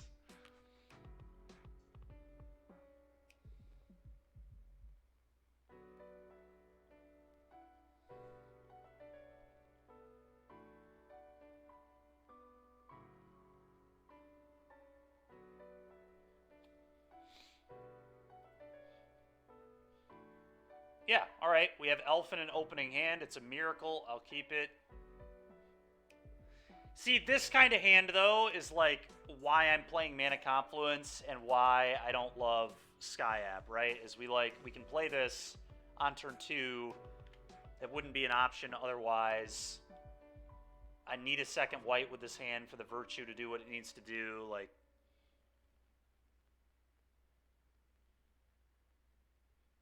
Okay.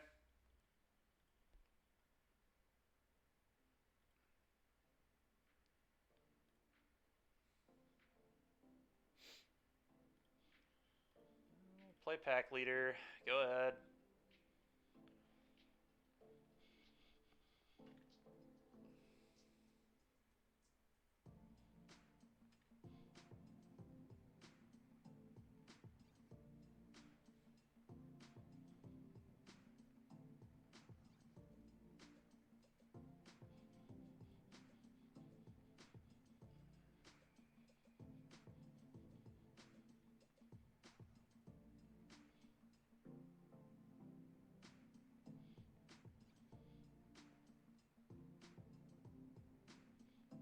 Yeah, it definitely might be. Like I said, I'll try it moving forward.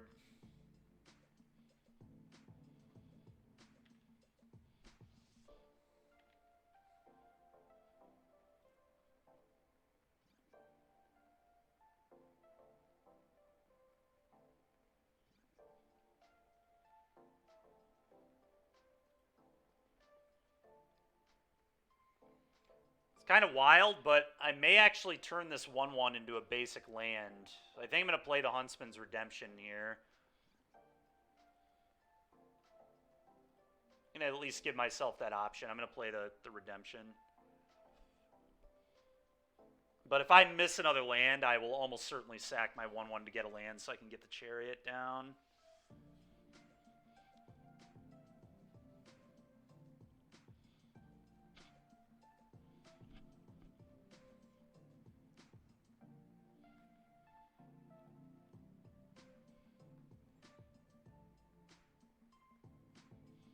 Like I said, too, I think a couple of giant killers could be real. Dude, how many freaking Fatal Pushes are you going to draw? You just have 3 Fatal Push? Give me a break, man. What is this?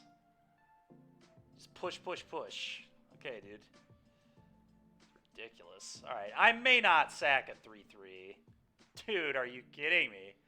Alright, dude, sure. Just 4 kill spells. Alright, man. You got it. I guess I won't be doing anything with Chapter 2. Alright, play a Chariot anyway.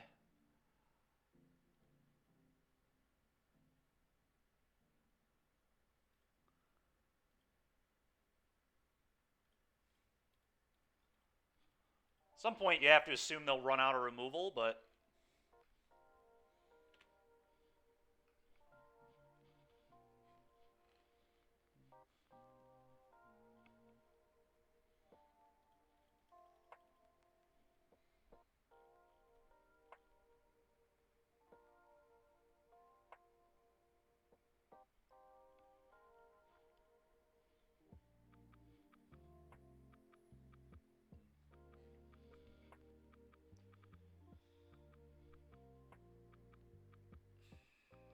Okay, let's see if they have Fatal Push number 4.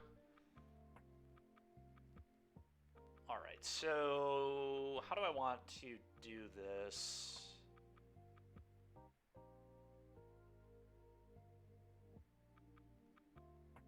Okay, that's interesting.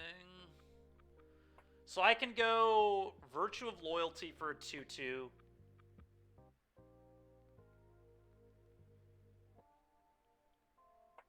And then Brutal Cathar, hit this. I can give both these +2/+2, and then crew this off the 2 bodies I make, hit them for 12. That's got to be insane. I just need to dodge 4th copy of Fatal Push here.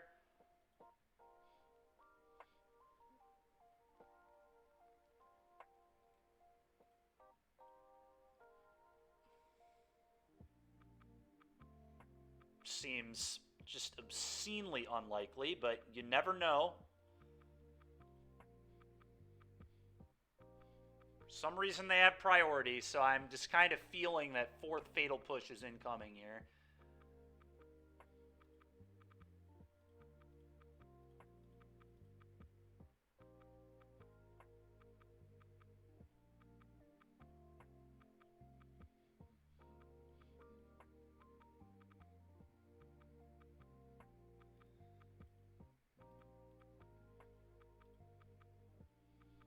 Make a copy of my Vigilant token. It's definitely the best token I have.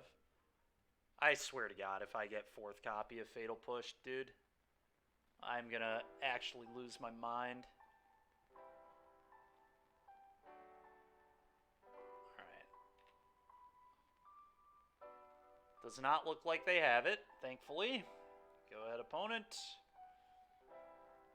Opponent looks probably dead.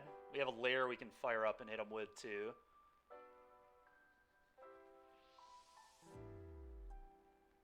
That does nothing. I'll sack a cat.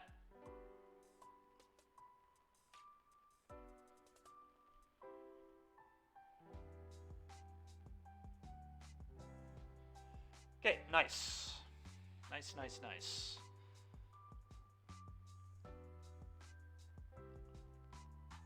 Paragon. This matchup is probably pretty hard for me too, but at least they don't have Fable Blood Tithe Harvester. That's probably more winnable. I think this sucks. I think Ooze sucks. Arkan sucks. They don't have Stomp either. This matchup's actually just way easier. And Invoke is super slow and clunky. Yasharn probably isn't particularly good here. They don't really... Yeah, I don't think I want Yasharn, actually.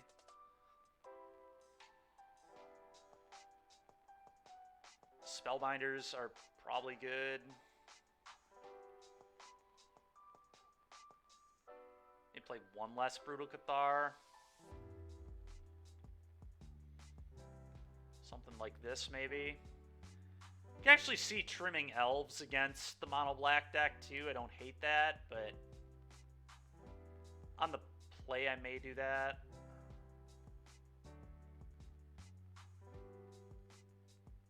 They still get me to pretty important cards. Let's try this. All right, Garmok, after this match...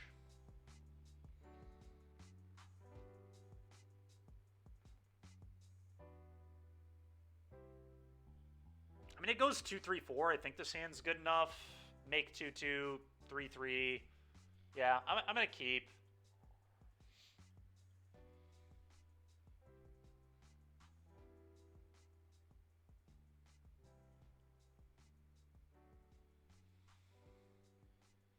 Not a bad draw at all. That's almost certainly what I'm going to play on turn 3 instead of Redemption now, but...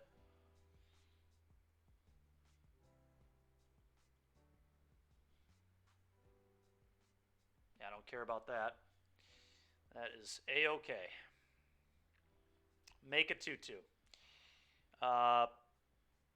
White, I guess. 2-2.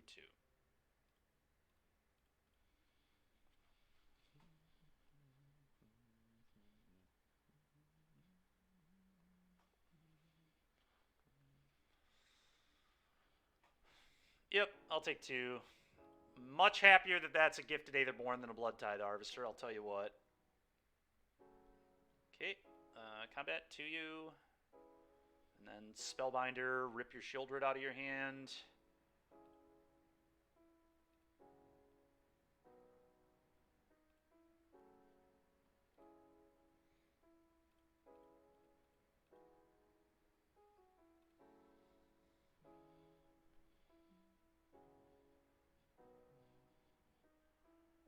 Okay, so they do have Shieldred. They have Meathook Massacre. They just take Shieldred. I don't really want to deal with that at all right now. Them not playing the other Gifted is kind of weird. I'm very confused as to why they did not do that.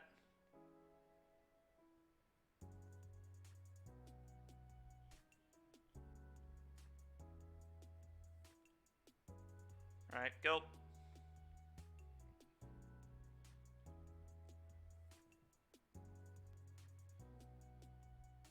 I'll trade. Easiest block of all time.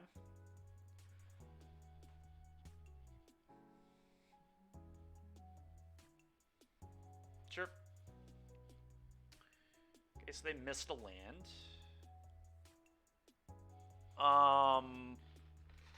Okay. I may, honestly, to beat that Meathook, I may just, like, play Huntsman's Redemption here and then tutor a basic to just cast the Virtue.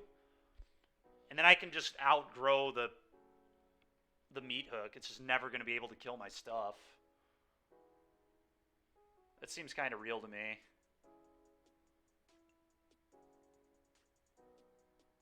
I think I like that. Then I don't even have to tap this Confluence either. Let's just play this. Go.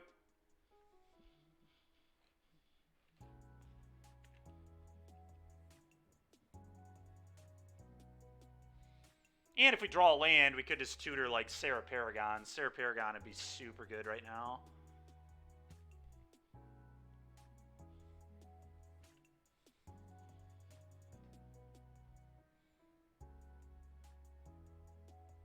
That can pop for 0. It's pretty damn annoying. Alright. Did not expect that, I'm not going to lie, but whatever. Could be worse. Well, we drew the land anyway. I think just get the Virtue down, and then next turn just play Chariot, put counters on everything.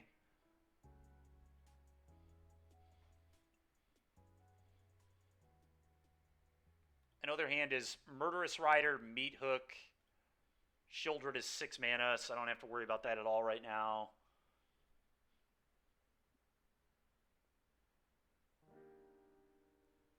I really can't imagine I make any other play.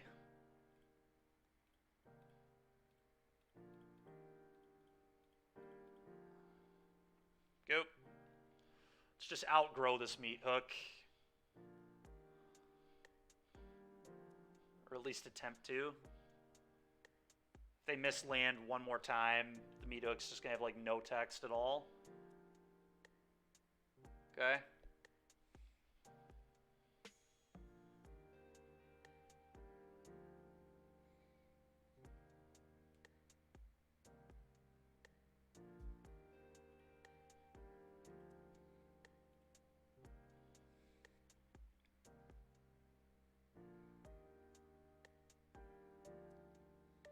Play Chariot.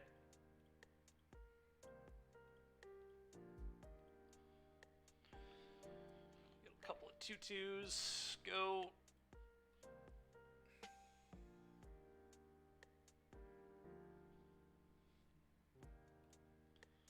Go. Not going to crew here because my opponent has that Murderous Rider. I don't really want them to be able to kill this Chariot. I would definitely like to be able to attack with it at some point, so...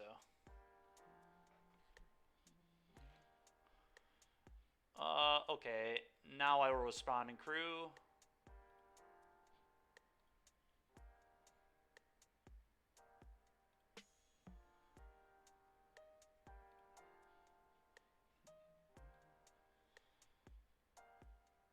Okay, do your thing.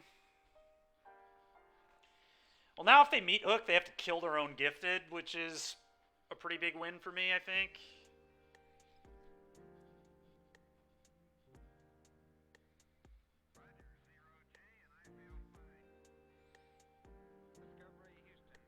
I genuinely believe if they miss a land drop, they're going to be very hard-pressed to win this game. Beating these cats that are just getting bigger and bigger and bigger is going to be really tough.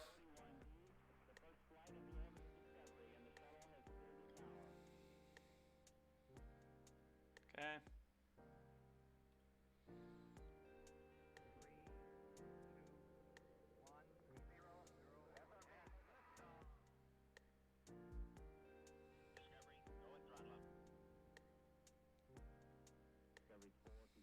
Spellbinder you.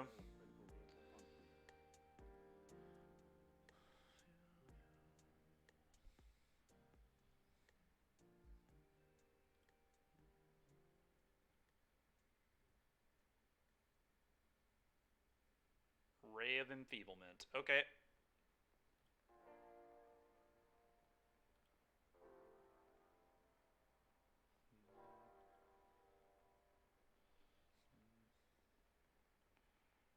Fatal Push. Okay, they have an Extinction event too.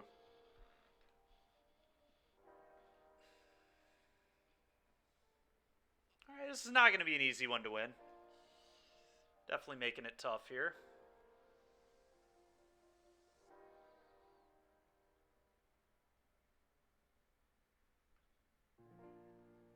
I definitely need to take one of their sweepers.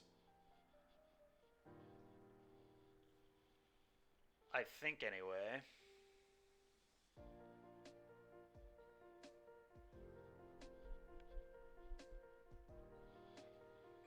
I don't know, maybe I just take Murderous Rider?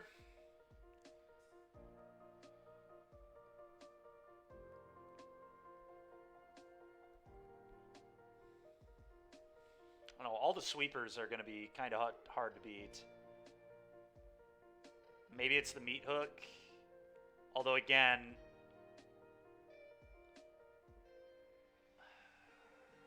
I think Extinction Event might be better than the meat hook.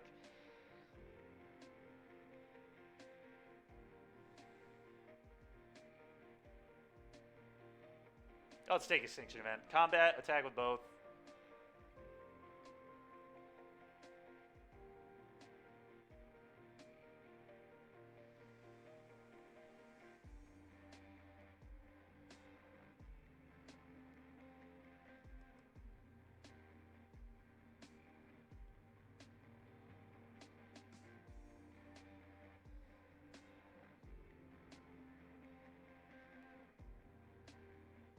Murderous Rider, one of them. Sure. I block the other one, I assume. No blocks. Okay. It's fine.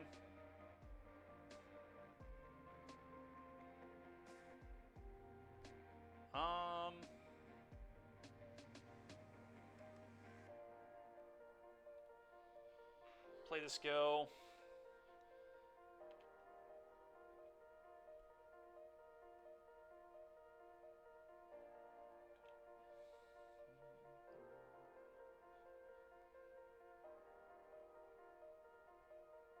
Sign in Blood, sure.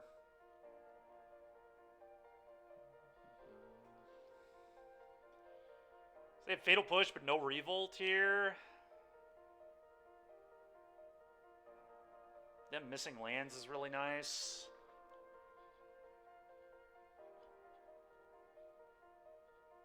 Alright, well, I'm going to play a Chariot.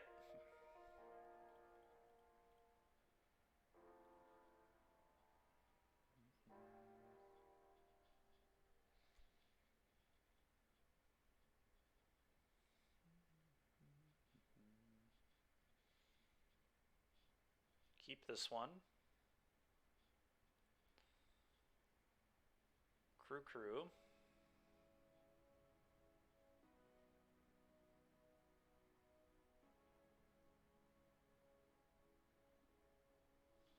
Okay, I guess I'll crew.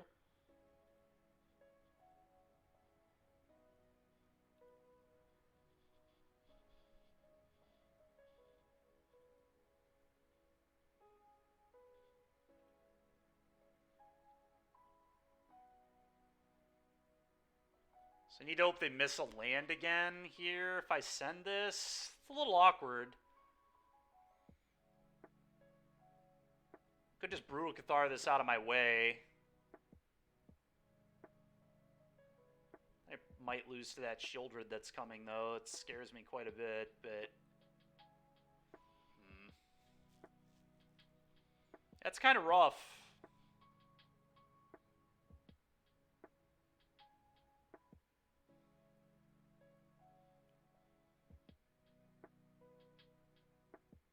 I think I just attack.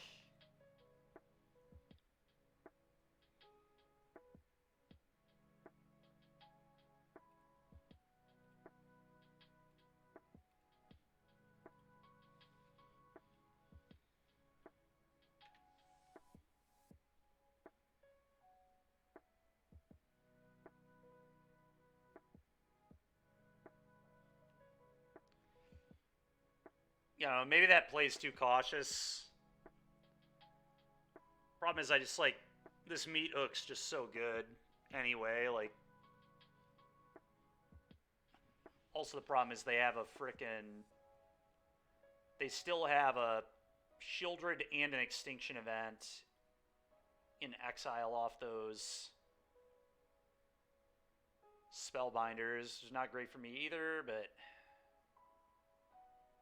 Well, that's pretty good. Play Huntsman.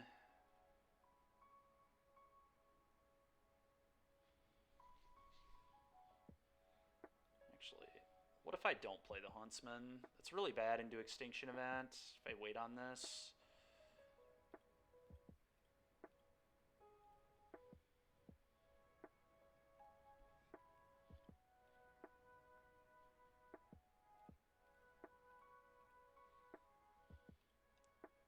I'm just going to do this, I guess. Go ahead.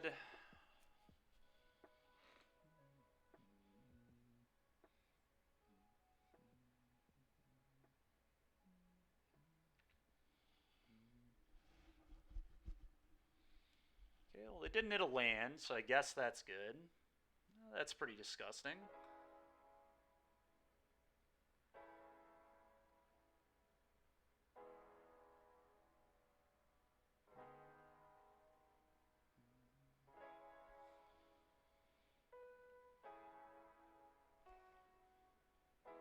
Not the worst draw ever, but certainly not great.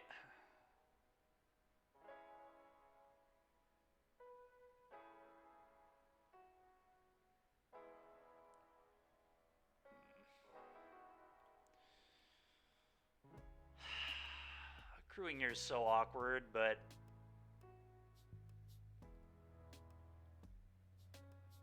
I do think I want to do it.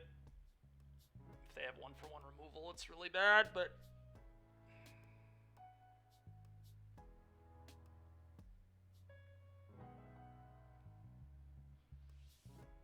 Sure.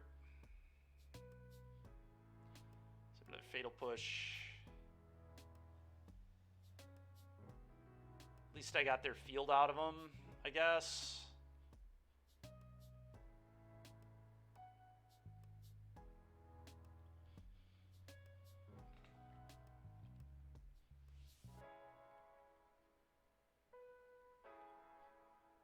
Fire that up for 1. That way it'll get a counter and untap with a Virtue, which is kind of cool.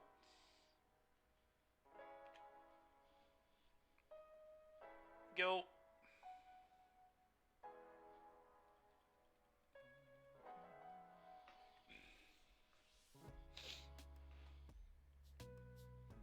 Sure.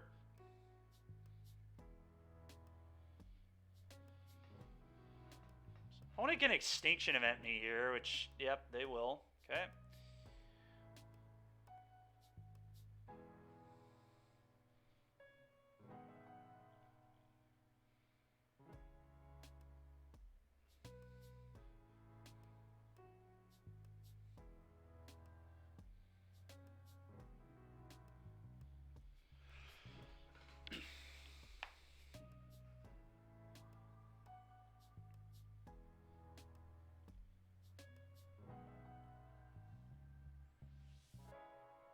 Don't really know why this is taking them any amount of time, but you got it.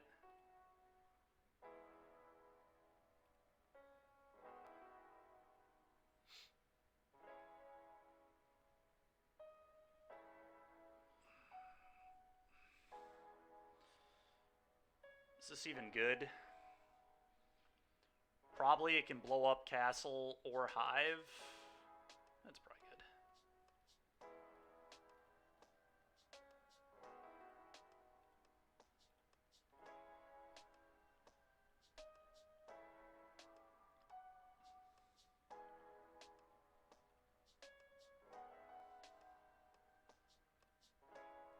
Well, let's attack for 6.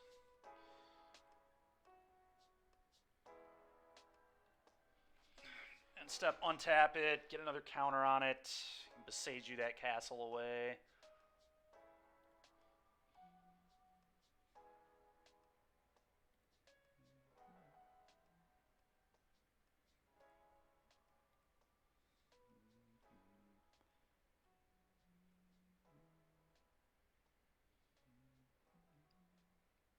Okay, that's fine.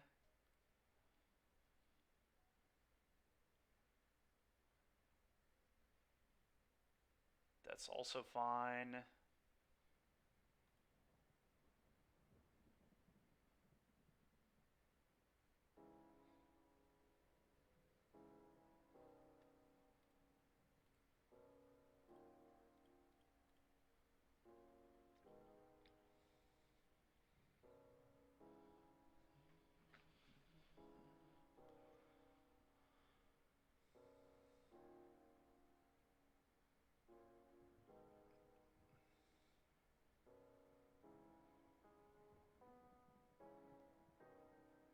Pack leader, not a horrible draw here. I think I actually have to Brutal Cathar right now. They get to Shieldred, but they have to tap out for it.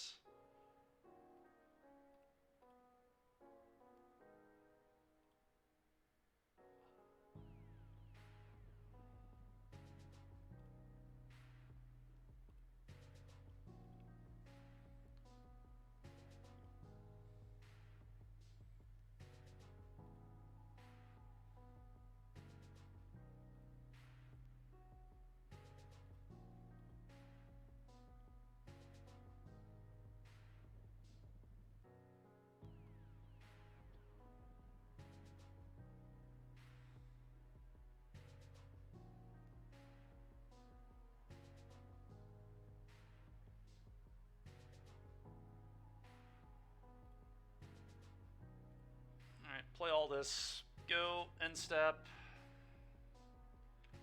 Put a counter on everybody.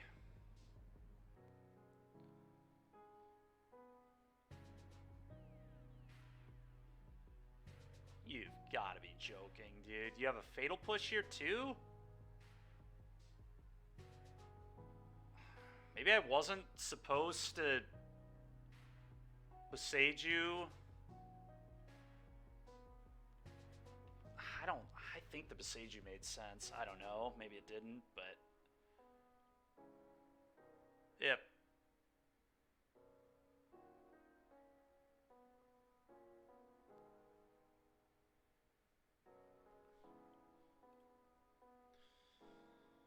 Oh my god. Alright, fire this up.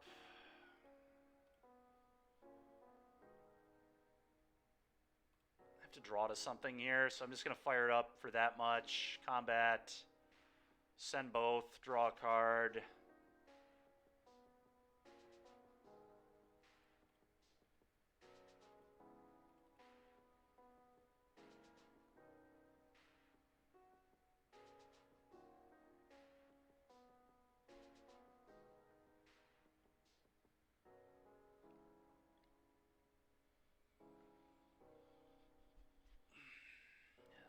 Makes sense.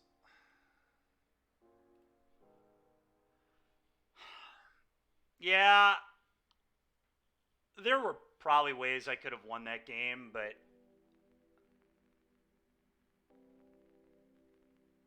I don't know. It's so rough. I mean, they just had 1,000 sweepers. It's like so stupid, man.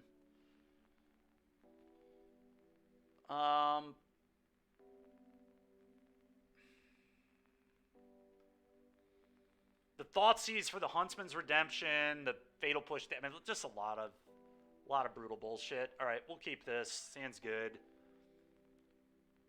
Turn 1 Elf, turn 2 Spellbinder, probably.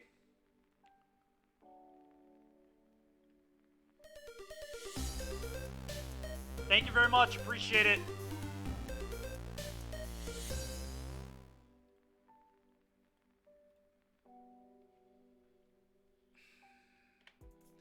Where in the hell is Lovestruck Beast, by the way? There are 4 of those in this deck. I just, like, cannot draw that card. It's so annoying. It's like an inherent 2-for-1. I would really like to have it. Chilling with his lover? Yeah, I guess so. Well, the good news is my hand was fairly Thoughtseize proof here, so that's something. I am just going to Spellbind them here. Probably going to Spellbind them. I think Spellbinder is better than Redemption, but they clearly cared enough about the first one. Spellbinder doesn't get Fatal Pushed either, which is pretty nice. Sign in Blood, Liliana, Kalitas. I'm going to take their Sign in Blood and not let them have card draw here. Their hand looks very bad if I just take this. Go. I'm sure they'll find their way out of it, like all my other opponents seem to do, but their hand is awful, so let's just hope they don't.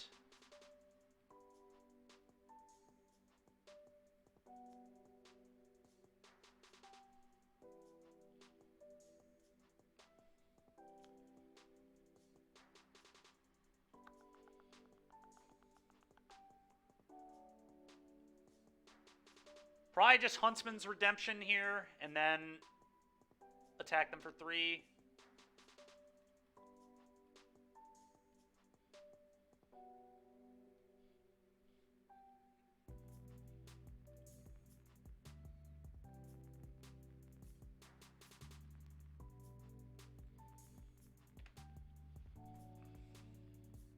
Go.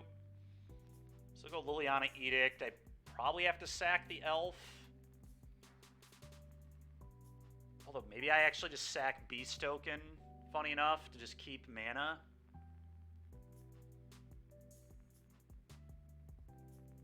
Beast Token actually might make the most sense. Because it doesn't get through Kalitas anyway.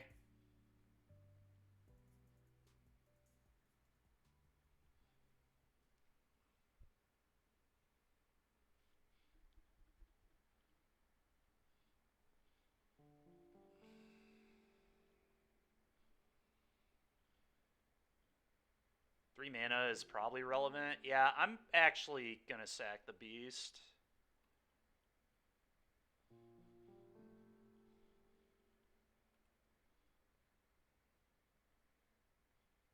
Gotta stop set in the main phase.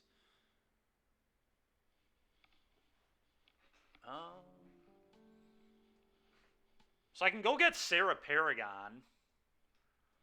Sarah Paragon seems kind of insane. Float mana, go get Paragon, play Paragon, attack your Liliana.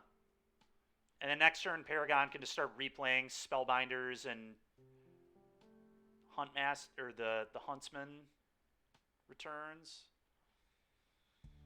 I could also just not do anything and just play all my cards, play Virtue and Pack Leader here.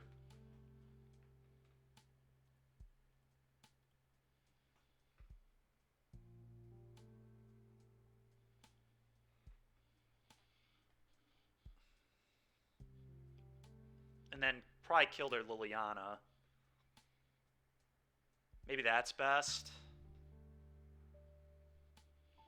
Sarah Paragon's really bad, just like a 1-for-1 removal spell.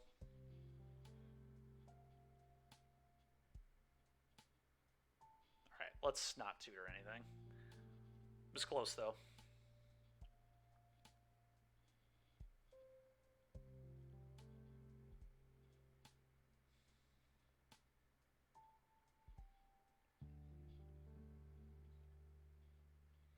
White. Play this. Play this.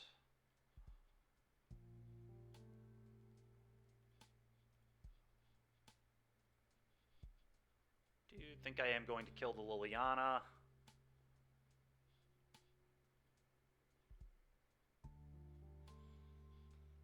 Although, what's interesting is if I go at them, they might have to, like, make a weird block with Kalitas. I don't know. How much do I even care about this Liliana? Maybe I don't care about it at all. Maybe I just go at them. I don't know. There are definitely some problems with Liliana. I probably want to get rid of it. This does represent just tutor and answer to Kalitas, too.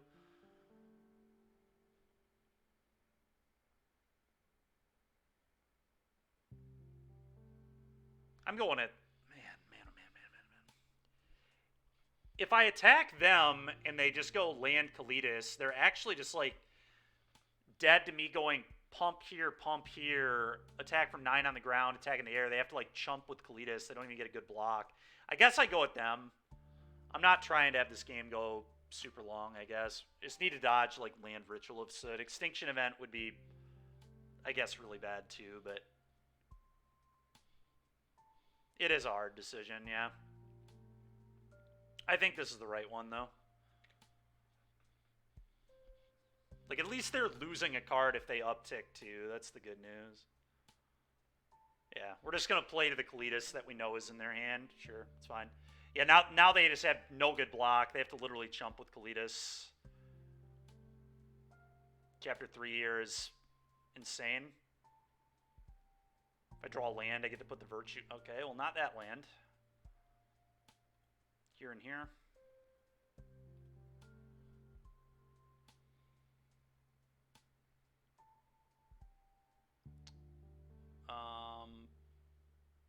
Now I think still think I might leave the Liliana alone, to be honest. Yeah, if I don't attack all at them, they don't have to block.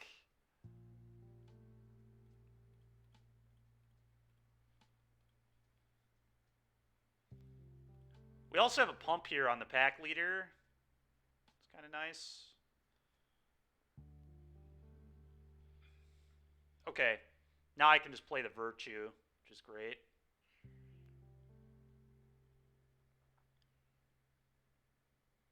Some Meat Hook considerably worse. Okay. Yeah. Play this on green, I guess, at this point. That's on white. I don't have to take any damage, but I don't think that matters. Play this. Play this. Untap everything, get a counter on everything, go.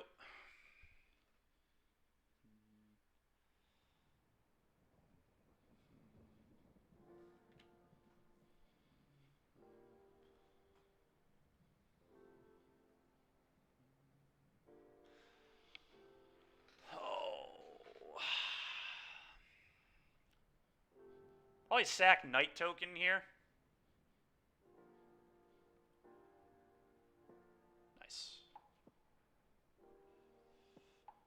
Sick. All right, well, this has been really tough games. 2 black mid-range decks. At least they're able to beat mono black. Mono black is just like, I want to try mono black in the next few days too, so I should probably hold my tongue here, but mono black is just worse than Rakdos, man. Like, just like, how can you justify playing that kind of deck and not playing Blood Tithe Harvester and Fable of the Mirror Breaker? Like, the card is not good, man. Invoke is garbage in Pioneer. Come on, man. Like, I get people want to, but the card is terrible. Sign in Blood you can play in Rakdos. Like, I have done it multiple times. You just play both. We've done that, too. Alright, we'll take the play. No turn 1 Elf, but we have a turn 2 Pack Leader. We have Yasharn. I think I'm going to keep it. Yeah, Bone Crusher's also just obscene. Like, Rakdos is just ridiculous. It's just so good. Like, I don't know. I'm a Rakdos lover, clearly. I played a lot, but it's so hard to stomach playing Gifted Aetherborn instead of just playing a good card. Alright, I'm going to play a Werewolf Pack Leader. This one blocks pretty well. Probably blocks pretty well. I could, you know what I could do? I could Virtue of Loyalty just for the fact that if they Thalia and I drew a Llanowar Elves, I'd really want to be able to elf them.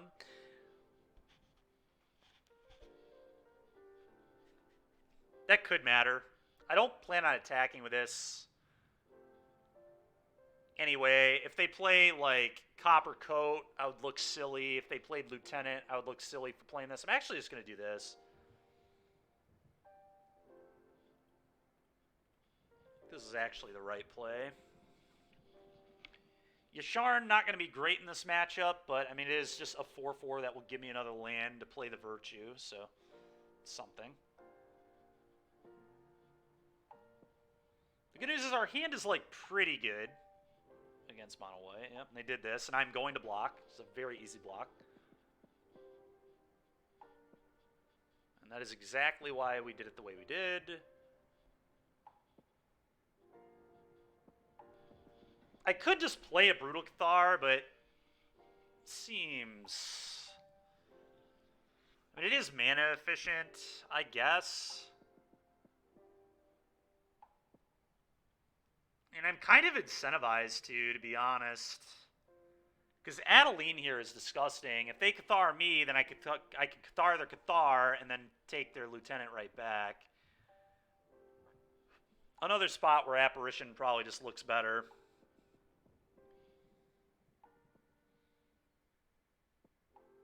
Yeah, I'm just going to Cathar them. And be mana efficient. I think mana efficiency matters here. Go ahead. I just, like, don't want Adeline to come down and make that a 3/3. It's just, like, not a good exchange for me at all. Sure. All of that is fine. I'm going to play Yasharn now. Sure, play this on green, I guess. Yasharn. Tutor up a land. Go.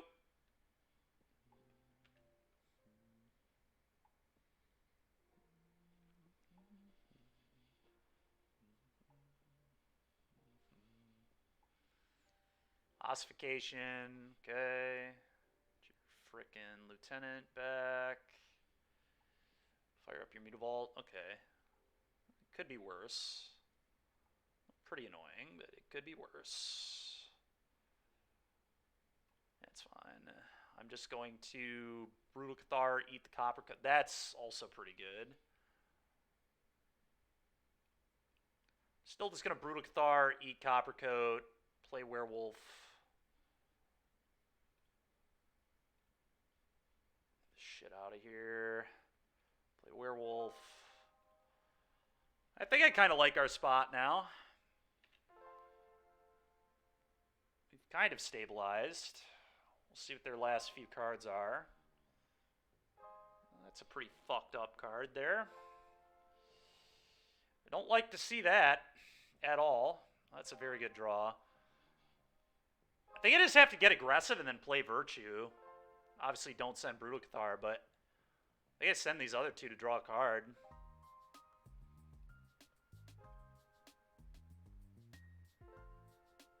Could also play Ooze second pack leader. I mean, we'll see what they do, but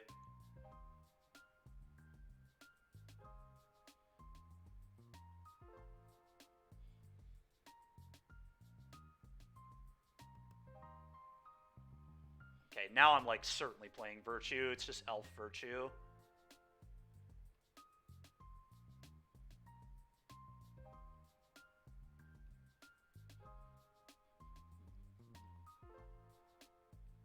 I'll tell you what, this Virtue card is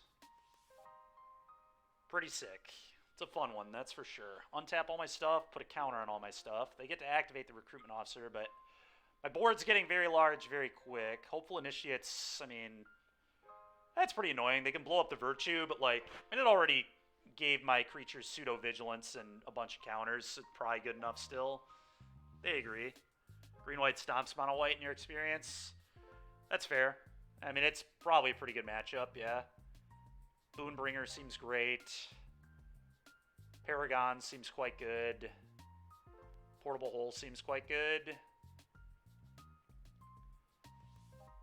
I don't even really know what I don't want here. I mean, all my cards are, like, kind of good. Maybe Virtue of Loyalty is actually bad in this matchup.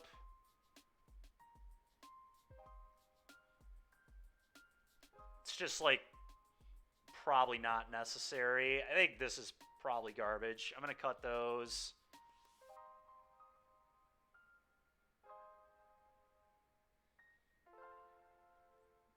Yasharn is not very good either. It's like a generic 4/4 is kind of garbage too. Maybe trim like one Huntsman's Redemption. I think this... Oh, an Archon of Emeria. Never mind. That should go. Outland Liberator is probably good enough because it blows up Ossification and their portable holes. I mean, this looks pretty good to me. Looks clean. Let's try this.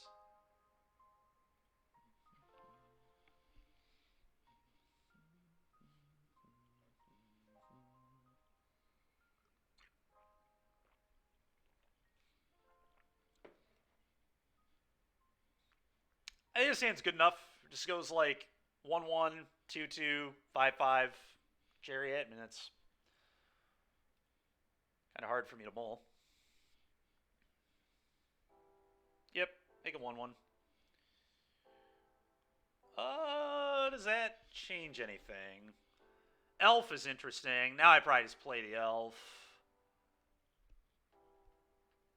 Still have the option to block if I want to, but I probably don't want to. I think we're just going to play the Elf.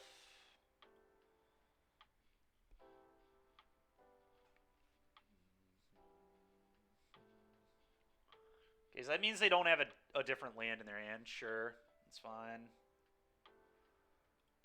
Wonder if I just slam a 5/5 in their face. So that's an interesting draw too.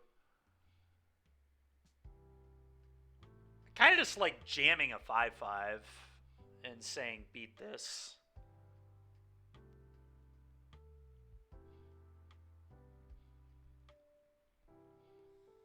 And go 5/5 into Chariot. I mean, that seems... Yeah, that is true. No real need for double white anymore, so I'm going to play this on green.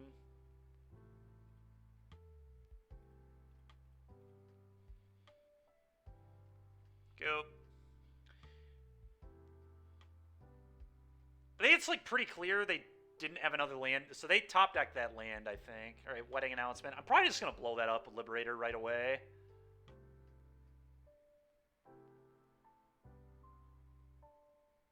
Like, probably just go shock myself, Portable Hole Kithian, and then nuke the Wedding. And I can do it in their second main phase, I suppose.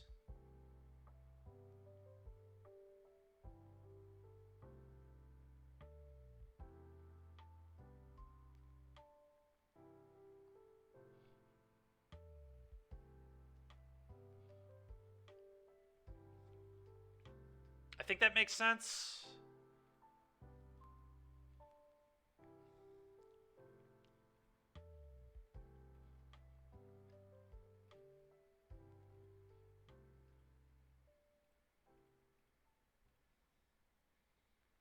Go.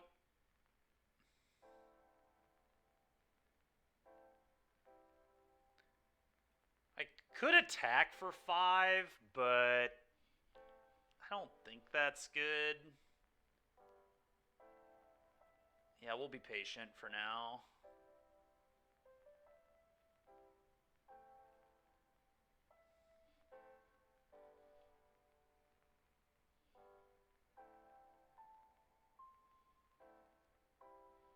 Sure.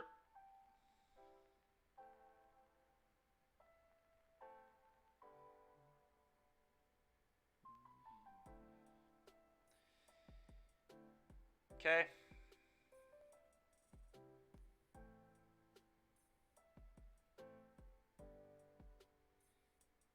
Okay, now that they're in their second main, I'm just gonna blow up the wedding.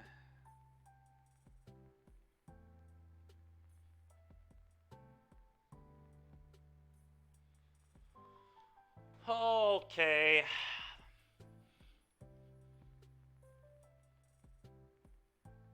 Question is now what?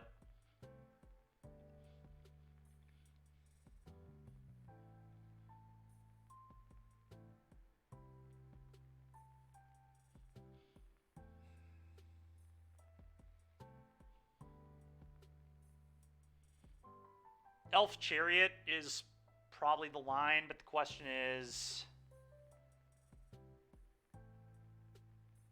I don't know. I could also just go Bruchthar, eat your lieutenant. So they can't blow up Hole and can't blow up my chariot. Yeah.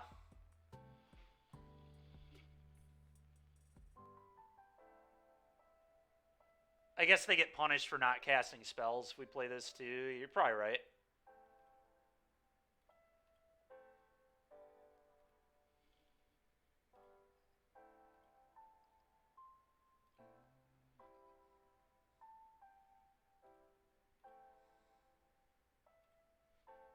Go. Still not going to attack. Just a little too bad.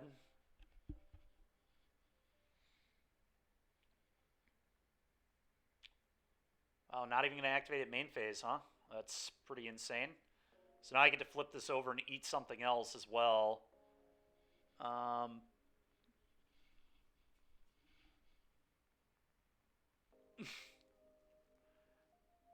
Yeah, I mean, those definitely help. I still think we probably likely have a good matchup here, but I think I slam for 8 and then just drop both these down.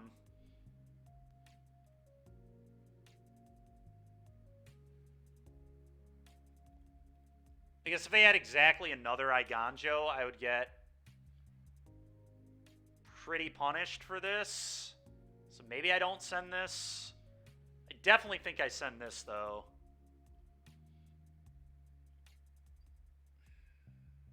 Second Iganjo, 1 probably shouldn't even be in their deck. It probably is, though, because everybody just does it, even though I hate it. I think it's garbage, but people do it anyway. And then, how likely is it for them to have that as their last card? It seems pretty unlikely to me. The only thing that's kind of weird is they played this on turn 2, and then they, like, just played a bunch of planes. And, like, that's kind of sus.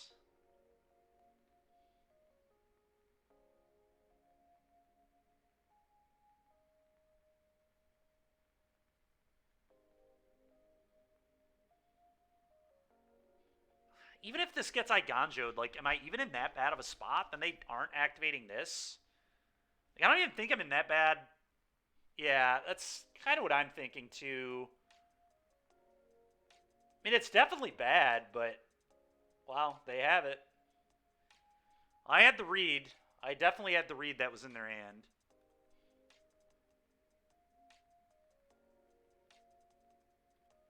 Kind of annoying.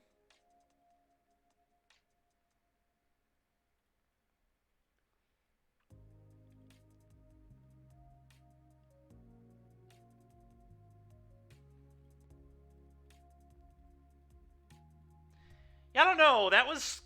I don't think that was that good of an exchange, but we'll see. Maybe it's still okay. I guess we do have a lot on the crackback here. They can blow up my Chariot, but how bad even is that? I don't know. Oh my god, they drew a Brutal Cathar. That's pretty bad. Oh, crew.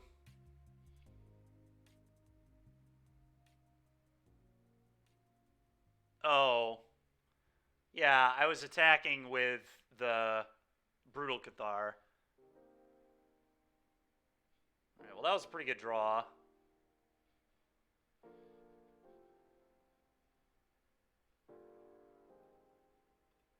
Yeah, we're probably going to be fine still. I'm going to make this. I gotta cast this as a 5/5.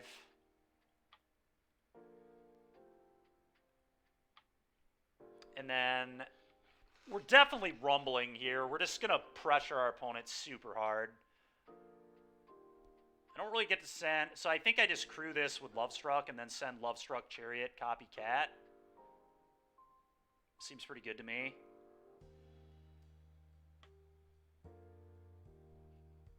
Could I guess crew like this instead? I'd probably crew by tapping cats. And then I get to leave a Lovestruck back to block. That makes a lot more sense. Combat. Attacks. Trigger. Copy. I feel definitely ahead, but...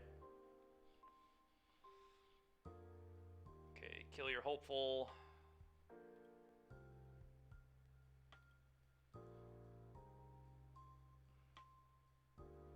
Them giving up the hopeful there is kind of weird, but...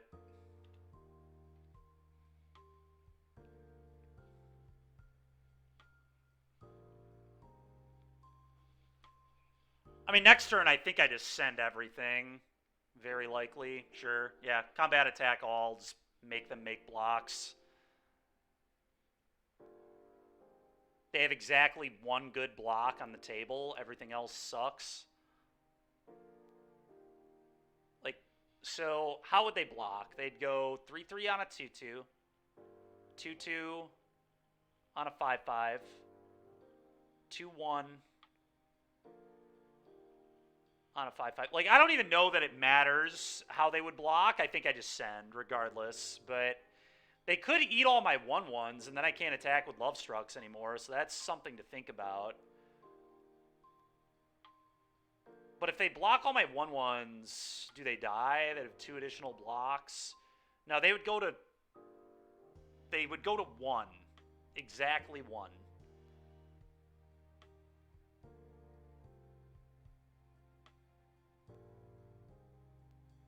That's really interesting. Yeah, maybe just send...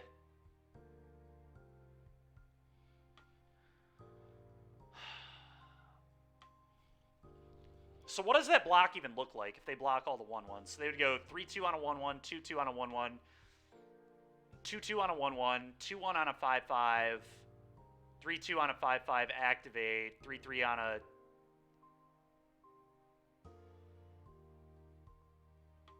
So 1/1, 1/1, 1/1. Then they would have to put both of these on 5/5s.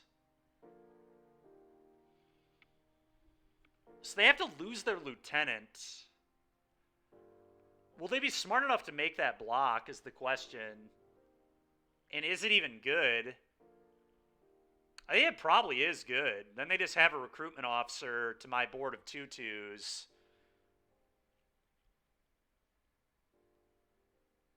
What does it look like if I hold a 1/1 back? So if I hold 1/1 back, send all my 2/2s, my 5/5s, they put 2/2 on 5/5, 2/1 on 5/5, put all these on, probably have 1/1, 1/1, 2/2, and then take a fair amount of damage. What if I just send no 1/1s at all? Maybe I'm just not supposed to send any 1/1s. It's kind of just like too free for them to make blocks on 1/1s, I feel like.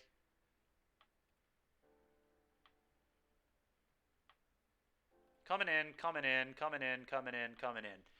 All right, so if I send with those 5, what do their blocks look like? They eat a 2/2, they chump, and then they would probably take 4. That seems fine to me. We'll save the all-out attack for next turn. Activate recruitment officers so they can figure out how they want to block. Makes sense. Vanguard. Okay. It's definitely going to make blocking easier for them, but...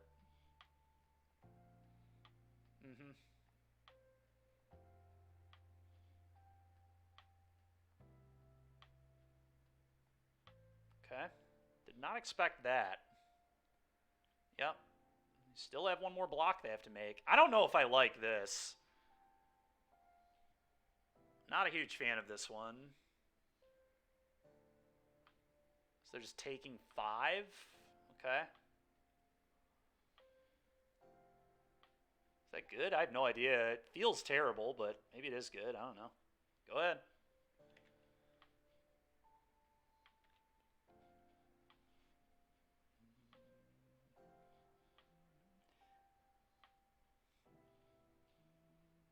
Copper Coat's fine.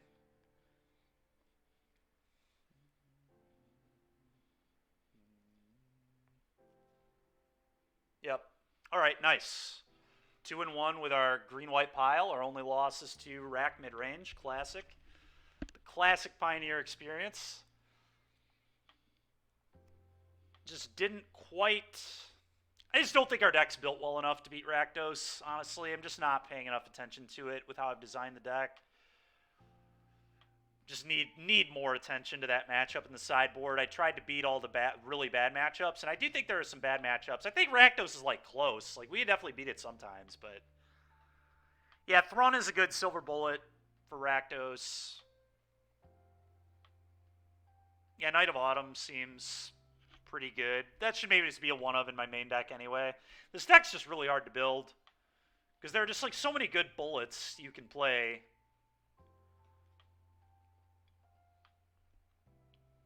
Maybe I am just not supposed to play Pack Leader. It gives me a lot more room to play more bullets. But Pack Leader's just such a good card.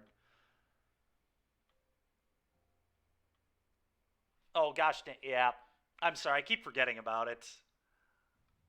I'm going to pull it up right now so I stop forgetting this.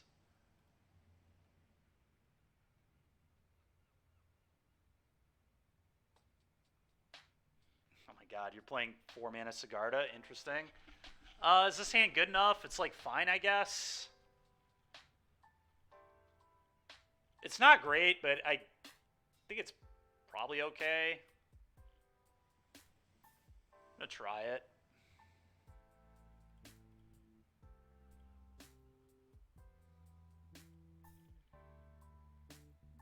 Sleight of hand.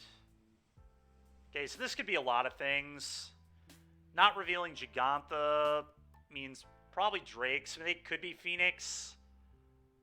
I feel like Sleight of Hand is just worse than Opt, but maybe I'm crazy.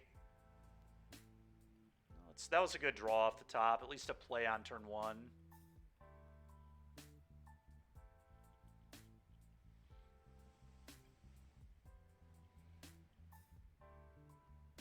Could be Prowess, but Prowess would have Gigantha, I think. Okay, combat. Attack for 1, and then I'm just going to play a 3/3. You know what they could be doing? They could be playing Creativity.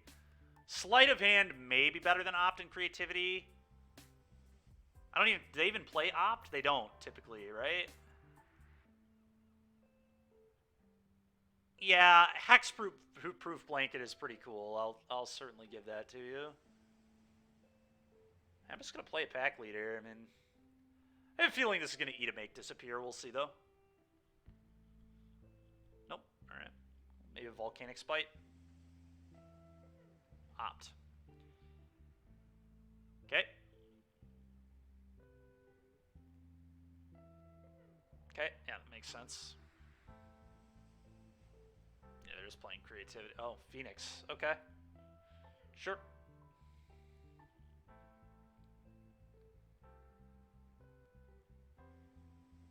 be kind of a hard matchup game 1. I've got a few tools post-board, but this matchup's kind of rough. Another matchup where Skyclave would certainly be better than Brutal Cathar, but what can you do?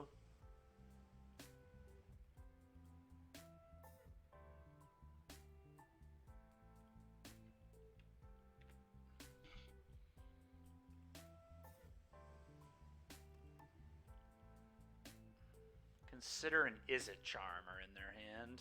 Okay.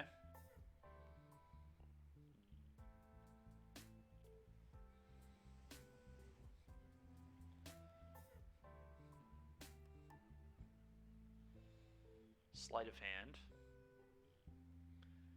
So our opponent's just playing Sleight of Hand and Opt and Consider in Phoenix. So maybe they're playing Sleight instead of the, like... I forget the name of the card.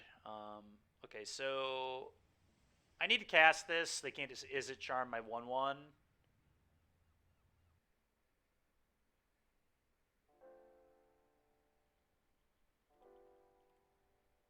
And then I'm going to send for 6, I guess.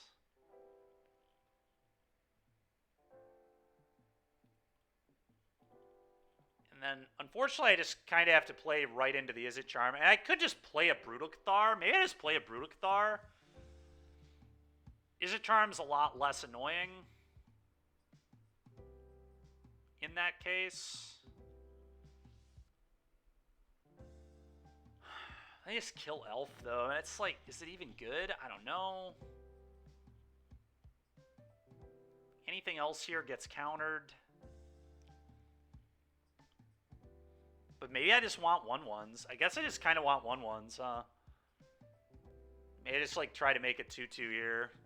Or maybe I even just run this into it. More mana efficient. Next turn I can double spell. Double spell probably matters. Alright, we'll let you eat the Huntsman's Redemption. It's fine.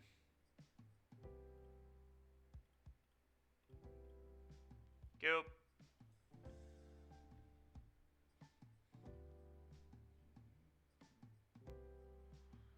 Yep.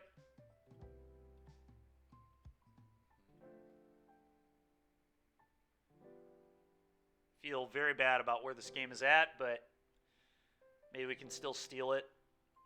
We'll say Virtue of Loyalty and Lovestruck Beast is certainly a Nombo. But I just think the card's so good. Kind of hard to not play it, but well, here comes Treasure Cruise.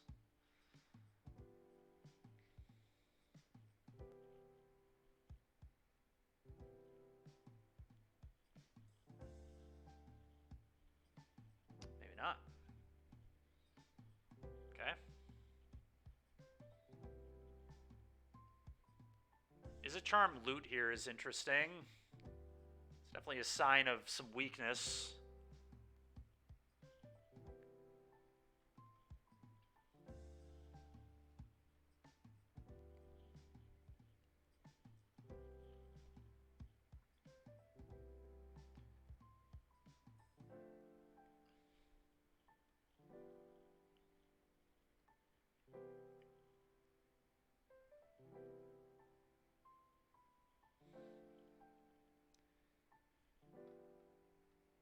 One Phoenix. Okay, I mean, this is like, that was a horrible turn. If I can keep dodging Treasure Cruise, we can maybe win.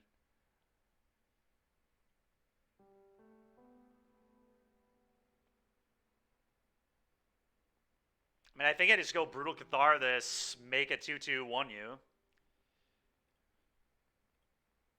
Actually, maybe a little better than Skyclave Apparition, depending on how this all goes, but...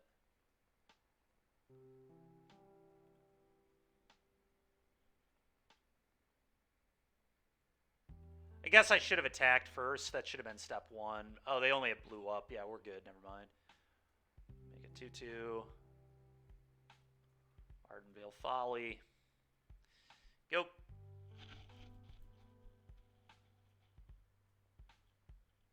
I have to get insanely lucky to win this game, but...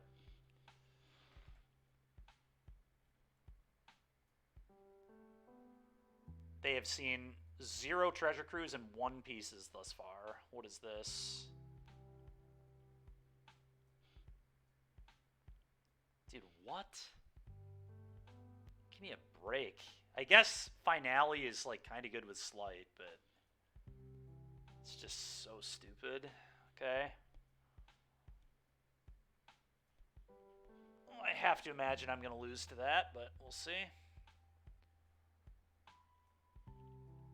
Oh. They just hit 2 more birds, huh? Yep, alright, we lose. Cool. Said I had to get lucky. We certainly did not get lucky on that pieces. Holy shit. They hit 2 birds and 2 spells. Yeah, I'm just dead on board. Alright, cool. That was really lame. Well, this guy's good. Arkans are great. Let's bring all those in. Sarah Paragon seems pretty good. Sharn is garbage. Outland Liberator is garbage. Honestly, Virtue of Loyalty, again, doesn't seem particularly good in this matchup. I think I'm going to cut them. Spellbinder is probably pretty good here, I think.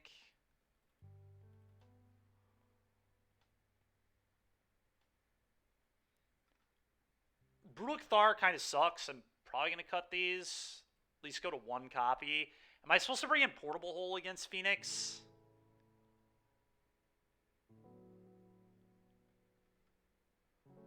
I probably am. Boonbringer Valkyrie is interesting to me, too. Yeah, I mean, the way I'm building it, I can't really deal with Thing in the Ice, so I feel like we're probably supposed to bring him in. Yeah, I think I do, too. Maybe Spellbinder isn't good.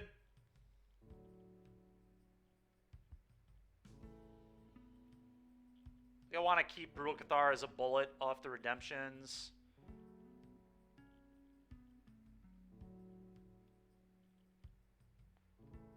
Something kind of like this. Don't hate this. It's not great, but don't hate it.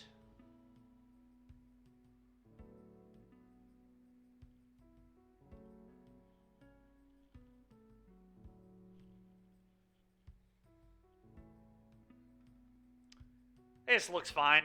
This is probably what I'm going to go with. This might be too many elves, but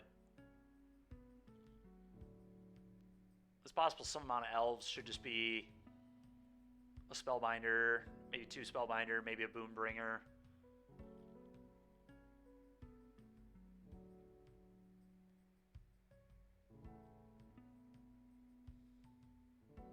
I don't know, though. Elf on 1, kind of important. I think we're going to run it like this and see how it goes. Yep, keeping this for sure all day. Sand is very sweet. Don't even have to tutor for the Paragon. It's just in my hand. Very nice. Elf go. Turn 2 will indeed play the Redemption if they do not kill my elf. If they do kill my elf, I'm going to make a 1-1. In the world, sleight of hand, sure. Alright, Huntsman's Redemption. Okay, the one of... Dude, playing these toolbox decks, man, I just draw the one-ofs all the time. It's so insane. It's just so stupid. It's like, I don't even mind having it necessarily, but it's just so dumb. Like, this just always happens when I play these decks. It's crazy.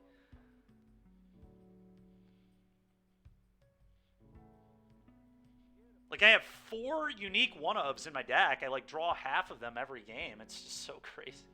Alright, that's not something I care about. Opponent's going to be in trouble here. Strangle gets pitched.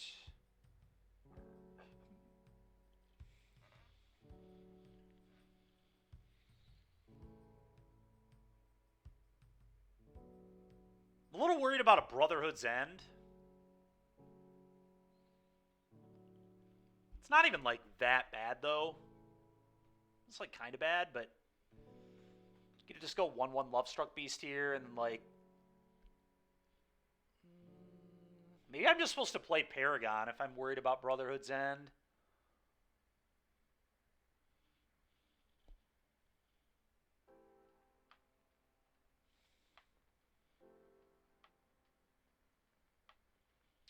You know what I could do? I could float a mana off Elf. Play the 3/4 that exiles their yard. Got a lot of options here. It's kind of tough.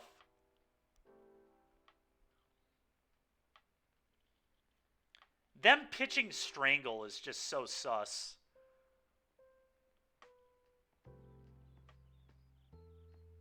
It just screams I have a sweeper in my hand to me. Or a bunch more removal, I guess, but it really screams I have sweeper.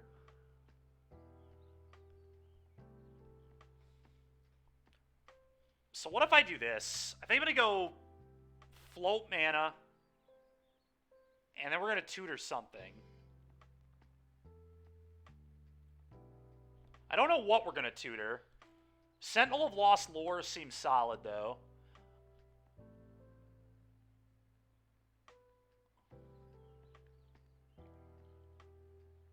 Yeah, I kind of like Sentinel of Lost Lore, and then I actually think I just play Paragon, attack for 3.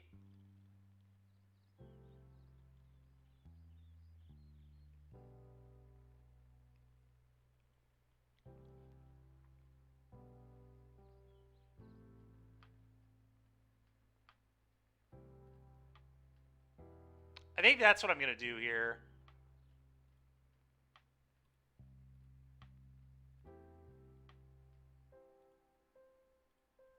And Mana Confluence paying off, by the way.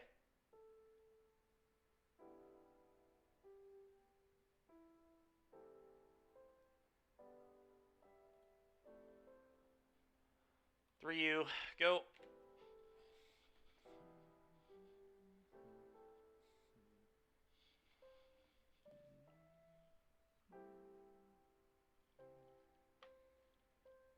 So Lightning Axe, maybe? Sure.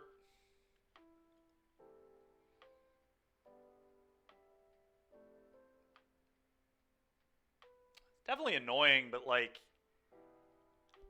this is fine. Sure. I think we played this very well. I think we put ourselves in a good spot. So they just pitched Strangle and didn't have a land drop, I guess. I'm going to play this.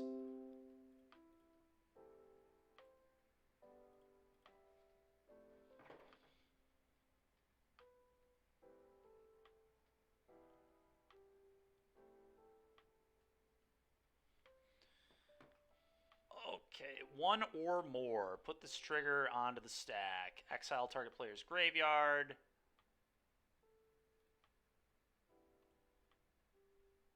Five you, go.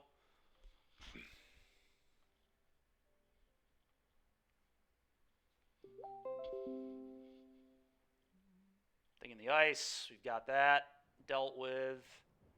Now we've really got it dealt with. Portable hold at.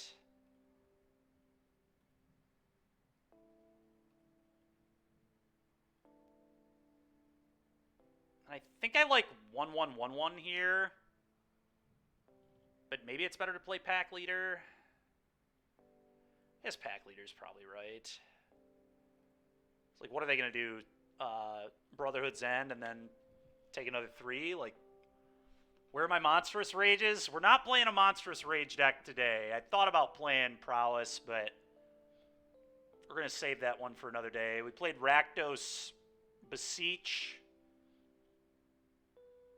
Yeah, that's fine. Well, let's make a bunch of 1/1s. Heart's Desire. We played Rakdos Beseech earlier, and now we're trying this deck.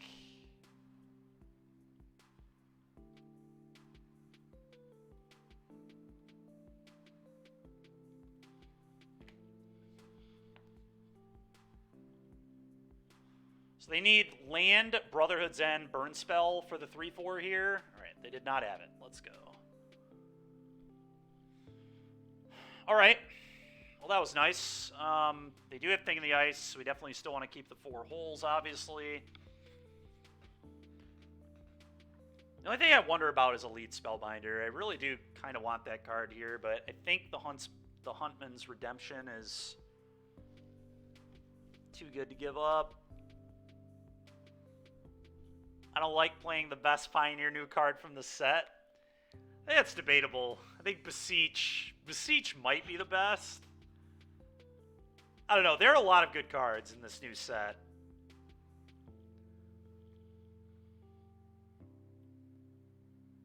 I think the white Virtue is why we're playing this deck. This card's really good too.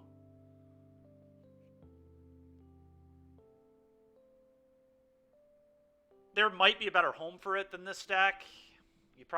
We might just want to go even wider, but the problem with going wider is like at some point you're going too wide and you just lose to mono green. Just doing your go wide nonsense because they just don't care. But yeah, I don't know. Maybe Virtue of Loyalty is better in a non-redemption deck. Like maybe I'm supposed to play Virtue of Loyalty in a more dedicated token deck, and then Huntsman's Redemption is supposed to be more of a like creature tutor package commitment. Urza Blader Scales, nice. Very nice. I know Chris has been really interested in Scales. He was a few weeks ago at least. I think I'm just going to keep this the same. It is honestly debatable that Spellbinder could just be better than Redemption. But, I don't know. Spellbinder, like, is kind of sweet. Oh, yeah, you're right, actually. Voice of Resurgence is really good with Redemption. I didn't think about that. That's probably super real, actually. I think what it probably is yeah, I don't know. It's tough, man. It's tough. At the point we don't play Pack Leader, and if we don't play Virtue of Loyalty, we could be a Giganta deck, too. We just be way more in on the redemptions. But then if we're playing Skyclave, we can't do that still. I don't know. A lot of things to think about.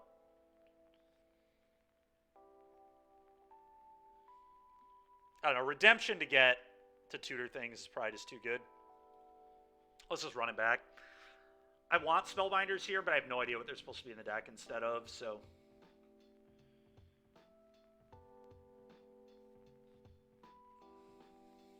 This hand's fine.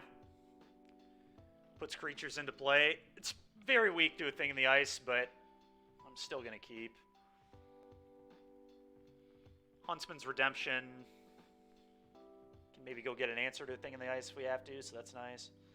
Heart's Desire. Go ahead.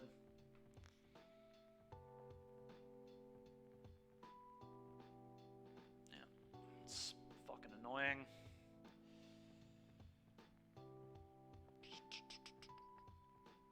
Combat, attack for 1.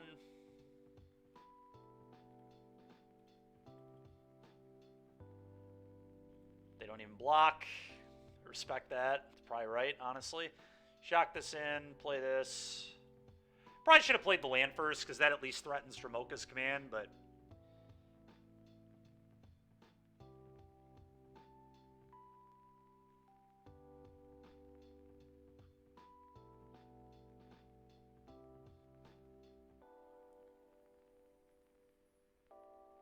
yeah, sleight of hand. Seems pretty good.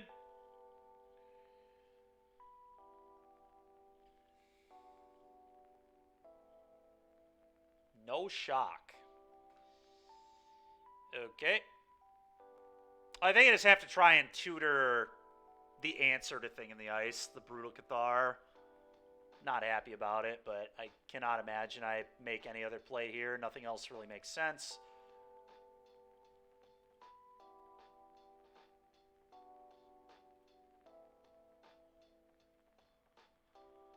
All right. Spell Pierce here would be a disaster. They didn't have Spell Pierce. They could just have the deal 3 to everything. I mean, that would be insane. I think they maybe would have cast already last turn, unless they like drew into it here, but pieces.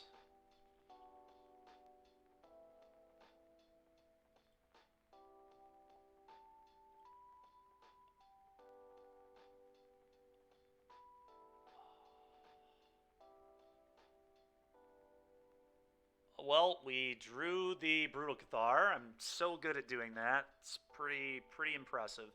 I might get a basic land. Could also go get Sentinel of Lost Lore. Turn the 1/1 into Sentinel of Lost Lore. To be able to nuke their graveyard. What did they hit? Pieces and Consider. So they have a Pieces and a Consider in their hand.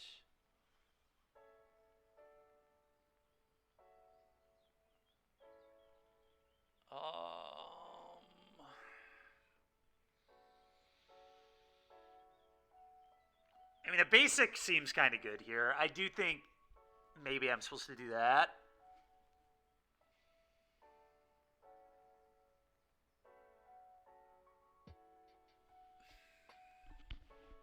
God, this is tough, man. This is tough. We really need to find Portable Hole. That's what we're going to need to find to deal with this thing in the ice again when they inevitably pieces into an answer to the Brutal. But, all right. I'm going to sack the 1/1.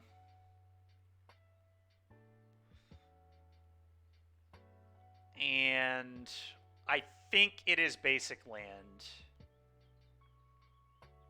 Probably.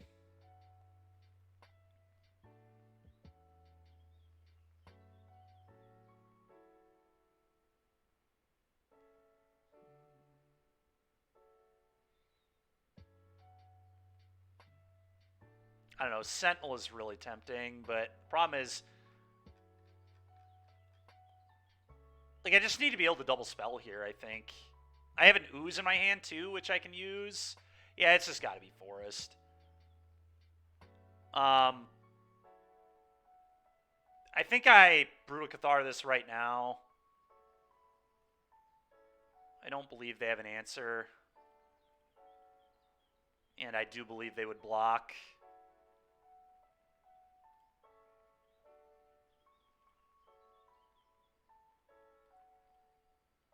Draw a card. Okay, not terrible.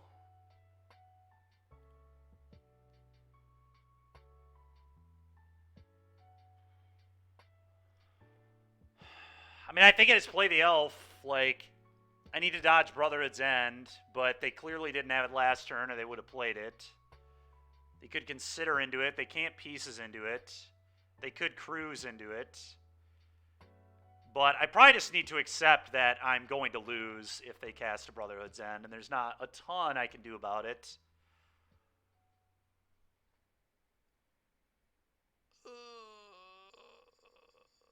Yeah. I mean, elf. The question is, do I need the mana next turn? I mean, it would be helpful. But I maybe don't need it. I get Chapter 3 here, get to pump both these. 10U with Trample. This can pump.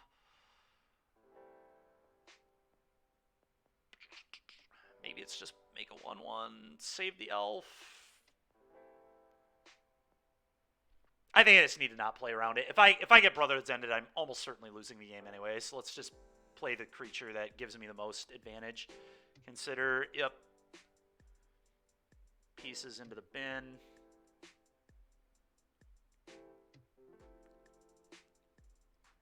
Consider. Okay.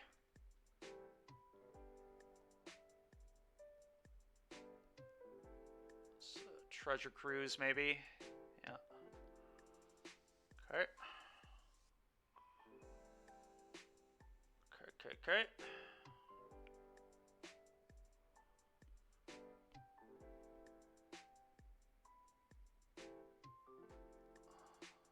Yeah. Okay.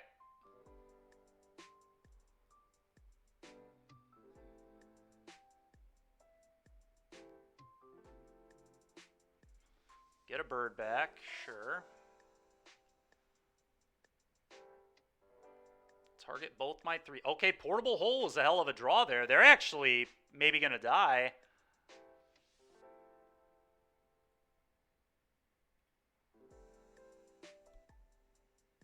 So if I portable hold this and then fire up Lair for 1, I have a lethal attack, assuming they don't have a burn spell. And they obviously don't have a burn spell, or they would have killed something. Yeah, I'm going to do this.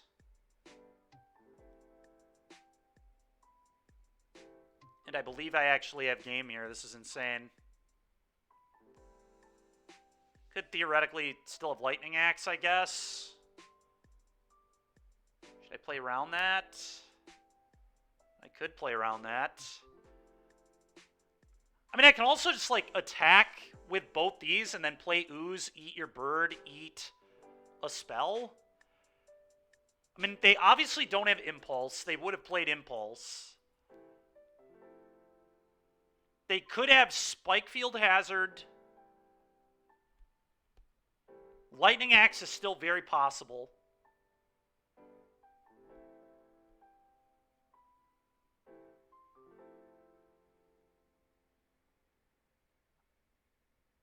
Like,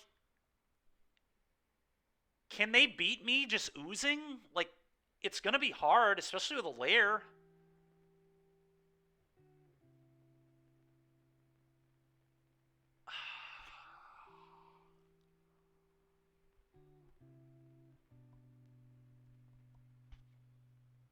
Brotherhood's End, but that doesn't do it because I have a creature over here. It's a 4/4, so it'd have to be End plus another red spell. I think we just send. I think I just send these two, don't walk into anything stupid, and then just play the Ooze. I think that makes the most sense. We also draw a card here. Yeah, because, like, a good Phoenix player is definitely not going to use Lightning Axe yet.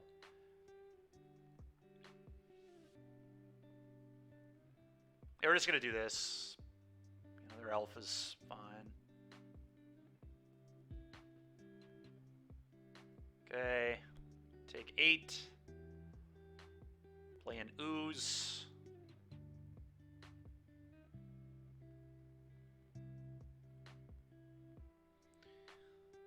Eat your bird.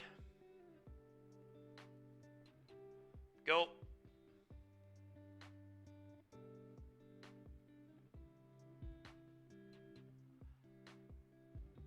Yup, I agree. They're actually just, like, actively kind of winning.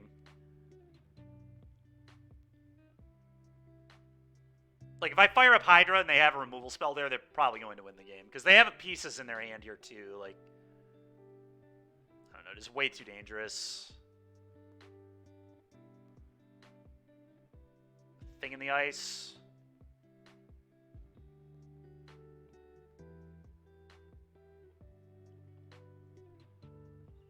Do I respond by eating Brutal Cathar?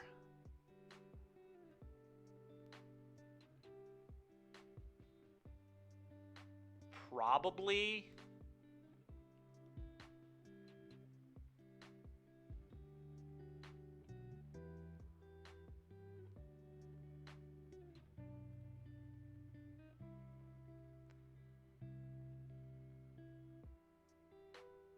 They play Impulse, right? We know they play Fiery Impulse. I think I just want to respond here. I'm gonna.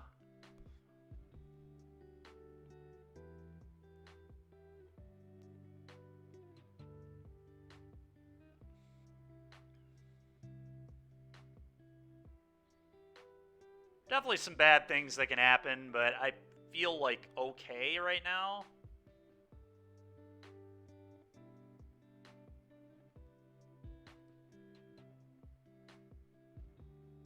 I definitely don't have it. It's not locked. I mean, they could just go like Lightning Axe, Treasure Cruise, play land, play 1-mana spell, bounce everything, have a 7/8. Like, the game is certainly not over.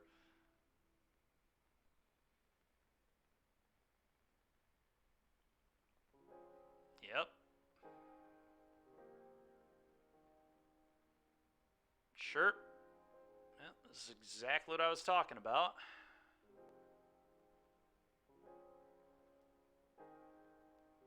Strangle. Well, they have to have another spell here. And I'm just going to attack with everything and see what they do.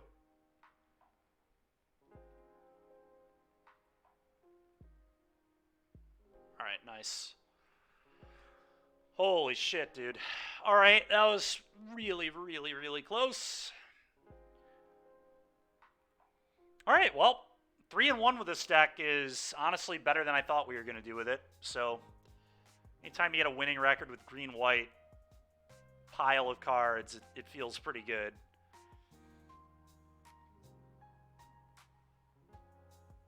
That Phoenix looks pretty good. Green-white is legit. It's fine, yeah.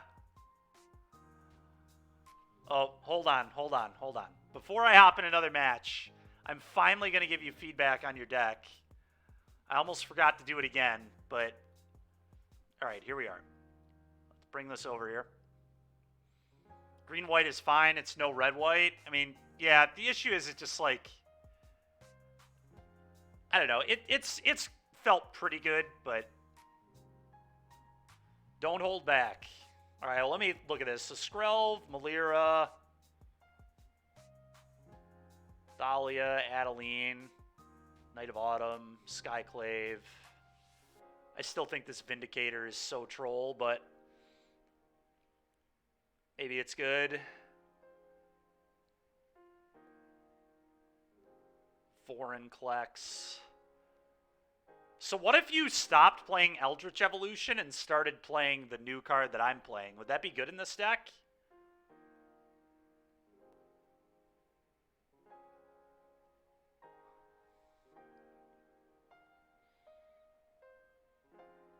Also, there are no elves? There are no elves in this deck, are there?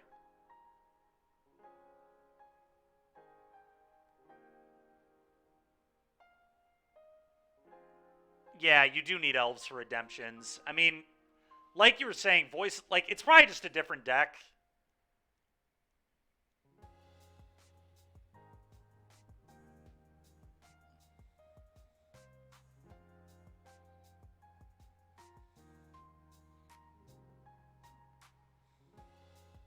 Has Sigarda been good?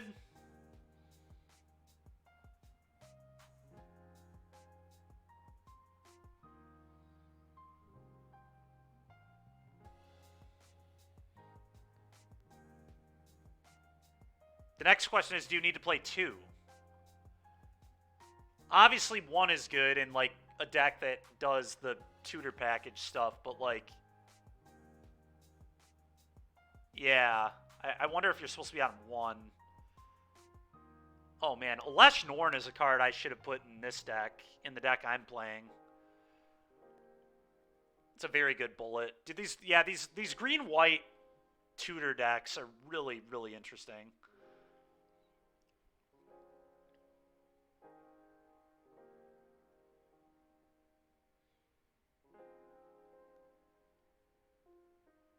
I wonder if Voice of Resurgence is good in this deck, too, because of the Eldritch Evolution. I have no idea what you would cut, but... I mean, the deck looks pretty good.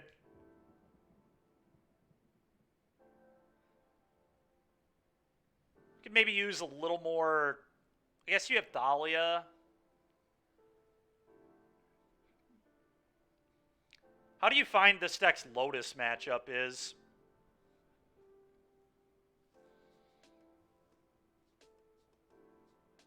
Swifty and Reckless Rage. Yeah, I know Revoker is for mono green.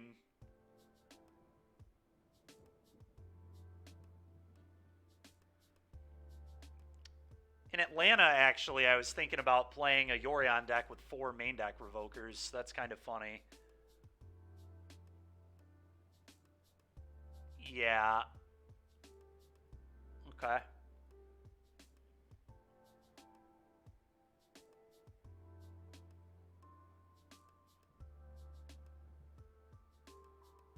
Huh.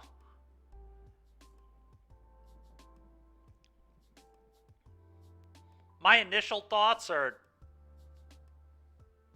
play 1 less Sigarda and play 1 other bullet, maybe.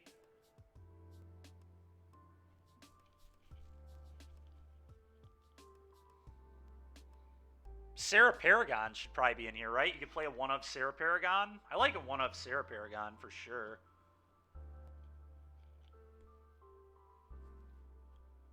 I would probably just swap one Sigarda out for one Paragon. Just have one of all that. Sure, Shalai. Yeah, Shalai's interesting.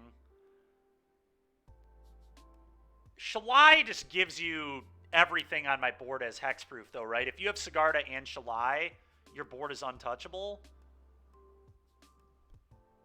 Which is pretty ridiculous. Yeah, the blanket. Yeah, exactly. Yeah, I mean, your deck looks super annoying to have to try to interact with. Malira, Skrelv. Could play like some number of extraction specialists in this deck too. But it looks sweet.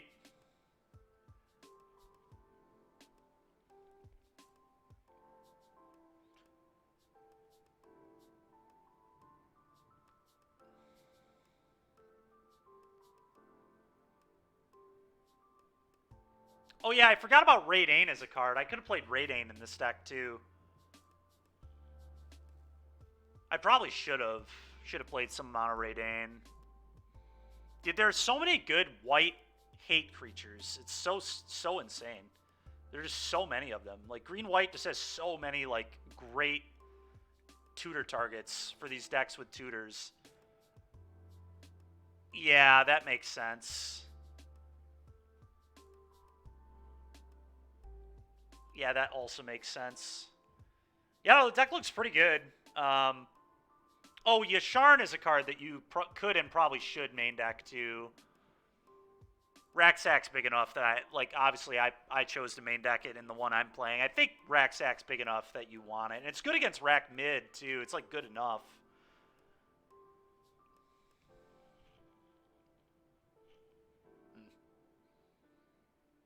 Like, I would much rather have that main deck than Vindicator, and you can sideboard this Vindicator silliness if you really think this card is good enough, but I am just very not sold on this card.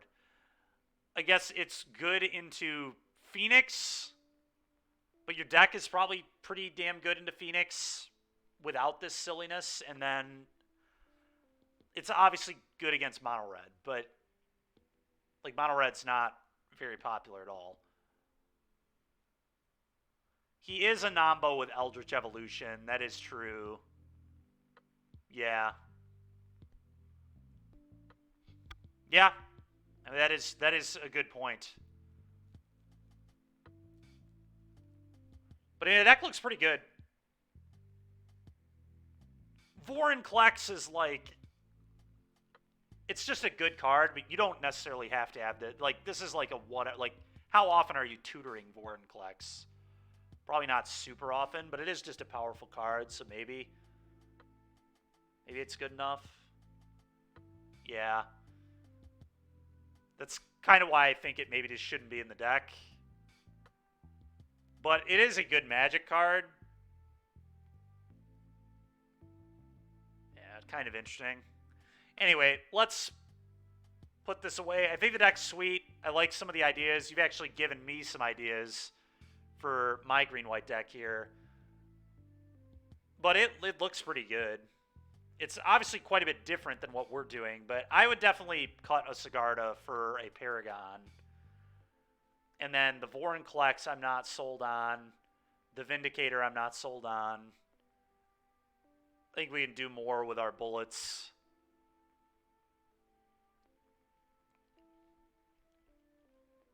Oh, Dragonlord Dramoka is really cool too. It's another one I could have played in this deck. There's so many random good green-white cards. It's so funny. All right, let's see if we can get a 4-1.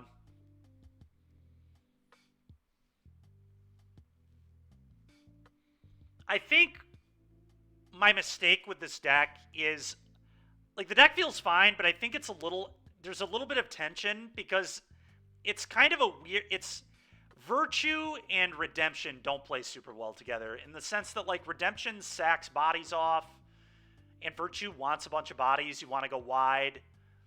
Virtue's been kind of awkward in a few matchups. Like, I feel like if you want to be a Virtue deck, you need to be a little more committed to the token theme, and we're not very committed to the token theme. And so I think moving forward with this deck, I'm going to cut the virtues, and I'm going to play more like bullets. And then there will also be a build with virtue that probably doesn't play the tutor package as much, and we play like more of a token theme and see how that goes.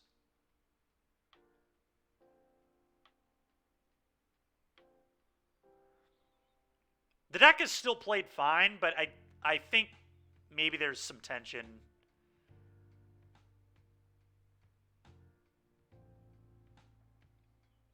And Voice of Resurgence is actually just genius. Voice should have been in the deck. Like, that is so good with the redemption. It's insane.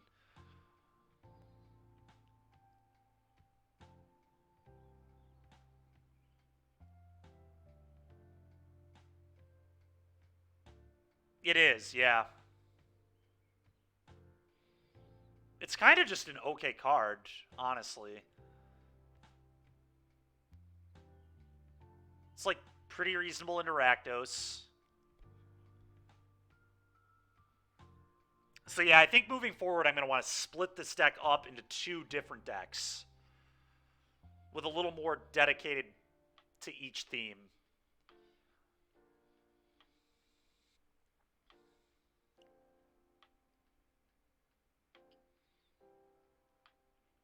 And it's hard to say if pack leaders should or should not be in the deck. I mean, it has been a large reason we've won a lot of our games. It's just a good Magic card.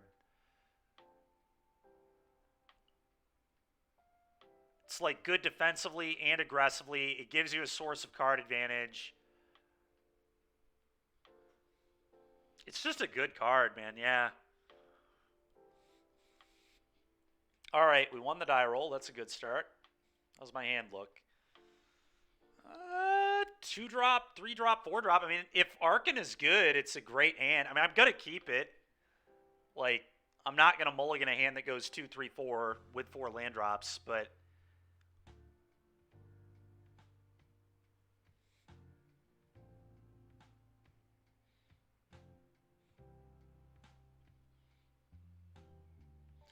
So, it makes a 2/2 knight for 2 mana, Chainsaw, and then it's a 5 mana enchantment. At the beginning of your end step, you put a counter on all your creatures and untap all of them.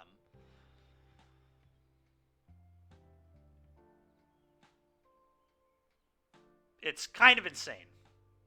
Yeah, it's pretty sweet.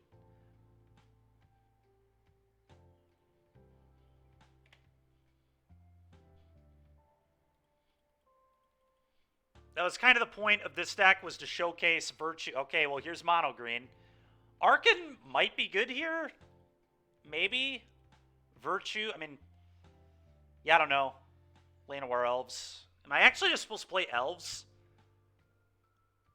I kind of just want to go Elf into Chariot now. Just get on the board as, like, Elf into Chariot into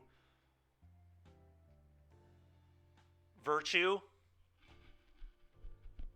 And just get as much power as quickly as possible.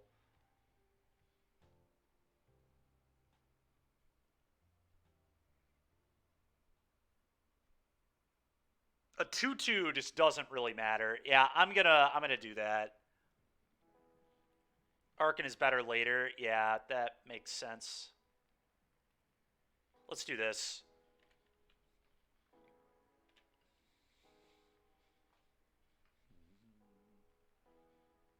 Sure.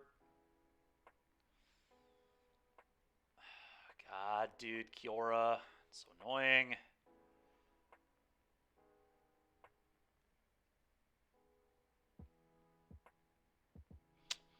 I'm probably just supposed to play Chariot. This is not great, though, but... I mean, I could play Arkan. I just don't think the Arkan does very much. And we just want to power... Like, next turn I could go 2/2 Arkan if I don't want a Virtue. This also pressures the Kiora, potentially.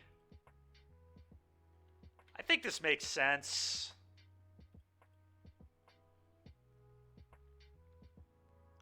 Yeah, I agree. Post board, we can board in the subjugator. I mean, we're going to get a lot of good cards post board, so that's nice.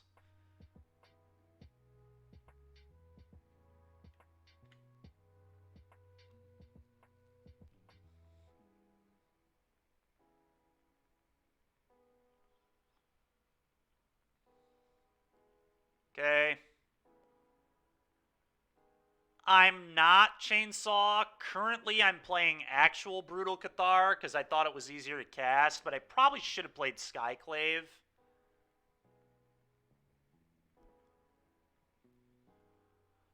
Oh, Jesus Christ. Alright, well, that's pretty bad for me.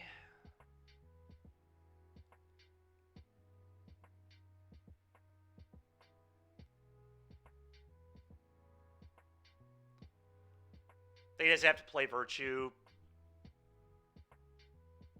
Make this a creature. Put counters on everything. I don't know. This is so rough. I guess I could go make a 2-2 play Arcan. Like, maybe that's better. Then they can only play one spell. The next turn I can Virtue.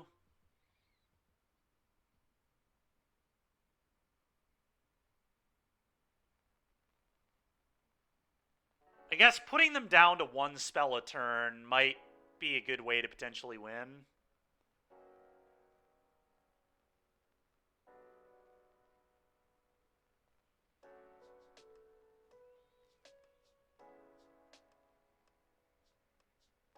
I don't know. It's close.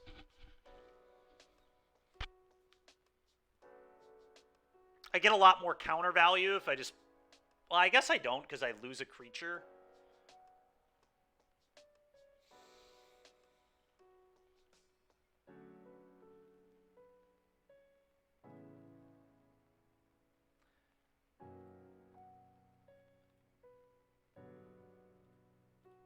I guess I'm just going to do this. Go. I think this sets me up to maybe win. Maybe. It's going to be very hard to win still, but this at least gives me a chance. Whereas I feel like if I do the other play, I'm just not winning the game. Okay. Well, they can't play another spell, so that's good. They did it as Storm.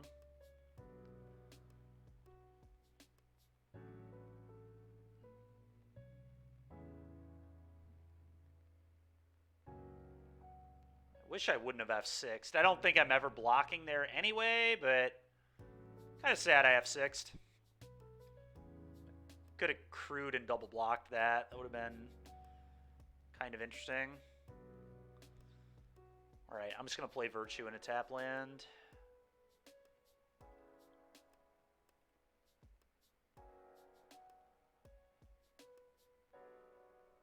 Hopefully they don't have Beseech. That would suck very badly.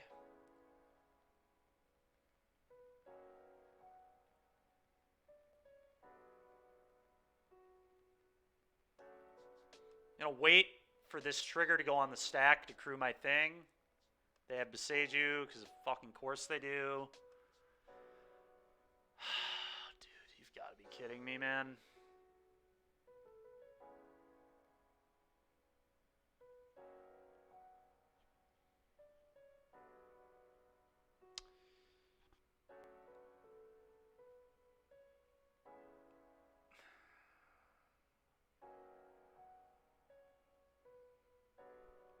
I mean, I think we just move on. I don't really want to fuck with this game anymore. Just like so dead, it's ridiculous. Alright, well, good old mono green. Gotta love mono green. Gotta hate mono green so much. It's such a goddamn annoying deck. Alright, Subjugator's good. Spellbinders are probably good. Portable Holes are good. I don't actually know if Arcan is even good against mono green. This card sucks. Pack Leader kind of sucks. Ooze sucks. I feel like Arcan is also just not good.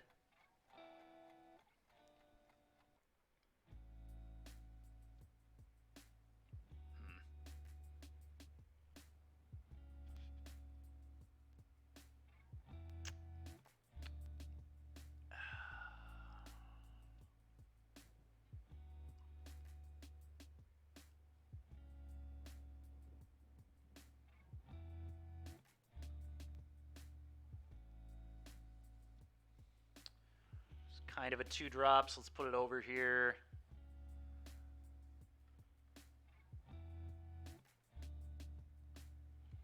Could see maybe trimming on Chariots, but I think going wide is pretty important for this deck. This is different than a usual Chariot deck against mono green. Trimming Lovestruck Beast is possible. I think Beast is quite good, though. Could see trimming, like,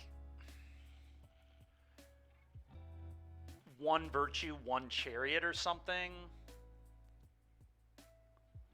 I could cut the Outland Liberator. It's kind of not super needed. But yeah, maybe this card just isn't it.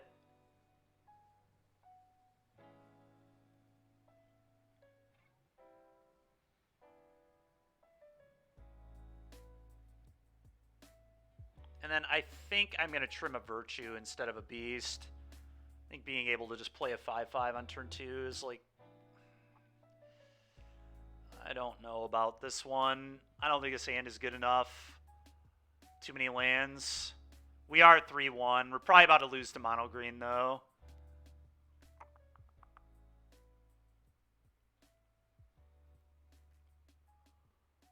I think... Yeah, I just don't think this hand is quite good enough. I mean, it has interaction for a fast start. It gets a little bit of pressure. I think we can probably do better than this. I'm going to mull.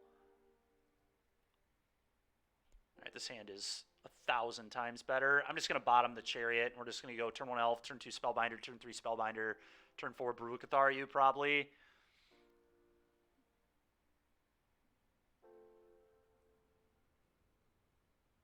When in doubt, mulligan to Llanowar Elf, I guess. Keep, bottom.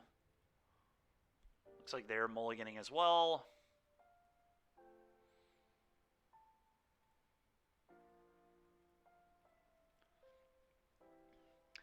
I think if they play an elf, I'm just going to Spellbind them and leave the elf alone. But it's possible I'm just supposed to Baruch-Cathar the elf. Yeah, maybe I just Cathar the elf.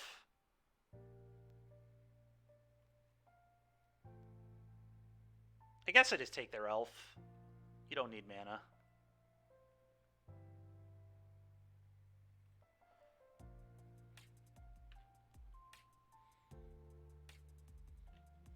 This is a matchup where I think Baruch-Cathar is a little better than Apparition, but...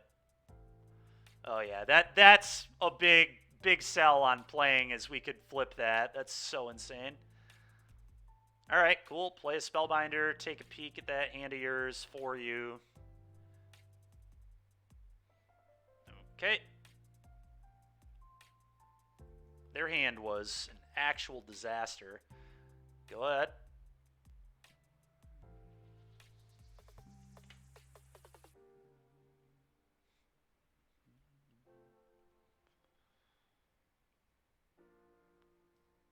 Okay, I'm just going to Spellbind them again.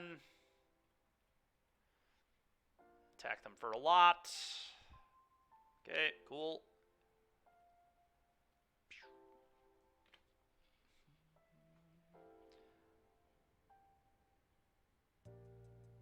And opponent probably just going to die. So we just have to mulligan to a hand like this again. Just elf and to annihilate your hand. Or Portable Hole on the draw. Yeah, I mean, we had a... I mean, that was a broken hand. Elf into Spellbinder... Spellbind, like...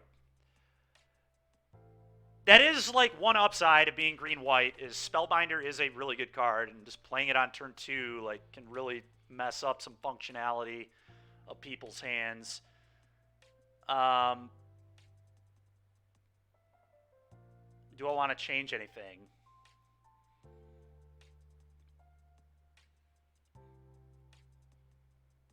I think Virtue of Loyalty is like even worse on the draw. I think I'm going to trim another one and bring in the Outlast, the Liberator again.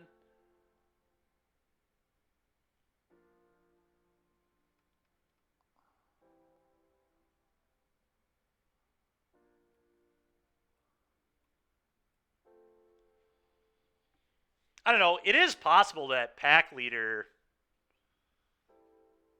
is just like maybe Virtue is just bad. Like maybe that's not a good game plan here. Yeah, their hand was kind of a joke. They probably should have mulled to 5, but my hand probably would have beaten most mull to 5s. No matter what, they had the top deck to win that game because Spellbinder just tore everything apart.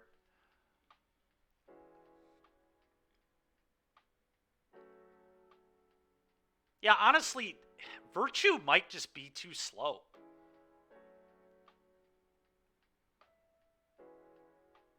Especially on the draw. Like, may I just cut this entirely?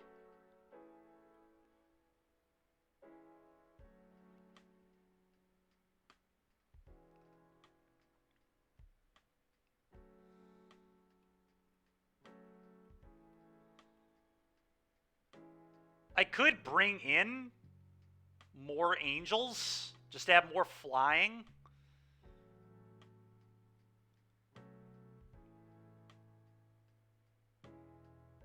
And Sarah Paragon can replay Redemptions, which is kind of cool.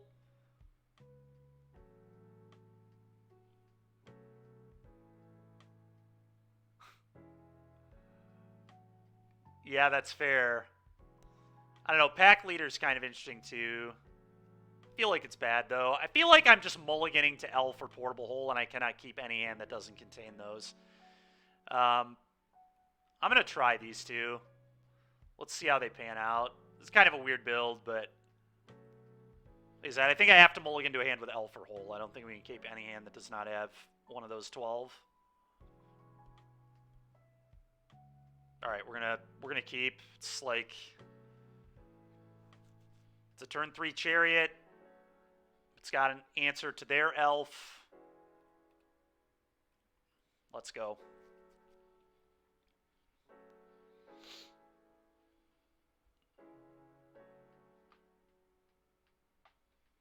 Yep, I'll be dealing with that.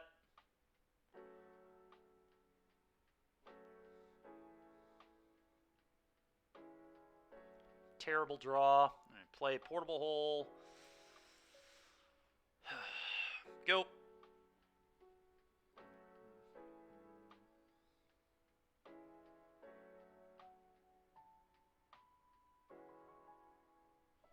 All right, Elf. Oh, this is where cutting Virtue is going to look kind of depressing because Virtue would certainly be a better draw than either of those angels, but here we are. I guess I just play this, play Elf.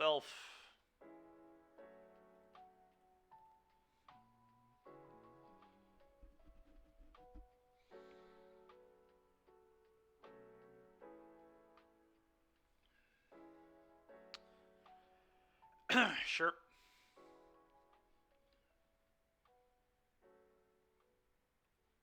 Play Chariot. 1-year Kiora, I guess.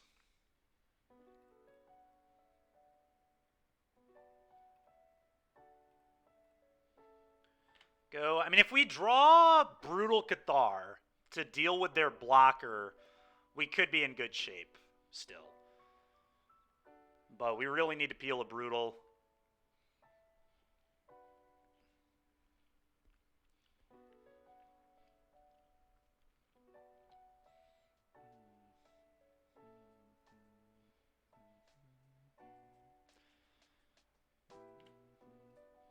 And I'm going to be, I guess, Boonbringer Angel, ironically,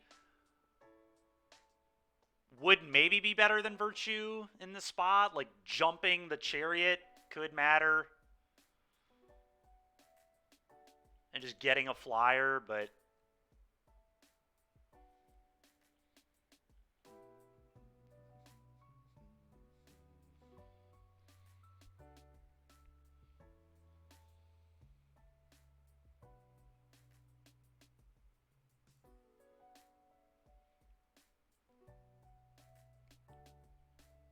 Okay.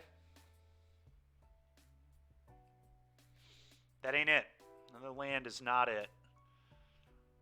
I can kill this Kiora if I just play another Chariot, and I think that's the play I'm going to make. Just get this stupid thing off the table. Make another cat.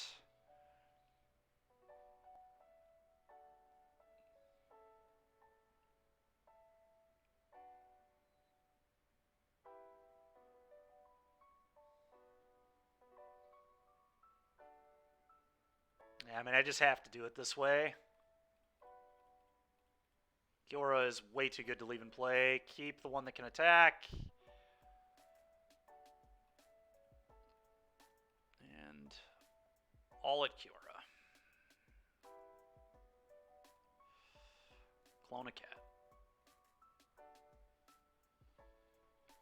Yeah, I mean, the thing that anthems my board is just so much better than Sarah Paragon or Boonbringer would be here. It's just insane, but what are you going to do? I mean, at the end of the day, I kind of just need to draw Bruchthar. If I draw Bruchthar, I can remove their blocker, hit them for 12.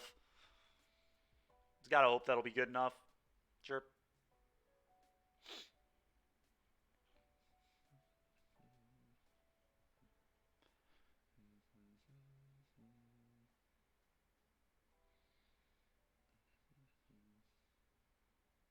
Yep.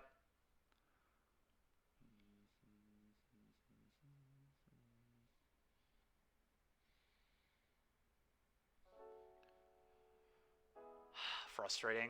Really frustrating. I mean, I think we definitely can win this matchup. I mean, we have to not draw like this. Just 1,000 lands. I mean, do I try and go wide? I mean, I guess that probably has to be the only out. Is just attacking all and trying to get in there and win the game. No other way I'm winning, so let's just slam. They take 10. Go ahead. Yeah, just a little short of the juice here. Just needed maybe one more spell. Could have won this game if we hit it in a timely fashion.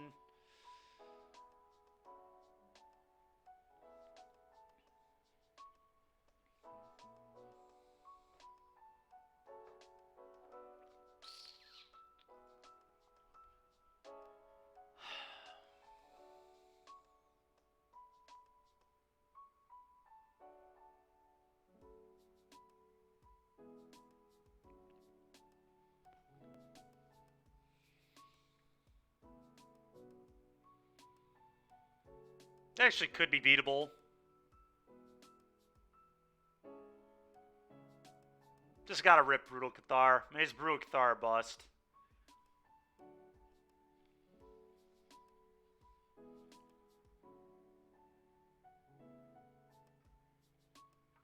The good news is I don't have to be too upset about the way I sideboarded, because I certainly wasn't boarding out lands, so...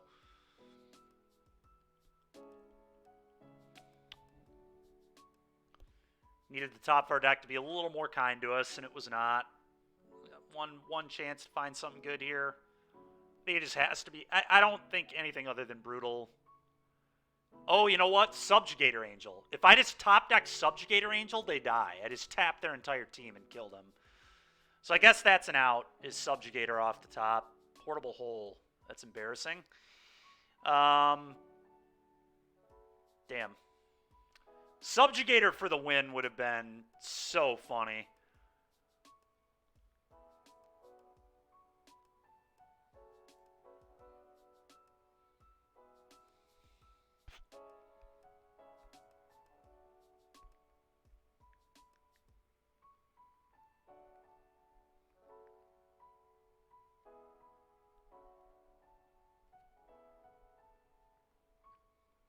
Does attacking all make sense? If I portable hole an elf, attack all, they get to eat 2/2/2s. You trade the elves.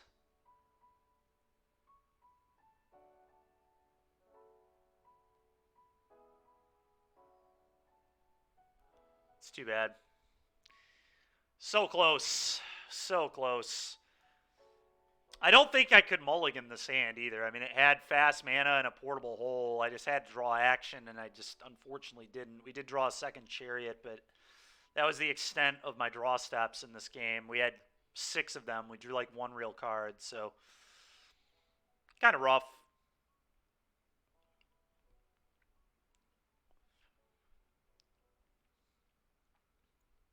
Just trying to think if portable hole attack all is a reasonable play.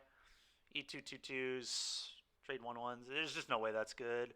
I just have to hope they're stupid and like make a play that could possibly lose to Subjugator Angel, which is a card they will certainly not play around, but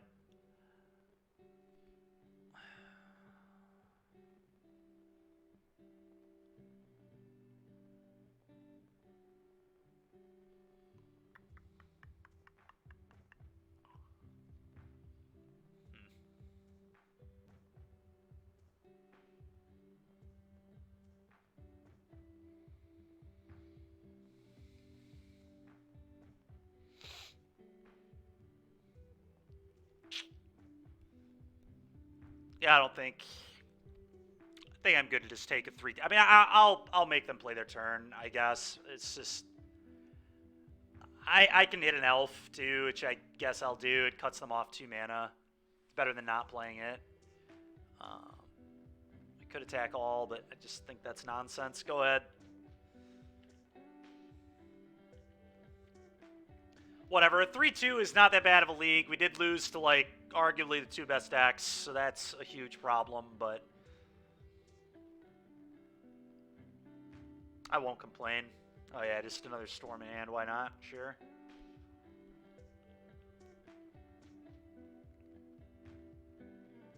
Does Karn kill me? Another Nykthos plus Karn almost certainly does. Yeah, not bad.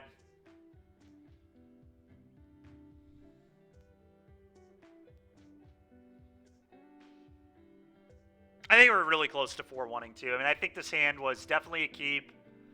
I drew 1 good spell in 7 draws, so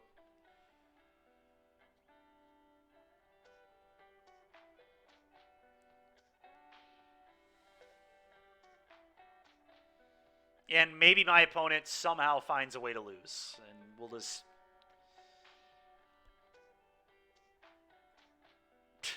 just more Nykthos action. You gotta love Nykthos. What a fun Magic card Nykthos is.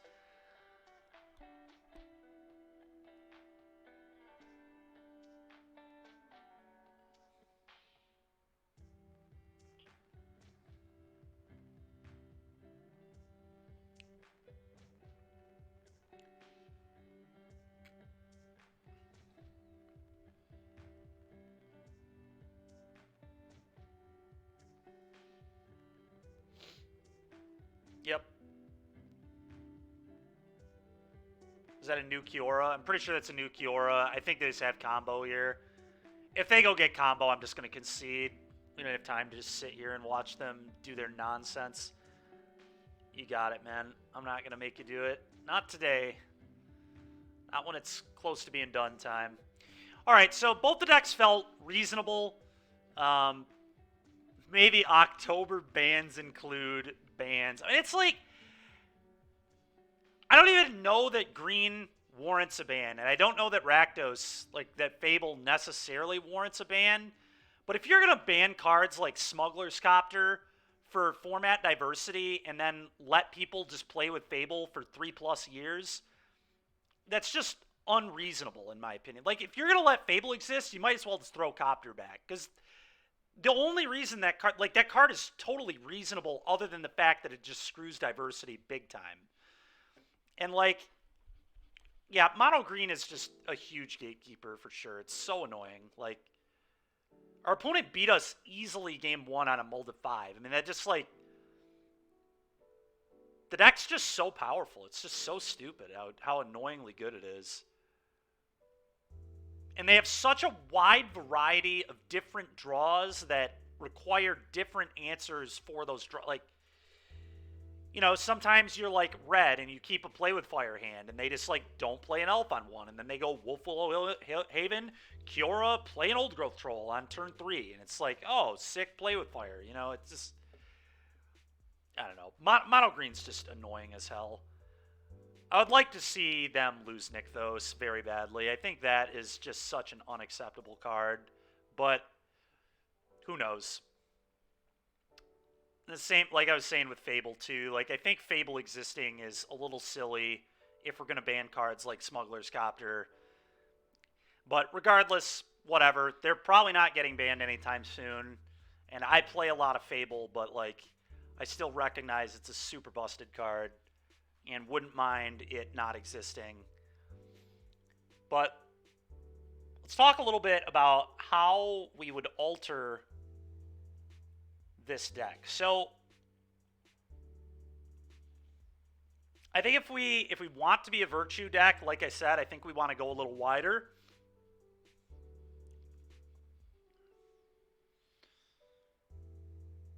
So there's a version of this deck that cuts Virtue, and then there's a version of this deck that cuts the Huntsman's Redemption, I think. Yeah, and then we like randomly cut the one-ofs and stuff.